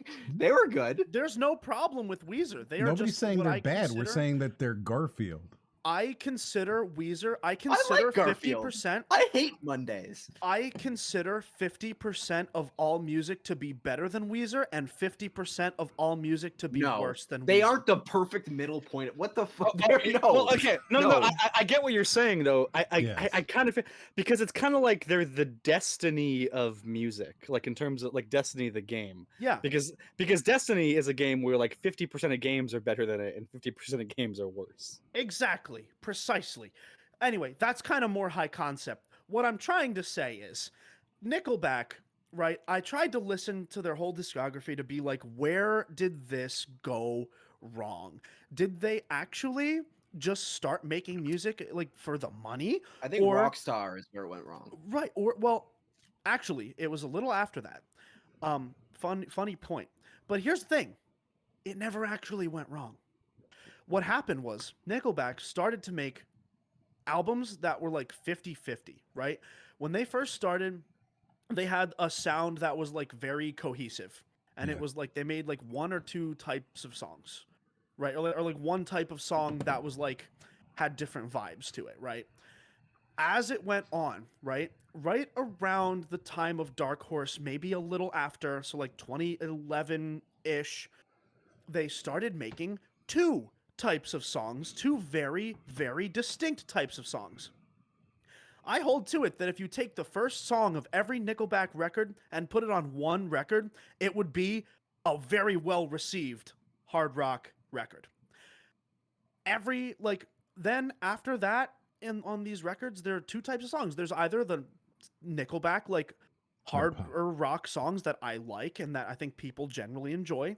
And then there's the Bono songs, I call them, because of like, you know, U2 and Bono and trying to like change the world, man, like slow dancing Nickelback you play it and you're in 6th grade and you're having like your 6th grade dance and it's like the slow jam song and it's I'm about gonna like talk to that changing the girl, world. but I'm gonna go the long way around the gymnasium. Yes. Yeah. Right. And they started like really leaning into that, and it's really cringy, but goddamn, it makes them a lot of money, and they are filling out arenas. But Yeah. that doesn't make them not good at their craft, because unfortunately, or well, fortunately for me, maybe unfortunately for game devs, music is one of those things that you can do that. You can have a record that you have some passion songs on and some money-making songs on.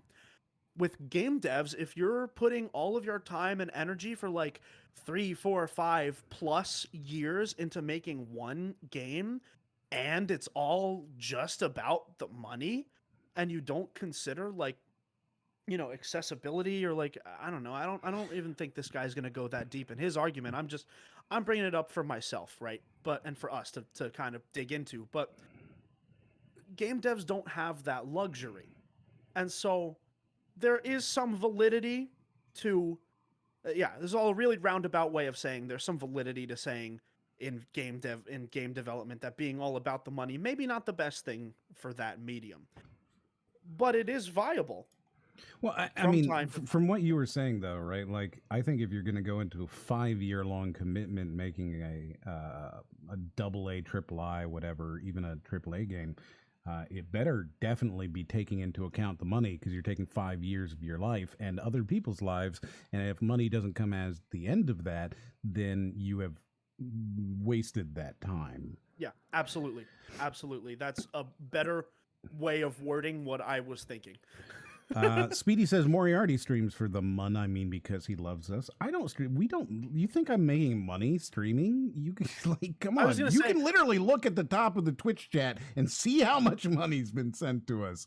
Literally behind the scenes, M told me, like, yeah, we fostered a really amazing community, and I wouldn't trade it for the world. He said those exact words. Don't fucking tell them that. Yeah, you're not allowed to tell them that. Yeah, we hate you guys, all of you. You're the worst. So don't look at me.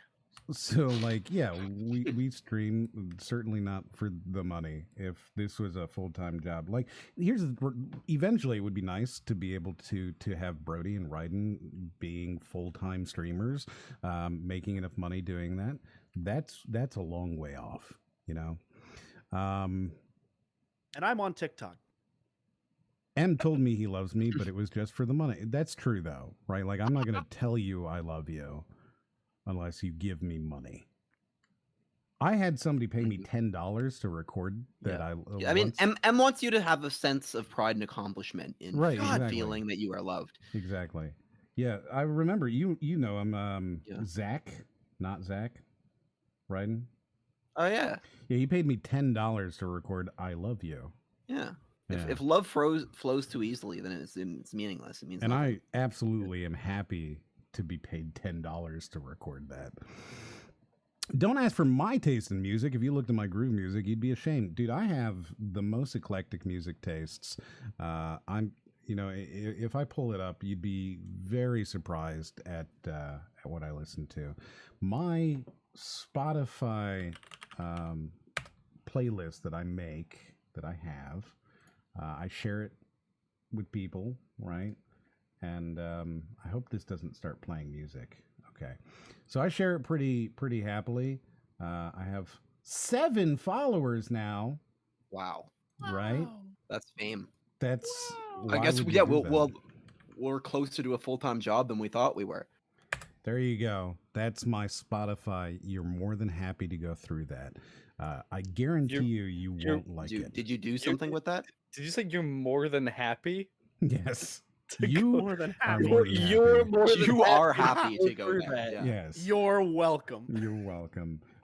You won't enjoy it. I put with my playlist, right? I hit play and I hit random, and it just goes. And people don't like that. They think that music should be very compartmentalized, and that doesn't work for me. Did Did you post your Spotify? I'm trying to find it. Yeah, it's in the Twitch chat. Do you want it? I'll give it to you as well. I don't see it in the Twitch chat. Yeah, I don't see it in the Twitch chat either. Do you really not see it in the Twitch? It's fucking there. I see it in the Twitch. Oh, it didn't. Did you in get the Twitch chat? Did I get you fucking like link blocked? I guess I did. That's weird. All right, here you go. Got shadow deleted. Did that work? That didn't work. That one worked. That one works. Yeah, I can see it. So if I put HTTPS at the beginning of it, it doesn't fucking work. I guess so. Well, whatever. You can't secure your links. That is my playlist. Like I said, I just play it from random. So like, you know, and people do not like that.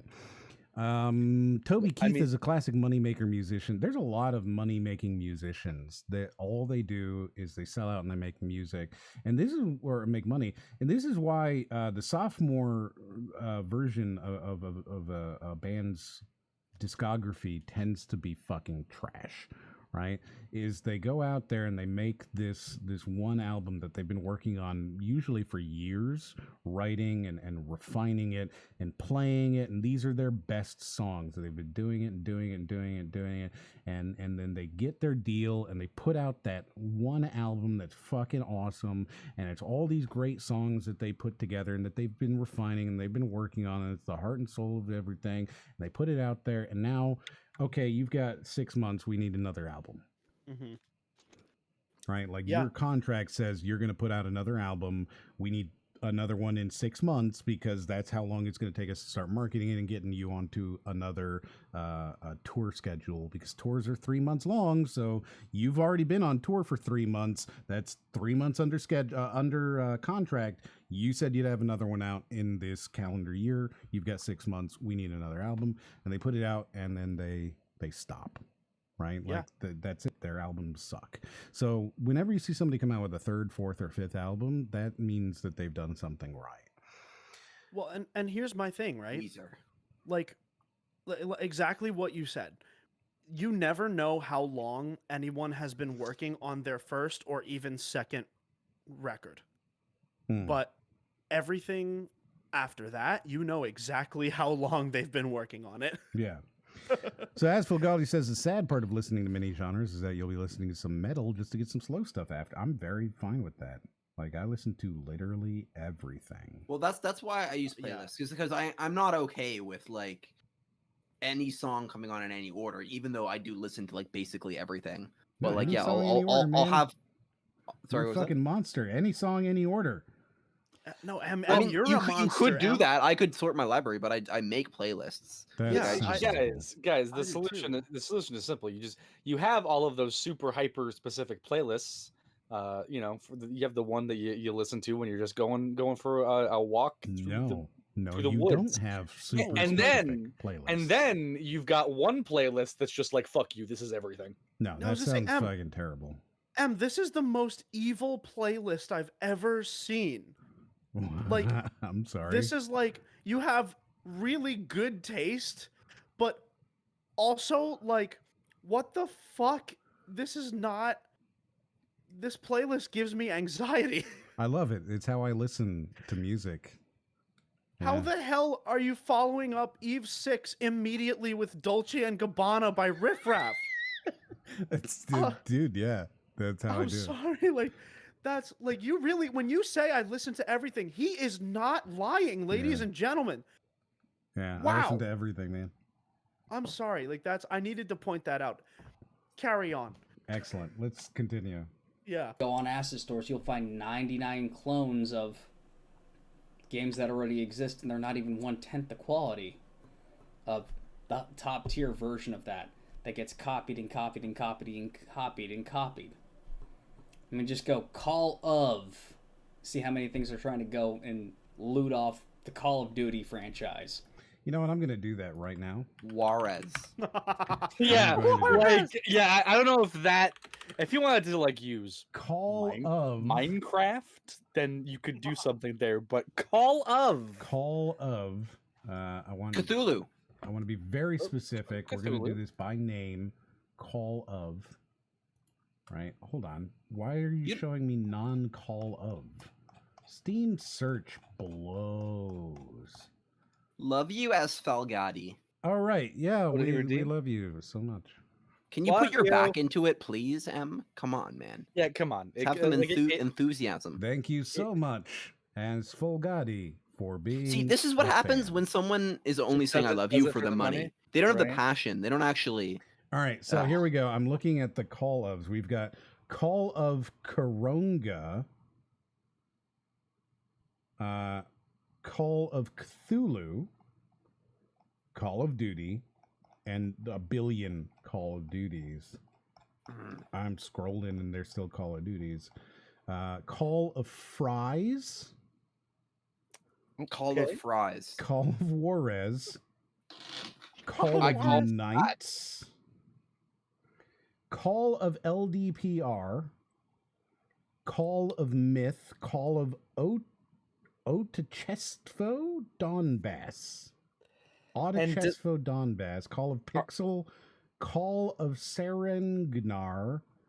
Call of the Ninja. Call of the Mighty Warriors. Call of the Ocean. Call of the Sea.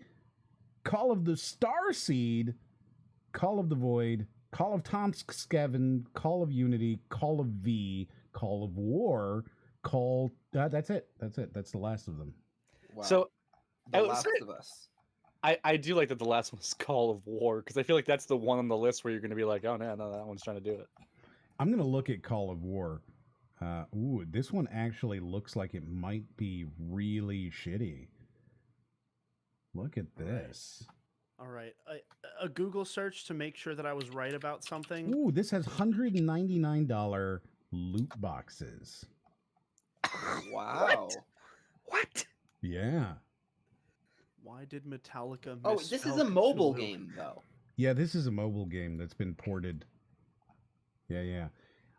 It's got a 4.7 out of 5 on the App Store, which is pretty good. It's got a very number one positive. real-time World It's War II very strategy. positive on Steam. A fun, addicting MMO strategy game inspired by World War II, where players battle against each other, trying to gather resources, build bases, raise armies, and destroy each other.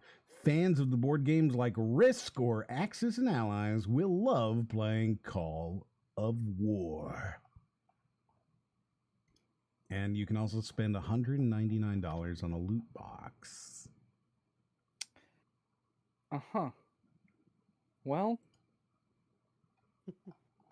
what does this loot box come with?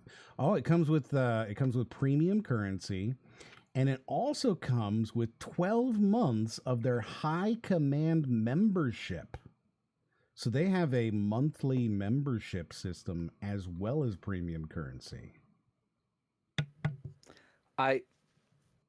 Is it like a ship? Wait. It's like Risk. Oh, okay. Yeah. Well, this has been a fun tangent. Just the first comment I just read on Steam for Call of War is that moment when you can't afford Hearts of Iron 4. Let's see. I need to let's see. Oh my God, M has WAP on his playlist. I listen to everything. I don't know. I don't know when that's hard. You literally do. Like, I have never seen anyone be able to back that claim up. Not even me. I listen to everything, my dude. Seriously. Thanks for the love. I need it for next Sunday, where I'm going to do an important job interview. I have no doubts that you will not only succeed in the job interview, but they will adore you and call you immediately. Did you say call me immediately or call me an idiot? Because it could have got either way. He did a cut! Wait, did he? I swear I saw it. I swear. Oh, wait. I swear. Yeah, play it. Mean Girls Frontline versus that gets copied and copied and copied and I swear I saw the copied. cut. Okay, wait, hold on. No. He did. I think he cut in the middle of a sentence. No, he didn't. Copied. Wait. I mean, just go call Are you of. sure? Wait. See how many things are trying to go and loot off the Call of Duty franchise. Just the name. No, he didn't cut. Sometimes it works well. I thought I saw it. I thought the mid sentence thing was you just. Good luck, as Fulgani. Don't be a socio-awkward weirdo. Yes. Don't be a definitely don't do socio-awkward weirdo. Yeah, don't play any games before you go. What about wet A word, P word? I'm not afraid to say wet ass pussy, my dude. Like, you're not going to embarrass me with that one. Oh, dude. What? Are you I wasn't ready. I brought a bucket and a mop, but then you just said it. And Yes, man. I listen to fucking everything. I listen to absolutely everything. Well, I mean, Girls Frontline versus Kantai Collection. I don't know what he just said when here. you're. He was referring to two. I think the other one's a game. I'm not entirely sure, but he definitely referred to two things that are probably games. But in what context? Yeah, that's what. Yeah, I got to hear that again. Yeah, back it up again. I mean, just go Call of. See how many things are trying to go and loot off the Call of Duty franchise. Just the name. Sometimes it works well. I mean, Girls Frontline versus Kantai Collection. So, so he's saying that these two games are biting off of each other. Yeah, I think he's saying Girls Frontline is a copy of Kantai Collection. Kantai Collection? Kantai Collection. To my knowledge, Collection. I think Kantai. Kant. I want to say that it's Kantai like Collection. Like a twin stick shooter, a Japanese free-to-play web browser game. like a bullet hell game. I've never heard of any of these games. Never. It's very Japanese. Holy shit. So this guy is... I feel like I'm on a watch list now. So this guy's definitely a weeb, right? Super weeb. And then Girls Frontline is a mobile strategy role-playing game for iOS. He's talking about mobile games. That's why we don't know what the fuck these are. Oh, He's talking about mobile games. He must watch twitch.tv/jtart9 and he must play gacha games. Right? Yeah. So one of these is a web browser game, which I can't find any gameplay. It's all just half-naked anime characters. All right. I mean, if you type in Kantai Collection gameplay, you get stuff. I was going to send a thing. Yeah, but... this looks like a ripoff of the game where all women are World War II tanks, because it's actually World War II warships personified as teenage girls and young adult women, apparently. Okay, so wait, I don't think these games look alike at all. Okay, I'm going to show you. This is I'm annoyed. All right, I'm going to show you guys. Here's the one game. All right, this is Kantai Collection, and this is gameplay of Kantai Collection, and you can see it is in fact personified warships as women.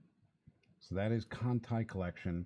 Now you would presumably, based off of what this guy is saying, think that we're going to be talking about something that's very similar, right?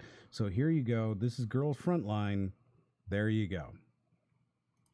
If you're like me, you're probably saying that doesn't look very similar at all. So my guess now, that because Ryden brought up that Kantai Collection apparently has does the humanized warships thing, I have a feeling that that's what he's saying. Then is that both of them have humanized warships?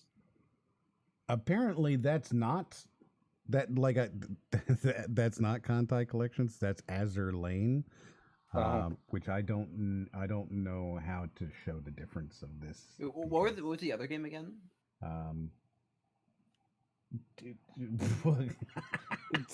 Girls Frontline and Kantai Collection. Frontline. And here's the thing: as we look at these, he was just talking about this other thing as well too. And then here, this is, I guess, Kantai Collection. It's very small. Here's a bigger one. I think they're both. I think they're both COD ripoffs. This looks fucking boring. Like, I am immediately bored by this game. Let's see. This guy has a weeb. I know Kantai Collection. It's Japanese only. It's where anime girls are World War II ships. It has lost to Azur Lane because Azur Lane actually went global, while Kantai Collection is Japanese only because it's the not Japanese. No M, that's Azur Lane. That's not Kantai Collections. Holy crap, it's hilarious. Herb says, don't play Kantai Collection around your girlfriend because she might get jealous of the fact that she can't compete with battleships, which is incredibly accurate. It's incredibly accurate. Wow. If I remember correctly, one is personified warships, the other is personified guns. And even still, one of them's a browser game and one of them is a mobile game, and I don't think that immediately, you know, like... Well, one is like a bullet hell shooter and the other's like a I don't know, like a tactics game or like an RPG of some sort? Yeah, one's a strategy game. I don't know. This guy's making whatever. I don't understand what the point is. Yeah, I think it literally just comes down to like there are military things that they are making human anime girls out of. Can I just say that the facial expressions he makes when he's sitting there quietly are better than anything he says, right? Great. Like what he does with his face when he's not saying anything says so much. I mean, Girls Frontline versus Kantai Collection. There's no passion when you're going at it just for the money. Reason number 2. A lot of people don't understand the essence of what makes their games that they're trying to make great. Okay, you can make this.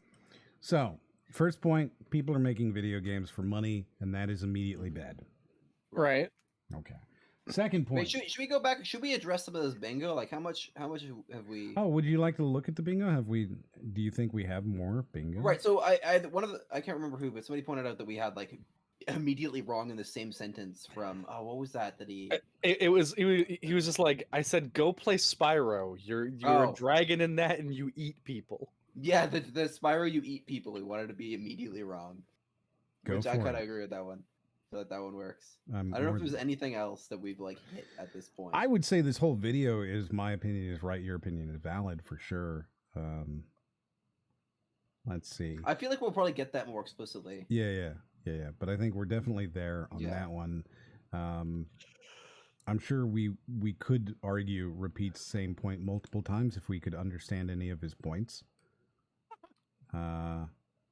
You become a socio-awkward weirdo is going to be hard because he seems to be. Yeah. I feel like I'm looking at this. I feel like we might not actually get a bingo. I don't know. We'll see. No, I don't know. Hey, CryptoSpook just resubscribed for his 30th month in a row. Thank you very much. Oh, thank you. Yo, he's the guy with the object.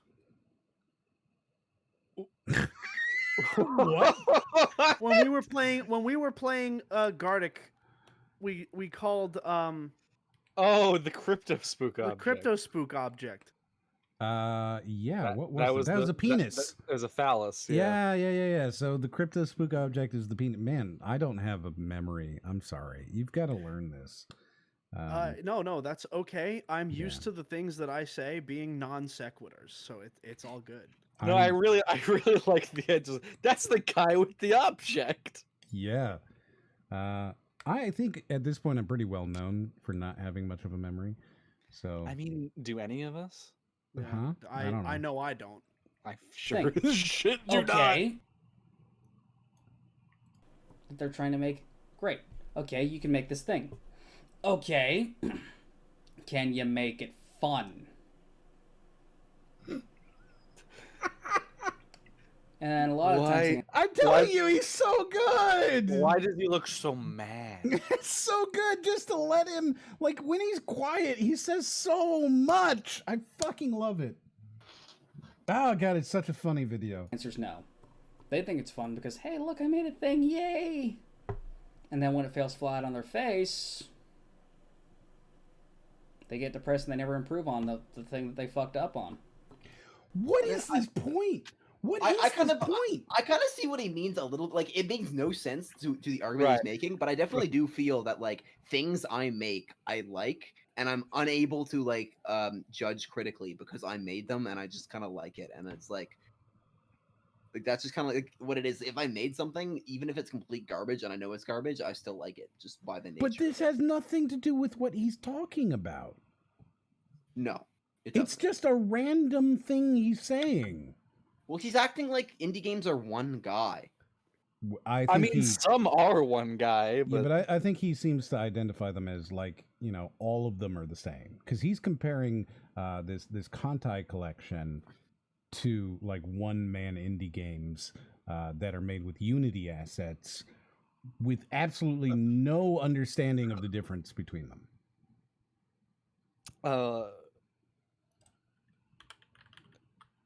Yes. Yeah. Well, I mean, it sounds like because it sounds like he keeps going off this, like he's still going off the first story, right? Where he talks to one guy, like he's talking about. No, like, we're on a second point. Remember, we're on right. But We're on that, but I feel like he's still like talking about indie games as if he's talking about like this guy he talked to.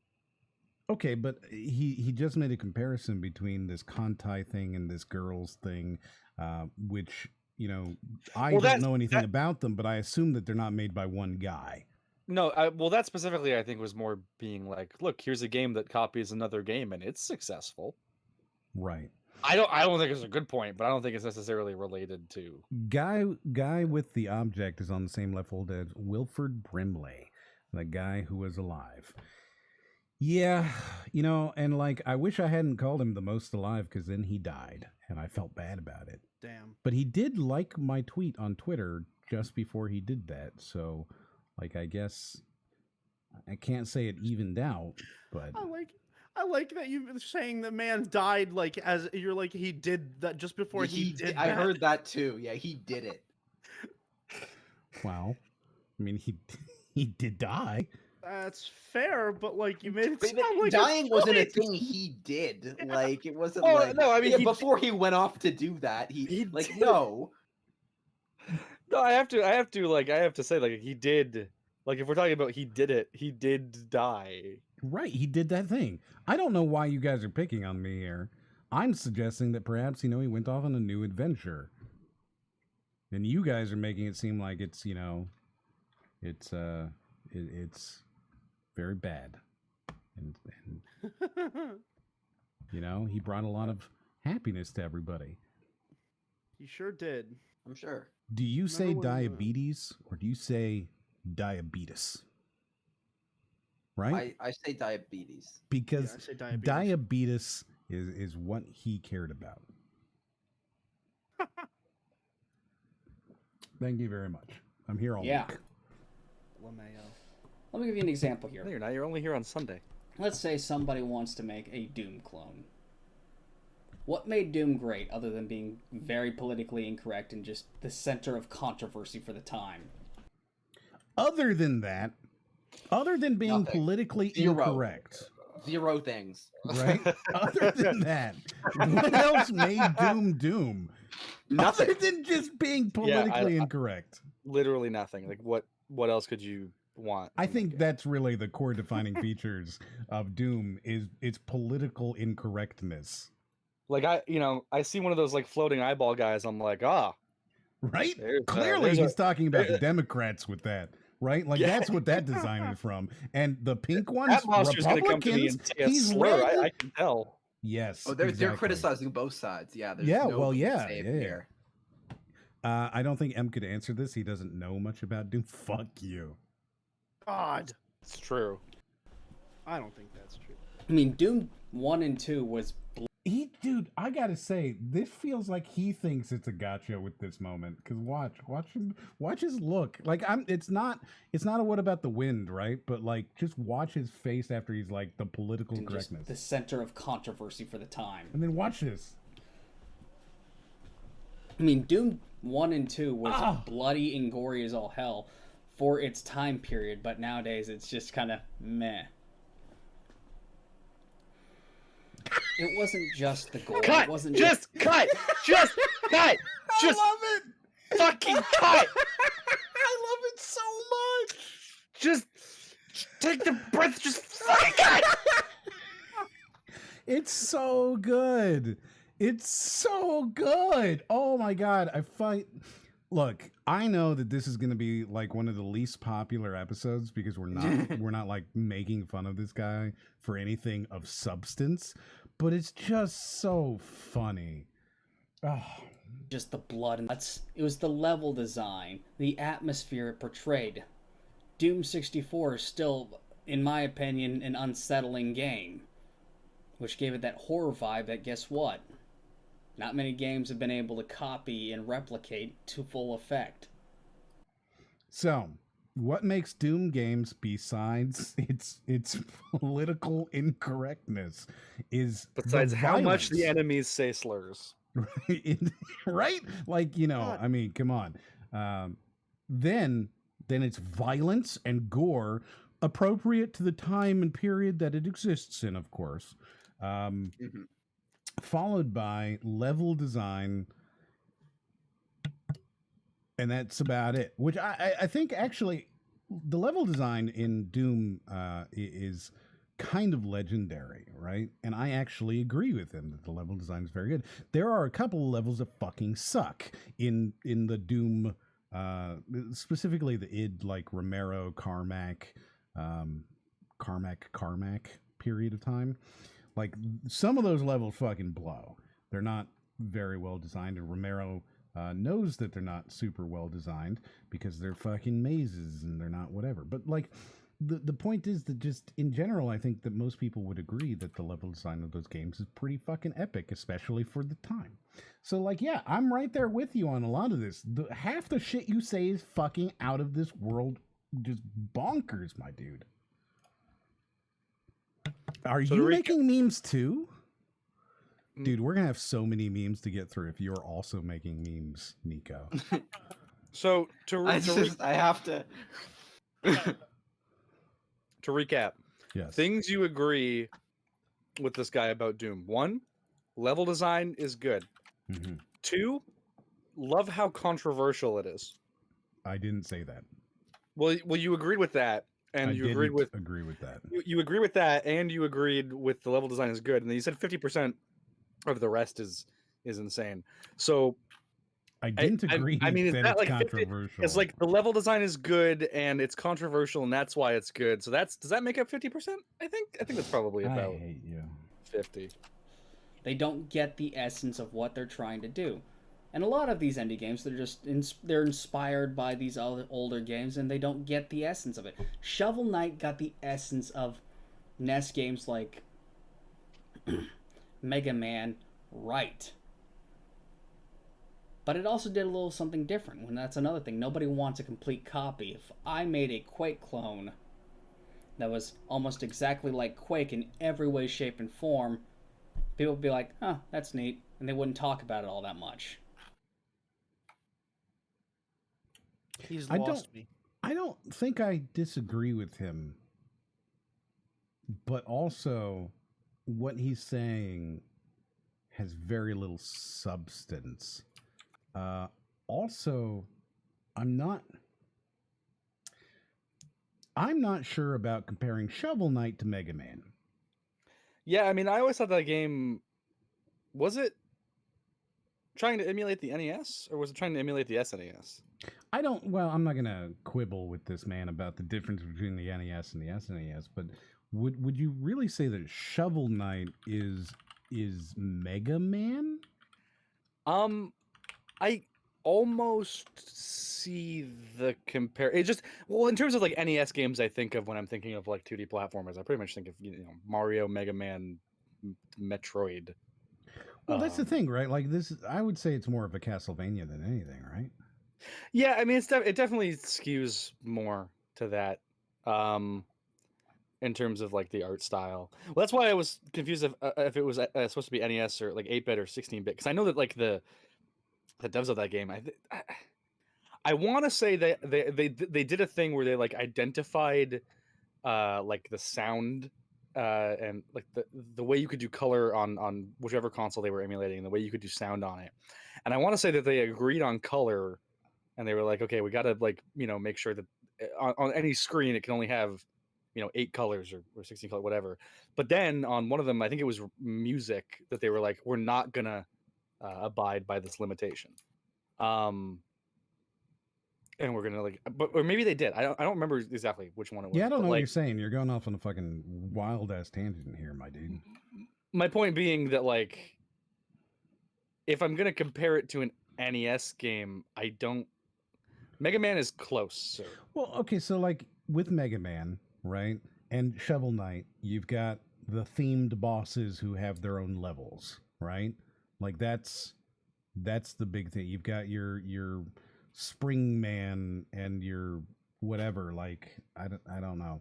So you've got that kind of stuff in both games, but other than that, what else would there be? And I don't think you really have anything there. I think you're talking, Castlevania.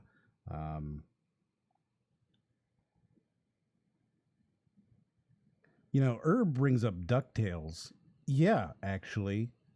DuckTales meets Zelda 2? Yeah, actually. It is definitely Legend of Zelda, which of course is the best Zelda. The Adventures of Link. Right? The best Zelda, Zelda 2, The Adventures of Link. It's not how you spell Okami. That is the best Zelda. And then, of course, DuckTales, which, boy, is that a good game.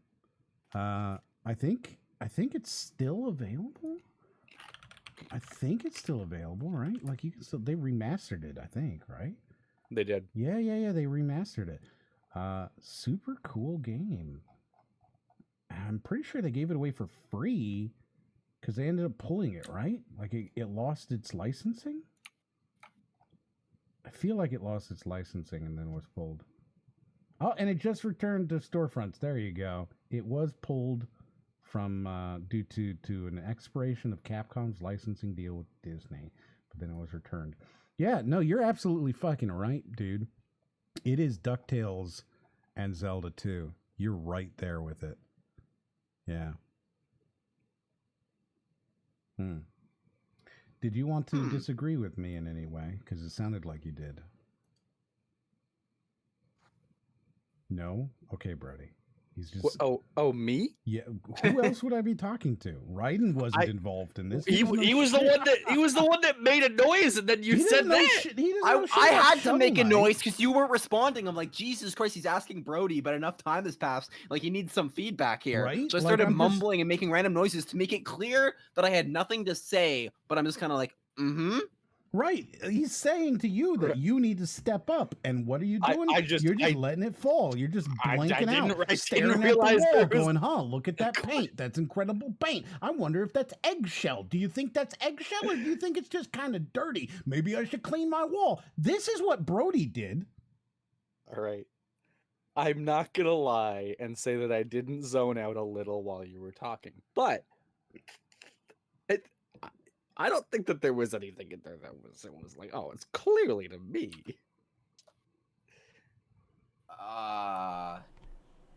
Okay. You got to do something a little bit different. So there's number 3. It's not all that fresh. Too many. I don't think he actually said anything here. His point 2 is that games will be too similar, and his point 3 is that games need to be different. Right? Yeah. Yeah. People are just trying to copy shit. Straight up copy. You gotta be somewhat original. Why don't we make our Quake clone protagonist... Let's think. Instead of an overly muscly, roided out man, how's about we make it a short anime girl with anger management problems who can rip people apart like the Doom Slayer? Weeb. Yeah, I don't know if I'm 100% on board with what your definition of making changes is. Yeah, like it's like make a completely original game. Like if you want to remake like Portal, like okay, take Portal and then take Chell and then just make her shorter. And now it's a totally different and then game. You're good. You're It's good. totally But why are you different making game. her the same height? I don't understand it. Just make her... I've played Portal at that height before. If the camera's closer to the ground, then that's new. I don't want Portal. I want Dwarfle. I just like I get what he's saying here, and I don't even necessarily disagree with him that if you're going to make a game that's a clone of another game, you should add something that's unique to it. I think, if you're going to make a game that's a clone of another game, you should add your own spin to that. Otherwise, why bother? Good job. I'm right there with you. Super agreeing and understanding, and yes, good. From fucking Doom 2016. And I'm hoping at E3 here in about 10 days, that comes out. A new Doom game. He's super pumped Kinda for feel this like new they'll Doom announce game it in that 2 or doesn't 3 days exist. if I they're gonna love actually it. do that. I don't understand. Yeah, I mean, this is the kind of. He got First of all, himself excited for a clone game that he's complaining about. Like he Yes. complained about a clone game and hyped himself up for it. yes, 100%. This is one of the people who commented on my Doom Eternal video. You know what I mean? Like 100%. I don't Is think that a you're worth your real time. cigarette? Also gonna do. No, I don't think that's an e-cigarette, no, that's an e-cig. dude. I'm telling you, look at it. It's like Look at it. I think Oh he's my smoking a God. real cigarette. No, it's blue flame. How would it? That's kind of my thing. I'm like, it's blue, but that could just be his camera. M I has think a it's point. just that could be camera. also like what's in the cigarette. Could you? What, would he's you smoking please? copper?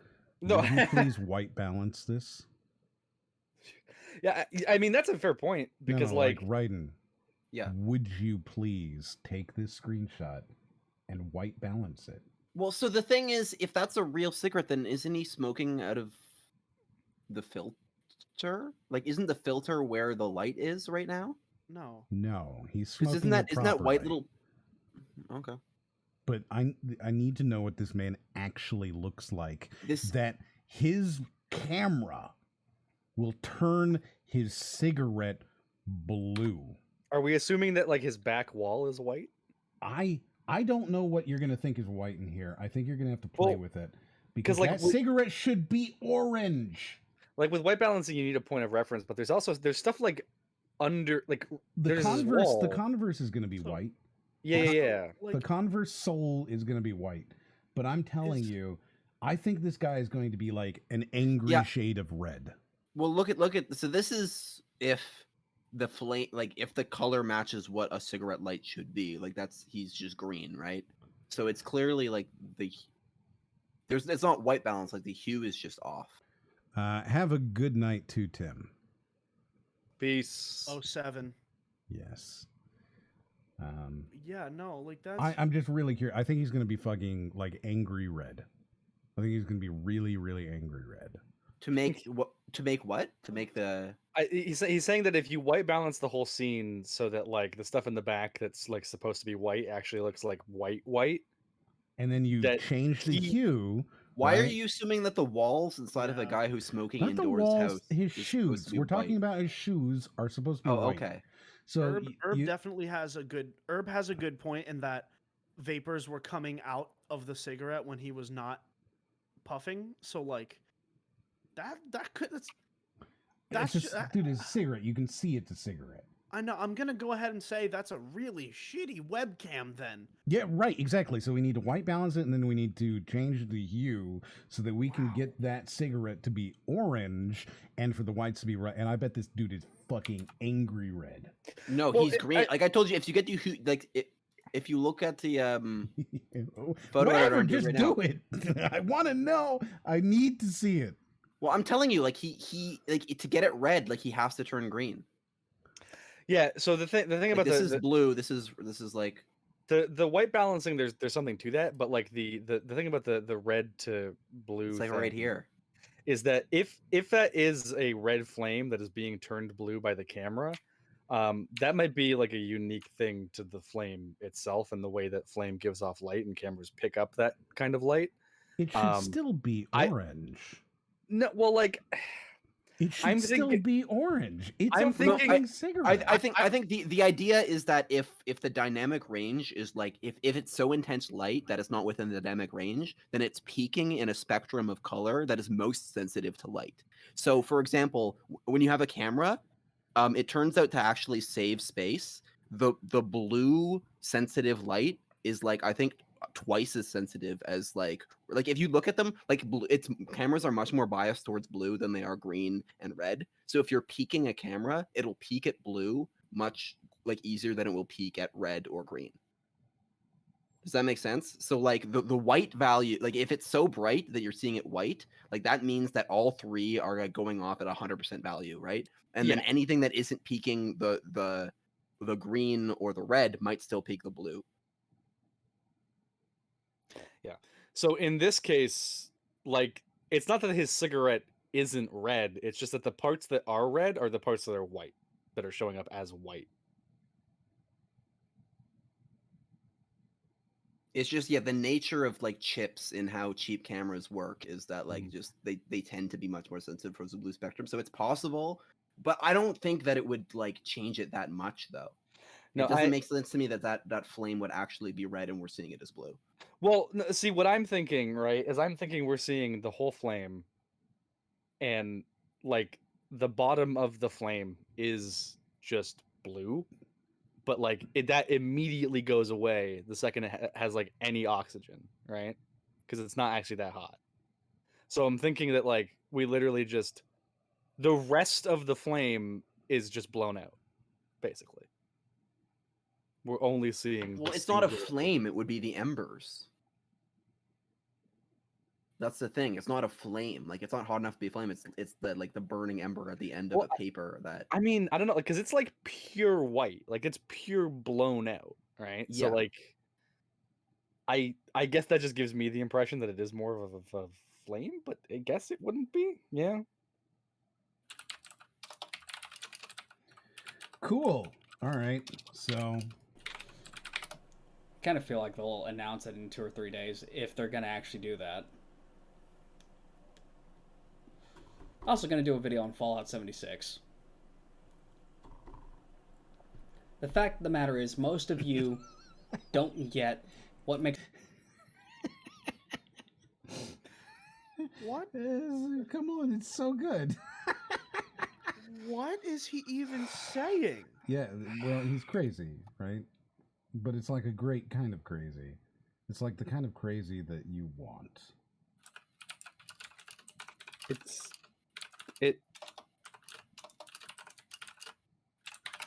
Someone's going off. Yeah, Raiden teaches. I'm sorry. typing. I'm sorry. That's not him. Why did you send this? Because I Google searched smoking a cigarette on webcam to see what, like, smoking a normal cigarette under a webcam would look like, and that is what a flamed. Raiden wanted us to show us the pictures that he's getting catfished by. Whenever you're making your independent game, you just want to make a thing and say, hey, look, I made a thing. And that's the end of it. And a lot of you aren't... Here's another one. Number 4. If you want to get into this full time, you're thinking just on that one level of let's focus on this one game. You're not thinking about building up a brand. You're thinking about building the one thing and surviving off that for a while. You got to think about franchising this thing a little bit more out. What? What? They're not thinking about the money enough? Right, they're not thinking about the money enough now. If you're going to be doing this, you really you need to be thinking like further out so that you can imagine what you're going to be doing when you're franchising this thing. But why is this guy just talking like Ty Lopez all of a sudden? That just came out of nowhere. Yeah, well, now he's giving you business advice. No, apparently.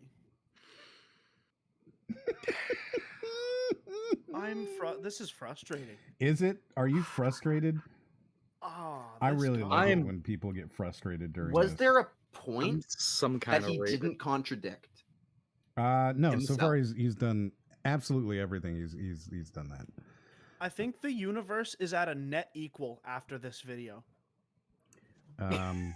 Is this guy like the zero sum human? Like everything he says has to like he can't add or contribute anything. Yeah, it's great, isn't it?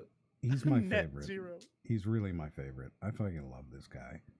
This video is just so very, very good. Very, very good. Let's build this cool thing. Where do we go after we're done with this cool thing? No idea where to go. I don't know why I just... So that's when you go and you pull out Spyro 2 to get some ideas. Dude, the facial expressions, the just like everything about this guy makes me so happy. This is so funny. It's so good, man. Everything he does is good. It's great. It's glorious. Oh my god. Like, You know, right now we have a really good view of like the open closet, and it's like very clear that he just like puts all his stuff on the chair, and that like he must like either move the chair every morning to get clothes out, or like lean over it to get clothes out. Like the chair is in front of the closet. Right. Why? Well, I mean, I think it's obvious, right? And more importantly, yes, he has shown us more of his room right Yes. now by leaning over. Right. There's no other Converse. It's just the one. Yeah. Yeah. Does that bother you? Very much so. Wow. Very much. Why would you not keep your shoes together? Well, I mean, maybe. Okay. Yeah, to be fair, okay. We have not seen his lower half. His lower. So you think he's wearing one of the shoes right now? No, I think Right? there's at the risk of like, I don't want to like be ableist with this. You know what I mean? Like, there's a chance that he could only need like one shoe. You know what I mean? Like, it's Okay, but here's the thing, right? Here's the problem with that, right? Because like I'm right there with you on not being ableist. However, I think that it is the default position to assume that people have two legs, and that going off and being like, well, maybe we should give this guy leeway on his shoes because perhaps there's an off chance that he doesn't have two legs is weird. You know what? That is a good. No, I'm with Nicco. You can't assume the amount of legs someone will have.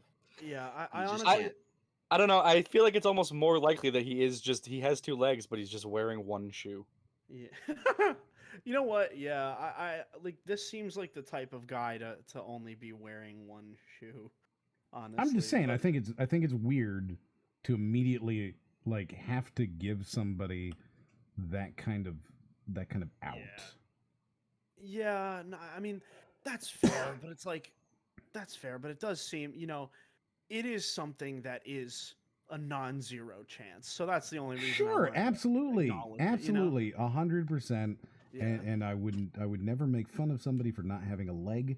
I just think it's kind of weird that you have, in order to make this guy not seem insane, Absolutely. right? You have to be like, oh, but maybe he's missing a leg. Yeah. I mean, Herb has a good point. The average person has less than two legs. Yeah. I mean, logically. And yes. also, even then, like, assuming you have the money and means to like have a prosthetic, you would still need two shoes. Oh, I think you'd have to buy two shoes, right? Like, well, no yeah, matter that's what, true. They That's come true. in two. It's hard to buy one shoe. That's fair. Okay. Yeah. Maybe. Oh, All whatever. right. It's not a goat sim. That game was fucking great. So, what was that facial change? Dude, he's got a like, beautiful face. He was reminiscing on how fun Goat Simulator was. Yes. And then he remembered all those bad indie games. He got really mad again. Dr. Sandhill says, is that a bear trap hung up on the wall? I don't think we ever really figured out what the hell that is. No, it's definitely crypto in nature. It certainly is crypto in nature, that's for sure. Oh yeah, I was looking at that. I don't know. It does feel like a crypto object now that you've mentioned it. Yeah. Oh geez, I just now noticed the crypto object-esque part to it. Yeah, good. Essentially, a lot of you aren't thinking about where to go afterwards. Your product becomes shit. Your product becomes shit because you're not planning out your franchise far enough. Now, keep in mind that if you're in this for the money, you're already a failure. I love this because it means that, like, you could have a fantastic game that didn't get a sequel, and like he could for the first few years, right? This guy could be like, yeah, fucking love this game. This game's amazing. But like 3-4 years goes by, no sequel comes out. He's like, thinking back on it, game was shit. Right? Like, the logic that he's laid out is that like if there is no sequel, it was never good. Well, yeah, but by that nature, right? Like, it's bad until it has a sequel. Oh, interesting. Right. So it's only good once it actually gets a sequel. And then it is, by its nature, very, very good. Unless, of course, they're doing it just for the money, in which case it's shit. Also, it can't be copying anything, but it needs to be a copy of something that is different. Right. Right? Well, the Speedy only says the it's only a differences wall that are- ham hanger. I have a feeling that that is not accurate. I think you are lying to us. You don't hang your ham on the wall, dude? I don't know anybody who hangs hams. Wait. Except for Brody. Brody, you hang hams. That leaves a very important question. Yes, sir. Yeah, which category of ham? Of the two main categories of hams, No. Spyro ham and lunch meat ham. Which Yeah, I mean, first of all, yeah, which kind of ham did he have? But secondly, where is it? Where's the ham? In his stomach, duh. How else would he have the sustenance to make this video? So you're saying he had the ham on the wall. Right. He went, all right, time to make a video for my YouTube channel. Yes. And he goes, but I'm feeling a tad peckish. I feel like I'm not going to be able to make it through this 10-minute rant without a little extra energy. And he's looking around. He's trying to find a granola bar, but he ate them all yesterday. And he goes, all right, well. And he just slowly looks to the wall, and light shines down on him as he does on the wall. It's the emergency wall ham. Right. Yes. You're saying this is the type of man that has granola bars? I like how that's the one that you're just like, I don't believe that. No. Well, I mean, don't also, believe this man would have a granola bar. I mean, I've just been kind of thinking that, like, maybe he thought it was unprofessional to have the ham hung up on the wall, and so he took it down to make the video. I mean, that's certainly interesting. So you're suggesting that he did have ham, but then it just was like, I can't do that. Man, this room's a mess. I need to clean it up a little bit. Takes the ham off the wall. Perfect. Let's start recording. Yeah, well, like, because everything else looks very professional. Right. The katana, the clothes. But you can't have a ham there. No, of course Yeah, not. no. If you had a ham, geez, what kind of person would you be? I mean, in all seriousness, though, the guy does have the sword. Maybe that's another, like, weapon hanger. Maybe it's like a slingshot or some shit. I Who knows? deadass, I honest to God, thought you were gonna say that guy has a sword. Maybe he uses it to cut the ham. Yeah, I mean, maybe he just hangs. Maybe he hangs an entire hog on the Oh hook. man, see this? I can see what's happening here, and this is Nicco giving this guy credit. Yeah, a little bit. He's Hey, man, giving you know him what? credit. He's being like, look, maybe he could be a real person that has feelings and that matters in some way. And I want you to know that no. Okay. No. Hey, man, look, you gotta ground yourself from time to time because it's still funny either way. Yeah, like we've all hung a ham or two up on the wall. Let's not get on our high horses here. Well, yeah. Oh. Exactly. Look, didn't if you've realize. never hung some kind of lunch meat or some kind of meat on your wall, then you must be a vegetarian or a vegan. But even then, that's when you hang your tofu or seitan on the wall, right? How else are you gonna be able to get it down to cook it? You know, I had not previously considered this as in depth as it seems you have. I just watched the viewership drop. Well, yeah, I mean, well, I mean, of course, like he understands the intricacies of ham hanging. We, of course, have only, you know, we know it, we do it, we ham hang, but we don't know all the steps. Right. You know, we just know what our fathers taught us. Right. Yeah, I mean, look. We hang hams. Yeah. I'm picturing this as like a motto now, like on the side of your car, you know, like we hang hams. It feels like a slogan for a business that doesn't exist. Right? Like, hey everybody, how you doing? Welcome to Brody's Ham Hanging. We hang hams. Oh my god. That's like, have you guys ever seen the commercial that's like, it was like, we buy golf clubs? No, I haven't. Oh, Is he man. wearing a McDonald's shirt? Is he looks wearing like- a McDonald's shirt? It looks like a shitty gamer reference McDonald's shirt. Like, you know those ones that like you get from magazines that say like game over, and it's like a married couple. Like, it's like that kind of shirt. You know what I'm saying? That's what. No, it I have no idea what you're saying. Yeah. No, Game I understand the exact kind of shirt he is talking about. Yeah, I'll find a picture of it because I know that I didn't. This Can is you not tell a, Raiden to stop yeah. talking to his girlfriend and pay attention to the I'm insane Googling the man things, the on topics. screen? I'm Googling. I just wanted to, Raiden, stop flirting with your girlfriend. Pay attention to the insane man on screen. there. Okay. Okay. And that's the thing. People make shit products because they're not thinking about what makes the game great. How do I continue after this game? How do I make this game fun? These things. Whoa. Hold on. He he turned his point 2 into his point 1, his point 3 into his point 2, and he made up a new point 3. Yes, correct. I have not. This is not a very. He actually This is turned not his a very point 1 into point 2, but then he took point 2 and point 3 and got rid of them and turned them into it. Yeah. If I Because had remember, to- his original point 2 was there's too many copies. And then his original point 3 was the copies don't add anything fresh.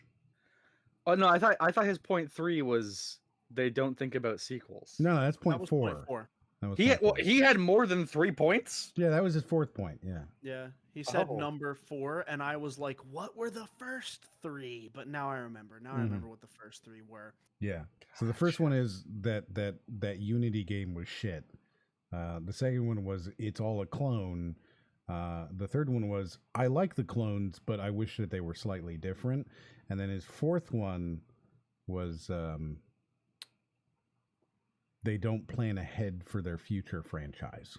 Yeah, well, I mean that would make 5 unless you're counting the Unity one as like doing things for money is bad. Yeah, that's all part Yeah, of the that same was thing. point 1. Yeah. Okay. Yeah. Oh, what's his new point here? I'm sorry.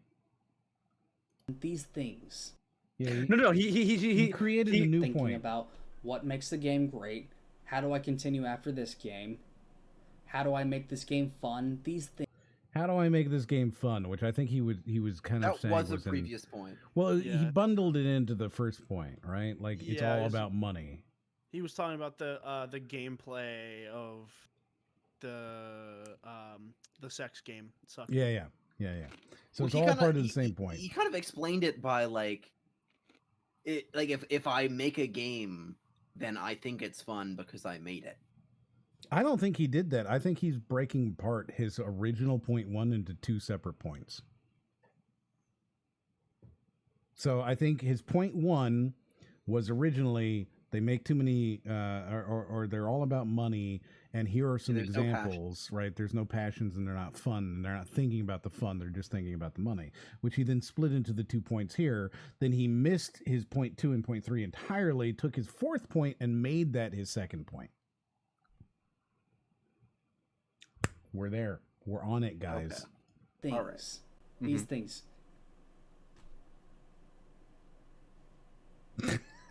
And is it original enough? Yeah. I just love his fucking face. Kind of lost my train of thought. I'm just doing this on. He lost his train of thought. It's like, yo, it's all off the top. Oh, maybe that's what he's about to say. I want to let you know this video is almost over, and he ends it with, "I lost my train of thought." He could have easily not posted this. That's so good. I fucking love it so much. Just put it. Cut. I love it so much. Well, that. Oh, here we go. Let's listen to it again. And is it original enough? Yeah. Fuck. Kind of lost my train of thought. I'm just doing this off the hair of my nutsack right here. I mean, after all. Oh, it's so good. It's 9 minutes of footage. Just go ahead and cut. I think we've had a repeat same point multiple times now, where he's just said the same, like he's counted it the same point multiple times. Dude, I fucking love it. I love it so much. It's such a good video. It's so good. Speedy says, "Wow, Brody is really triggered." Yes. Yep, I get it. He could do cuts, but he didn't do cuts. And thank God he didn't, because this would be a video that starts here if he did cuts, because he lost his train of thought. I have a video in 3 years. I mean, I felt like just randomly doing it tonight because, well, why the fuck not? I mean, if it wasn't random, this room was that a piano? Yes. Yeah. No, he just got a message. He got a message. Yeah. He saw it. All right, let's watch this again.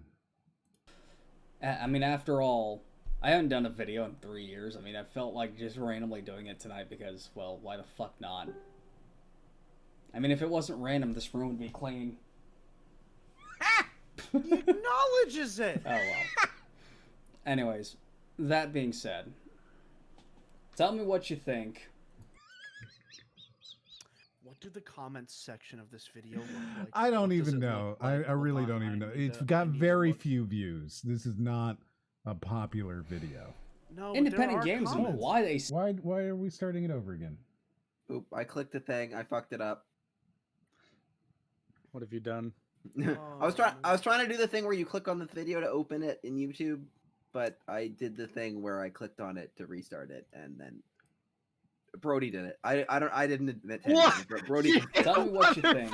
No, I realized there's a better way to argue this. That was Brody's fault. I don't know who did that. Yeah. I said before, I believe 90%. Right, and we used to be on the same side. I do not recommend looking at the comments section for this video. They are bad. Are they mean to the guy? No, they're arguably more along the lines of agreement. Yeah, like agreement, but like then some of them go into like a problematic territory. That's common. It's the comment section. Never look at the comments. Yeah, no, I don't know why I even bothered. Never look at the comment. I don't look at my comment. That's a lie. I do. I look at them like almost obsessively. I will say my TikTok comment section has been really fucking funny sometimes, but they're also like really just dry sometimes. You know what I mean? It's like people on TikTok are all there for clout. Like they're not there to like, you know. There's no passion. They're just chasing the money. Yeah, not even just money. They're just chasing like clout and like attention and shit. That just makes their content shit.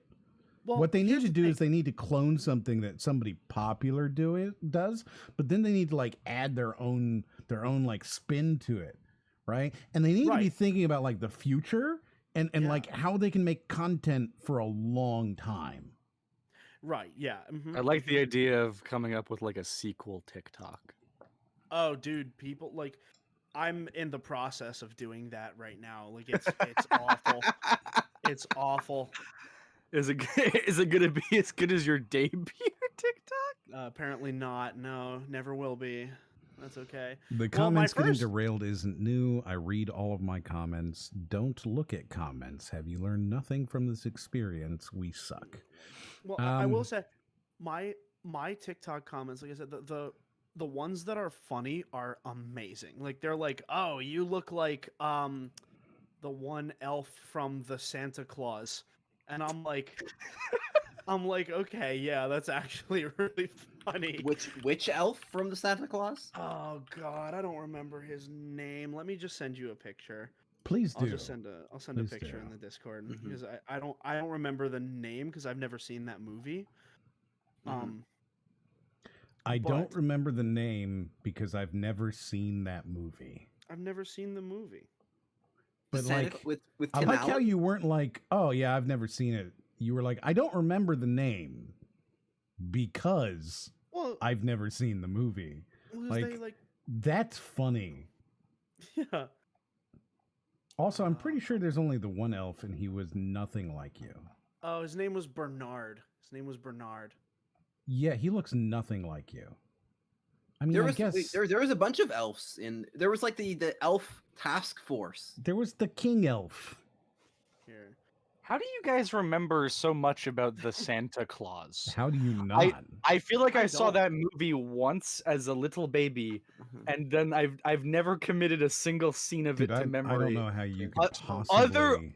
Other than the scene where Santa Claus fucking dies. All right, So now post a picture of the elf and we'll compare them. This People said I look like him. People said I look like this guy. And then the funniest So you one, can see his face down below, right? Yeah. Nico's face right there, and then you look directly up, and I guess I can see in like the nose and stuff, like some way. I can see how you might. Oh, be the able- facial expression is exactly the same as Yeah. like what you're doing in your picture right now, the one you just posted. Yeah. No, and then the best was I posted 2 more pictures of shit that people. And I'm sorry to derail this so hard right now. I just figure we're at the end of that thing. So like, but anyway. I this know is the we've been comment so section. on point this whole time, really comment just section. sticking to the task. Yeah. Yeah. The comment section is worthwhile because they also said I look like these 2 other people that I posted, and it's funny because one of them is a black man. Right. Clay Thompson is black. So I am not. one of them is he's this half guy. I am not. one I'm a of them is white that guy. And one of them is this. It looks like NBA player. Yeah, he's an NBA player. Who That's- also wow, that's a small image. Yeah, I don't think you look like any of them, but No. that's good. I mean, I can see Bernard just because you have the same facial expression. Yeah. Right, yeah. I mean, this is clearly the one that you look like the most. Ryden just posted this, but this is intentional, right? Yep. Like you took this shot of your profile picture and you based it off of the rock. No, actually, I didn't. I knew that I was gonna get that, but like You should have said basically- yes. Like Well, I'm here's just what gonna let you know. You had right you here. had one good answer. It was set up for you. The answer we here led is you into yes. Well, here's what happened, right? So my 2 friends called me on New Year's Eve one time, and they were just like, "Yo, we think you would kill the turtleneck game," and I took that to heart. So I now am killing the turtleneck game, so to speak. And so I took that picture, and I was like, "Wow, this is perfect." I'm gonna stick with you should have just said yes. You should have Okay. said yeah. No, I did. I based it off the rock. I thought it was really funny. I do think it's really funny. And that would have put you in a position where you were like a comedic genius instead of your 2 friends who called you and which 2 friends are it? Because I feel like I know exactly who it would be. You do not know them, Oh, ironically enough. Yeah, they're really? not Wow. not anyone that you know. Wow, Yeah, that is these are- actually surprising because I would have Yeah, I was have gonna say. pegged this yeah. on some These are- specific friends of yours. Yeah, no. See, now I want to know which friends you thought it was. Well, Yeah, no, who'd you think I'm it not going to. No, we've already established that it wasn't. So, you know. Now I want to know what friends are. It's what Brody thinks he is to you. Aw. It is something that this gentleman who we have been roasting this night does not have. Oh, Oh, that's so mean, and Hey, man, probably accurate. But I was giving him the most credit the whole but night. mostly So mean. You were and I said stop giving him credit. Like Yeah. don't give people credit. When you come on this show, there's no reason to give them credit. hey, that's fair. They're not going to. Oh, They aren't. Wow. Holy shit, I just looked at his profile picture. Oh no. Oh no, don't look. I'm oh fuck. I need to figure hold on. Yeah, post it. Oh, it's so I mean, oh my god. I can't. Wow. Are you ready? M hasn't. Oh boy. Wow. Here it is, Wait. everybody. I'm pulling it up. This is his profile picture. That's not the same person. That is the same person. You can see it. It's not the same human being. See it. That is not what you should be doing as a profile picture. Wow.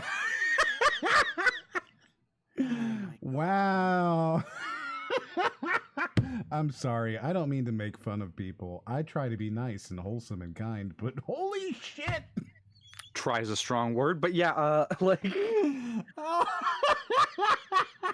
this man. I'm sorry. I love the like the personal growth he's gone through from gun to katana. Oh my! Is that the same room? Look at the wallpaper in the back. That's the same room. Yeah, I think it is. That different is the angle. same, Yeah, the same room. Wow. One of the people in the chat, I can't read that name, says, "Is it a cosplay?" And like, you know what? I don't think so. I think this is like I hope it's a cosplay. that. I mean, that's 100% a real M1911. Like that. That's a real gun, and he's wearing some random ass gloves and his leather jacket, his leather motorcycle jacket, and he's got his hair spiked up. And I'm not gonna say it, but there's... I don't think it could be one of those things where because that was the thing where like YouTube linked your profile to your Google thing at some point, so he might not even know that's his profile picture. I think he thinks it's cool, and I think he reminds me in this photo of a very specific person. And I won't, whatever, but like if he gives you that vibes, you know what I'm talking about. The picture's so old that even if he thinks he looks cool in this, like it's so outdated of a picture, you think he would have been like, "Damn it, I need to redo this." Yeah. Yep. Brody. No. Is it? Wait, it's not. No. That's what I thought he was doing. Brody. We can't. What? Wait, maybe Em and I have different. Yeah, I think. And I'm like I said, I'm not gonna because I don't want to get banned off of Twitch. No. Oh, this guy. Yeah, I don't want to get banned off of Twitch, but if you know who I'm talking about, you know who I'm talking about. We are in the same yes realm. We were in the same realm. Yes. I was nearby. All right, so let's finish this video up. Independent games are complete shit. But hey, it still beats the AAA industry. Oh! And you look what AAA industry you guys are doing. They're bending over backwards for fringe politics that aren't going to last more than another decade. Anti-wokeness just for the fuck of it. Hey, by the way, your politics are bad.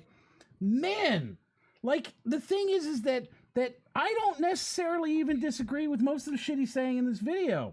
He just says it in the worst possible way. Oh, it's funny. Like were you expecting random politics at the end? There's a weird Kuleshov effect of like.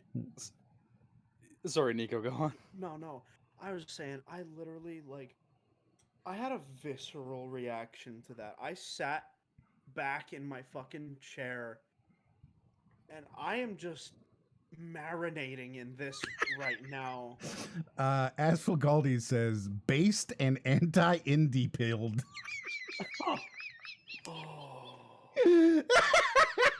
Which, by the way, this feeds right into that who I think he reminds me of thing in that particular photo.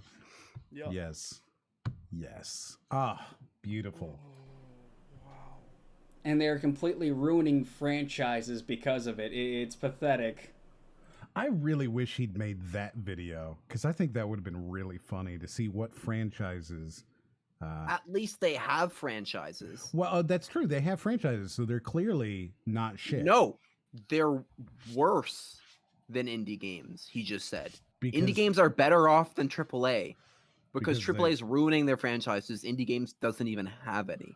I honestly, this is why there's nothing he said has made sense at any point. I don't understand. It's all like every single thing contradicts the last thing he said. I don't know, man. Yeah, I this think- was not a cogent argument from start to finish. No, I don't think it was intended to be. I'm not gonna go into that. I don't want somebody to say that I'm being racist or sexist or some other shit. Racist? What racist thing could you I'm really curious. I want to know the video that he was going to do, because like I'd love to know what he thinks would be racist. I'd love to know. Oh my goodness. I bet that would be a really funny video. I think we can extrapolate that. You can. I don't know that we can extrapolate. Racist? Sexist? Okay, so he doesn't like women in video games, whatever. But sexist? Or I'm sorry, racist? That one feels weird to me. Wait, hold on. You fucked up, but it was like you made a mistake. But there's something about just he doesn't like women in video games, but sexist. Come on. Come on. What's sexist about not liking women in video games? Can you imagine? That sounds pretty gamer to me. Right? Like, that's totally normal. God, how could you? I'm not a sexist. I'm a gamer. Oh, fuck. That's funny. That was you know what? I'm okay with that fuck up. That's a good fuck up. Oh, screw Sarkeesian. She's a horrible, horrible person. Oh! Right about a few things, but for the most part, she's a liar. Whoa! Random Anita! Random Anita! Right at the end! Right at the end! Random. Okay, so that's the sexism that he thinks he would have had with talking about Anita. But I'm still really curious about the racism. Oh, fuck. Random Anita in the last fucking 9 seconds. Dude. Shit, that's great. I'm just impressed at just how quickly how is he have been rambling with no point and just stumbling over things, and then like the past 10 seconds he's got like his PowerPoint of just like boom boom boom hitting everything. Right? Well, that's the thing.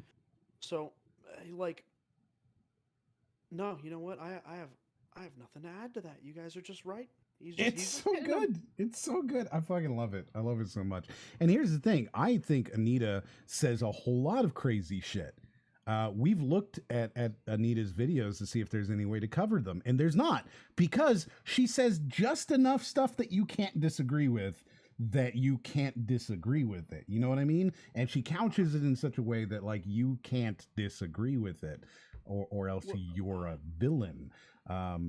So like we've tried, because I think Ryden and I both disagree with a lot of the core concepts that she puts out in some of these videos, but there's just no way to cover them. There's just no way to do it. You can't do it. So I've heard that name before. Is she, if I'm correct, is she one of the Gamergate people? She was like the like a Jason. The Allridge, wasn't that the name of the lawyer, the ambulance chasing lawyer? Gloria Allred. She's like the Gloria Allred of the Gamergate thing. Like, she wasn't directly involved at first. She was a signal booster who got involved. Gotcha. Yeah. Yeah. All I remember is that like me and popular Twitch streamer JTart9 took a class where they were talking about Gamergate and like no one knew what Gamergate was about. That's because it doesn't matter outside of like video game communities, and the way they position. Like, I don't really want to get into Gamergate stuff. No, on no, stream but I'm because- convinced. Sorry, my point here is that I am convinced that this gentleman does not know why he is saying Anita Sarkeesian bad. I would argue you're probably right. He doesn't know why. No, no. I'm with you, Nico. Like, to me, like, like Gamergate feels like the plot of a Transformers movie. It's been explained to me a million times, and I still just don't really get it. Well, that's because there's so many different angles to it, and people like to tie it up into different things. Yeah, I mean, either way, Gamergate was not important. What's important was that, like, I'm positive that this guy doesn't know why he brought her up. No, 100%. But you're totally right, right? Like people outside of a very small community wouldn't even recognize the name Arnita Sarkeesian, right? Like they wouldn't, and just saying fuck Anita, nobody, like most people wouldn't get that at all. They wouldn't even, oh, okay, shit. But they wouldn't follow that. Gamergate specifically, I don't know, there's a lot of stuff in there that, like, I wish that it was possible to talk about Gamergate in any sort of like honest way, but you just can't. It's impossible. It has been wrapped up in so many different things that, like, just the fact that we're saying the word and not positioning ourselves one way or the other immediately, we are positioning ourselves, and that's bullshit. Like, that's bullshit. That's really funny. I literally don't know enough about yeah, it and to so have a therefore you're on a position. side. That's the thing. Like, therefore you are on a side in the argument. And it's I don't know that that's true. It's true. I'm telling you, and it's bullshit. I don't think not knowing is. I think it would probably be like once it's forced to explain to you if you don't agree.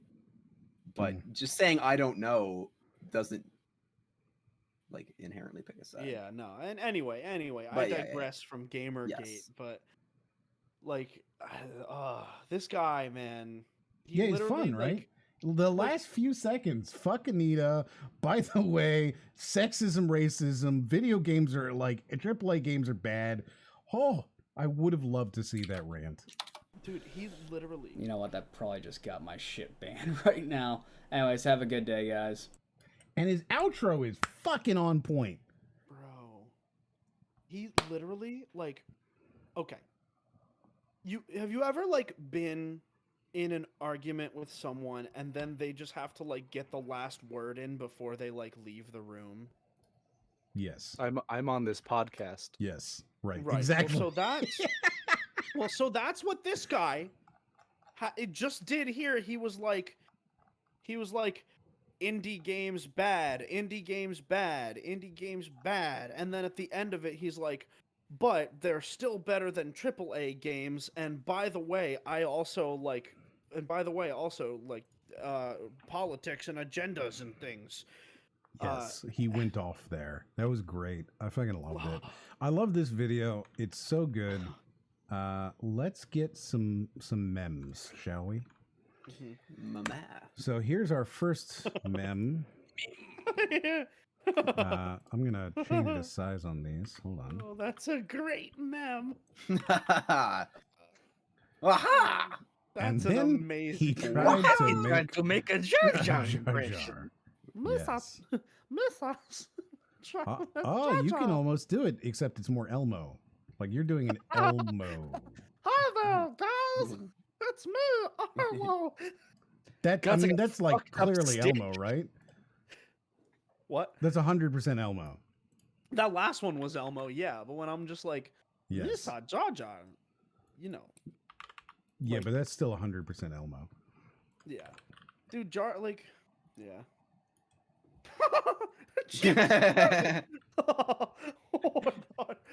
Oh my god. Oh my. James Corden.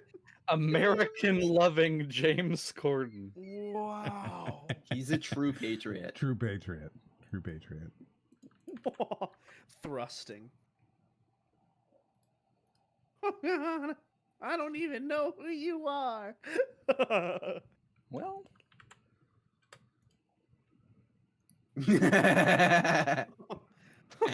Oh my god. There you go. It's good. It's good. Right? 'Cause- I love them. Yes. They're so good. Uh, Oh yeah, and then did you show the one? oh no, we're getting there. Don't worry. There's a lot. Oh, There's a lot. Just fucking relax, okay? Where do you source these from? They're all being tweeted. Watching PD and they explain Brody's fetishes. none of them. Did that None of happen? them are. No. I've literally. I don't think I have ever talked about an actual fetish on this show. I was gonna say, I was like, did that happen like in the 15 minutes before I joined? No, there's plenty more content to come. Don't you worry. Yeah. Don't worry. Don't worry. He likes lots of things.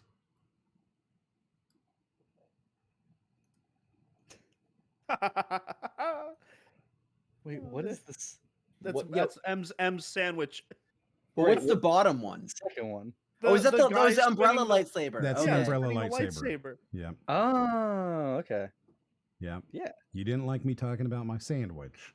Yeah. But you Oh, no, did you didn't. like the umbrella lightsaber. You talking about your sandwich was fine. Speedy goes, "Don't lie, Brody. We all know your secrets." Speedy sounds like Joe now, by the way. Okay, that's fair. Whenever Speedy types something from now on, I'm going to read it in Joe's voice, like Yeah, you mentally. Oh yeah, because you wouldn't be able to read it in Joe's voice. No, I don't. I don't think I have a Joe in me. I mean, well, your Joe is Jar Jar, right? I mean, he popped up. Go ahead. Let's hear your Joe Swanson. I don't really think I have it. I just remember he popped up once during. Let's hear it. Outlast. Do it. Come on.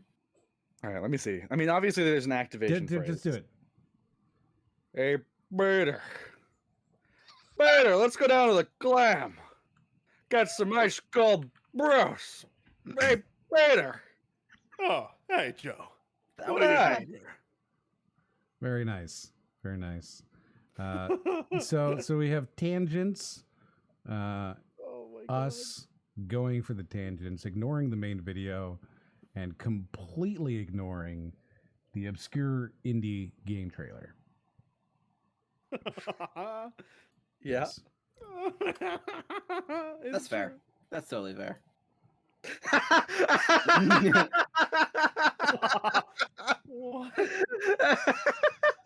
See, I feel like this would have been greater if, like, me and M were the people dancing. Yes. No, exactly. I mean, that's how I interpret it. God. Very good. Very good. Dark Brody. Oh, he's Dark Link Brody. Yeah. Yeah. It's Dark Link. Not what? You have a problem with Dark Brody? Yeah, no, Dark Link Brody. That's okay. Oh my goodness! Wow. Pretend I do not see it. Wait. Wait.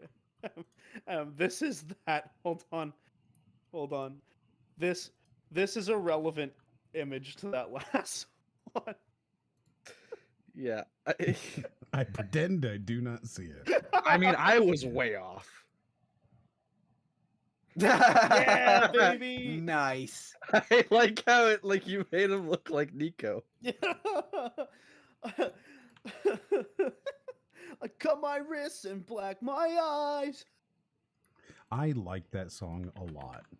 That song is great, dude. This is very small on screen. I'm sorry. What is going on? This is Nico's Apex skin. So you'll notice that one is denim instead of flesh, and then another one is foam instead of flesh, because he doesn't like flesh. Right. Yes. Oh, yes. Got you. This is amazing. Yes. This is amazing. Yeah, because you're not a fan of flesh. Wow. I love love it. If I could just replace all skin with jeans, the world would be perfect. I have a fuller version of the Dark Brody here. Dark Link Brody. You know, people say I kind of look like Dark Link, says Brody. It was just like all of the other ones were like taken except for that and like one other. I think it was Red Link, but I might be wrong. Mm-hmm. Mm-hmm.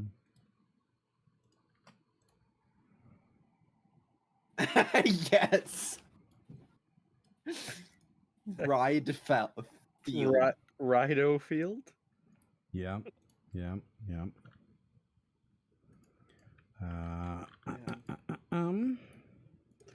The classic. Perfect. Yes. It's perfect. The wall ham. The wall ham. You know, I feel like we're heading towards a singularity where we're gonna get like a creepy invitation one day, and for like from like some like random like in like a fucking PO box or something, like from some random person. It's like, come to this place, I will give you fortune and riches, and for some reason we go right, and we walk into this guy's like mansion, and it's just like completely decked out with all of the rotting food-based things that we have said it's okay to have in your room. The wall ham, the gaming lime. I mean, you know, if somebody puts in that much effort, I would probably applaud it. The gaming lime. This is a comment apparently from that guy's video, which I think is great. God. Commend your failings. Yes. And then wow. As usual, Nami has gone through and collected the finest, the absolute finest of screenshots from the video. Oh, that's classic.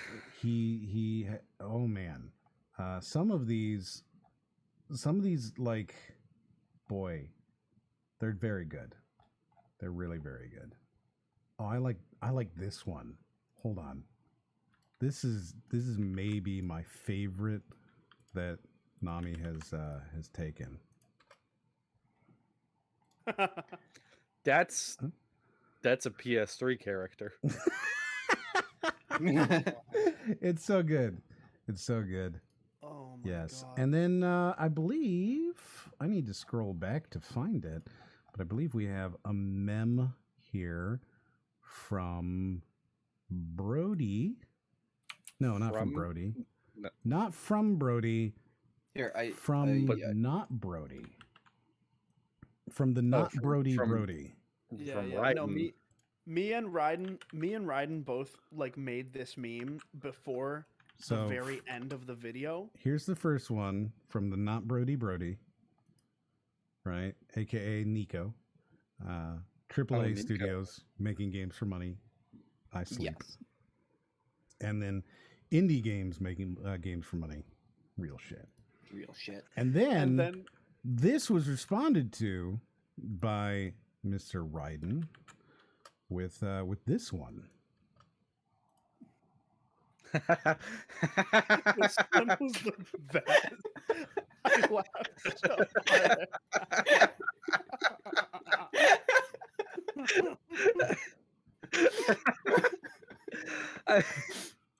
I like that as the format. Yeah, it's really good.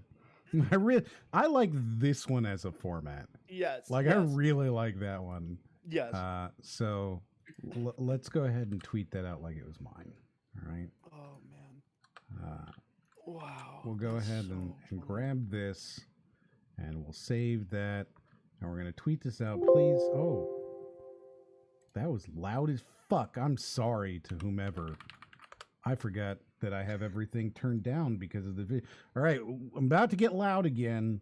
Please turn your volume down. Turn down for what, Morty? God damn it. There we go. We are volume up again. Everything should be equalized. What's the Nicco version of Equalize? Yeah, what's I mean, the Nicco version of equalize? Equal lows. I mean, equalizing sounds like you're like doing something to horses. No, that'd be no. That's embiggening. Well, because I mean, if you're equalizing, right? You're Yeah, like equalizing if equine. if you babysit your cousin's kid and then you accidentally turn him into a horse and your cousins come home, you're like, hey, what did you do to our kid? You're like, I equalized him. No, you're thinking of equestrialize. Well, see, I'm thinking of equalize isn't not as so much as like, oh, you've turned them in to an equine. Although that is a train of thought. I feel like to equestrialize him would be to turn him into a professional jockey, not to turn him into a literal horse. Well, like I was thinking for equalize, like it was literally just making horses shorter, which is something I thought Nicco would be in favor of. Oh, you know what? I am very in favor of that for sure. You believe that horses are too long? They're too big. Too arguably. big. Yeah, arguably. Well, they're too tall. Right. Yeah, I mean, look. Here's the thing, right? Because shorter doesn't imply like you're not thinning them out. You're just shortening them. Right. I mean, here's the thing. If a horse was roughly the size of like a Kawasaki Ninja, then that would be the right universal size. the universal size. Yeah, I'm right there with you. Yeah. Like if you're going to compare something, you start right off with the Kawasaki Ninja. Kawasaki Ninja. Yeah. I mean, you might follow that up next with a banana, but first Kawasaki Ninja. Gotcha. Right. And here's the thing, right? Dogs, right? No. If dogs were less wet, like slobbery, then I would argue that dogs are arguably too small, but only if they would slobber less. Right. Gotcha. You know what? Yeah. Okay. Yeah. Do you have your ninja riding? Not his Kawasaki. Not a Kawasaki. Kawasaki Ninja. Do you have that one was your regular ninja? It is open. Cool. All right, let's look at this and see what we can do. So repeat same point multiple times. We can definitely mark. Yeah, definitely. He did that again multiple times. I also think that we can mark I changed off the color of red. I think we can mark off repeats same point multiple times as well. Yeah, I was thinking about that. I was thinking we might have. Yeah, you're definitely right that we got this one here. My opinion is right. Your opinion is valid. 100%. Yeah. Other than that, though, did we get a noncha at any point? I feel like we kind of like a lot of his points were fucking nonchas. Yeah. I would be willing to say that was. Yeah, I think we did. And other than that, I think no. I think we didn't get. He did have a katana in his room, which. Do you want to call that unsubstantiated physical prowess? No, I was going to say that's one day you will die by my blade. Yeah, exactly. Ryden got it immediately. Yeah, I feel like we are now. You guys are really trying for this banger.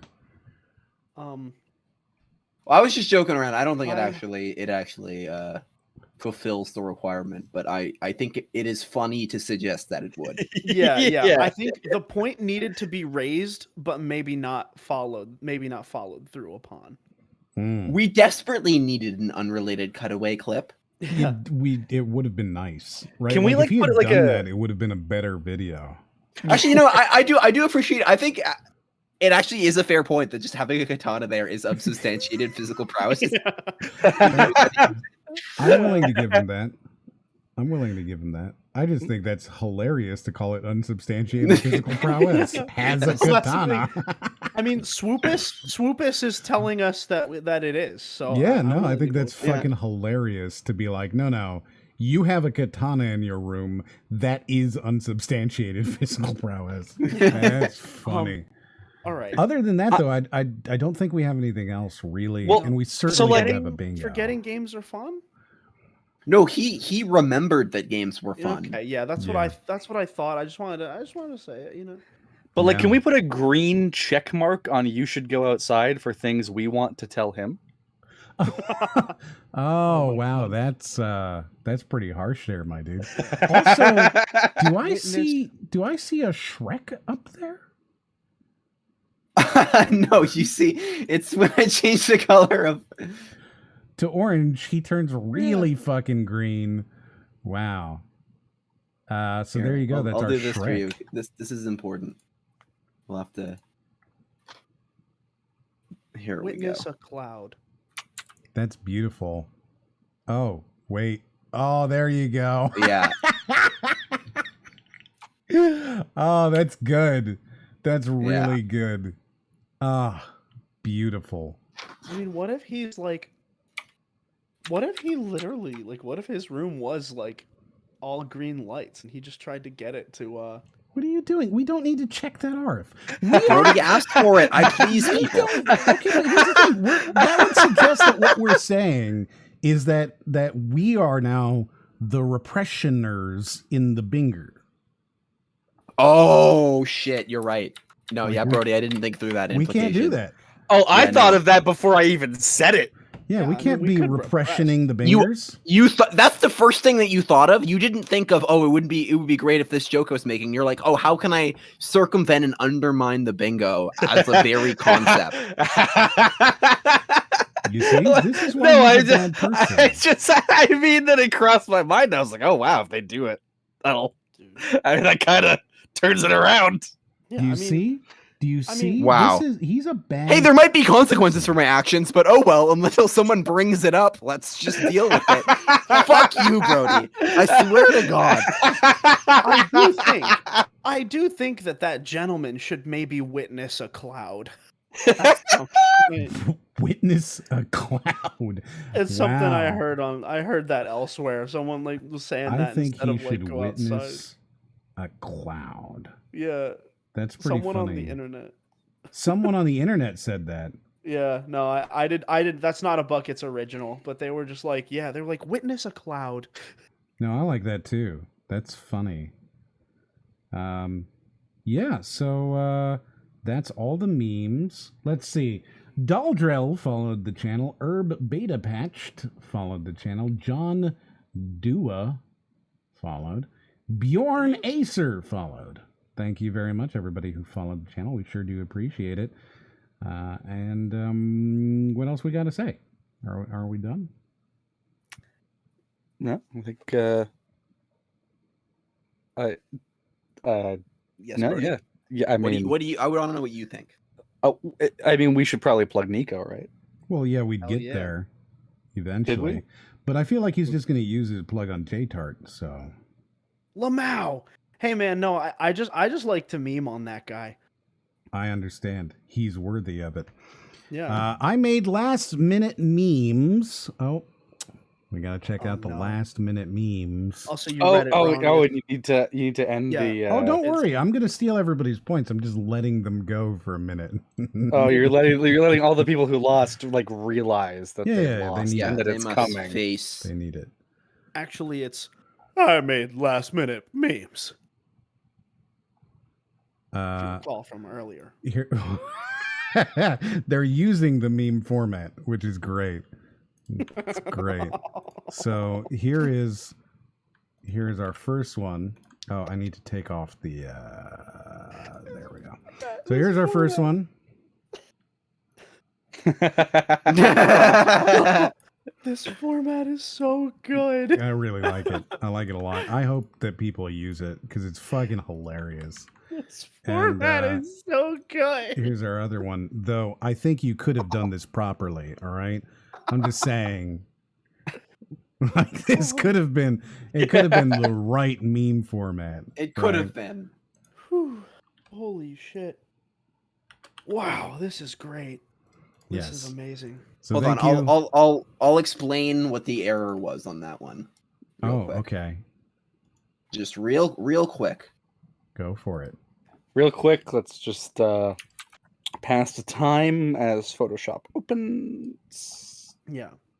You know, I just will- real. It won't take that long at all, really, if Right. you think about it. Then you gotta take the two pictures. You know, you gotta cut the piece from one, put it on the Right. other. Yes.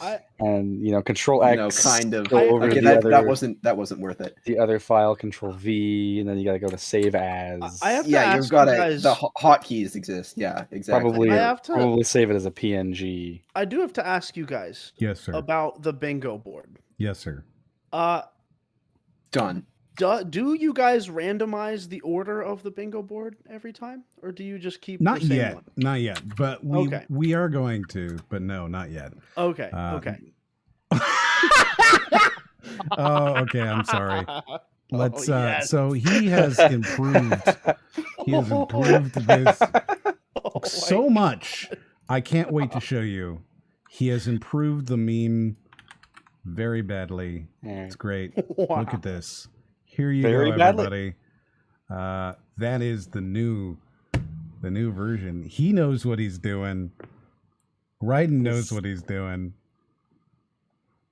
That is an ultra badly improved meme. It's so good. Wow. It is so good. Oh my This is god! amazing. All right, so you can find Mr.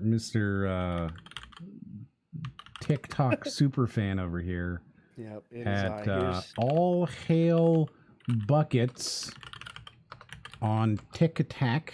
I'll post the link. It is right here, There it is. Yep. Up. Thank you. and he On the is whiteboard. he's some sort of a superstar over there, I guess. Yeah, apparently, man. I made one TikTok sounding like a whole other guy, and I made another TikTok about Michael J. Fox. What does the J stand for? Go to my TikTok to find out. There you go. I mean, that's a great plug. I wish everybody who came on here was able to plug so well to say, oh, yeah. Hey, man, we got good content going on over there. The poll, is this story fake? 50% said yes, it's fake. 50% said no. So there you go. Was his story about talking to somebody fake? And will we get a bingo? No, we will not. This is great because, right? Like having done this, having taken this away from you guys. Let's see. We had 11,000 points donated by Leo, and he has lost those. God damn. 11,000 points. Hurts. That hurts. Nami, the biggest winner, with 2,000 points in, which means that Nami has walked away with 5,000 points off of that bet. 41% had said no, and 59% expected we would get a bingo. That is really high odds, I think. Yeah, like that's actually, I'm surprised so many people thought we would get one. Yeah, I wouldn't have said 59%. Like that feels way too high. But 50-50 would have been okay. So, all right. Thank you very much. We will see you next weekend on Sunday. And then, actually, you've only got next weekend and the weekend after. And then we won't be here the weekend, like 3 weeks from now. But we will be having a movie for you to watch. So, that makes it sound like you're just gonna put a movie on your Twitch and be like, "Go to town." Yeah, that's exactly what I'm gonna do. You're gonna wheel in a little VCR. Like, yeah.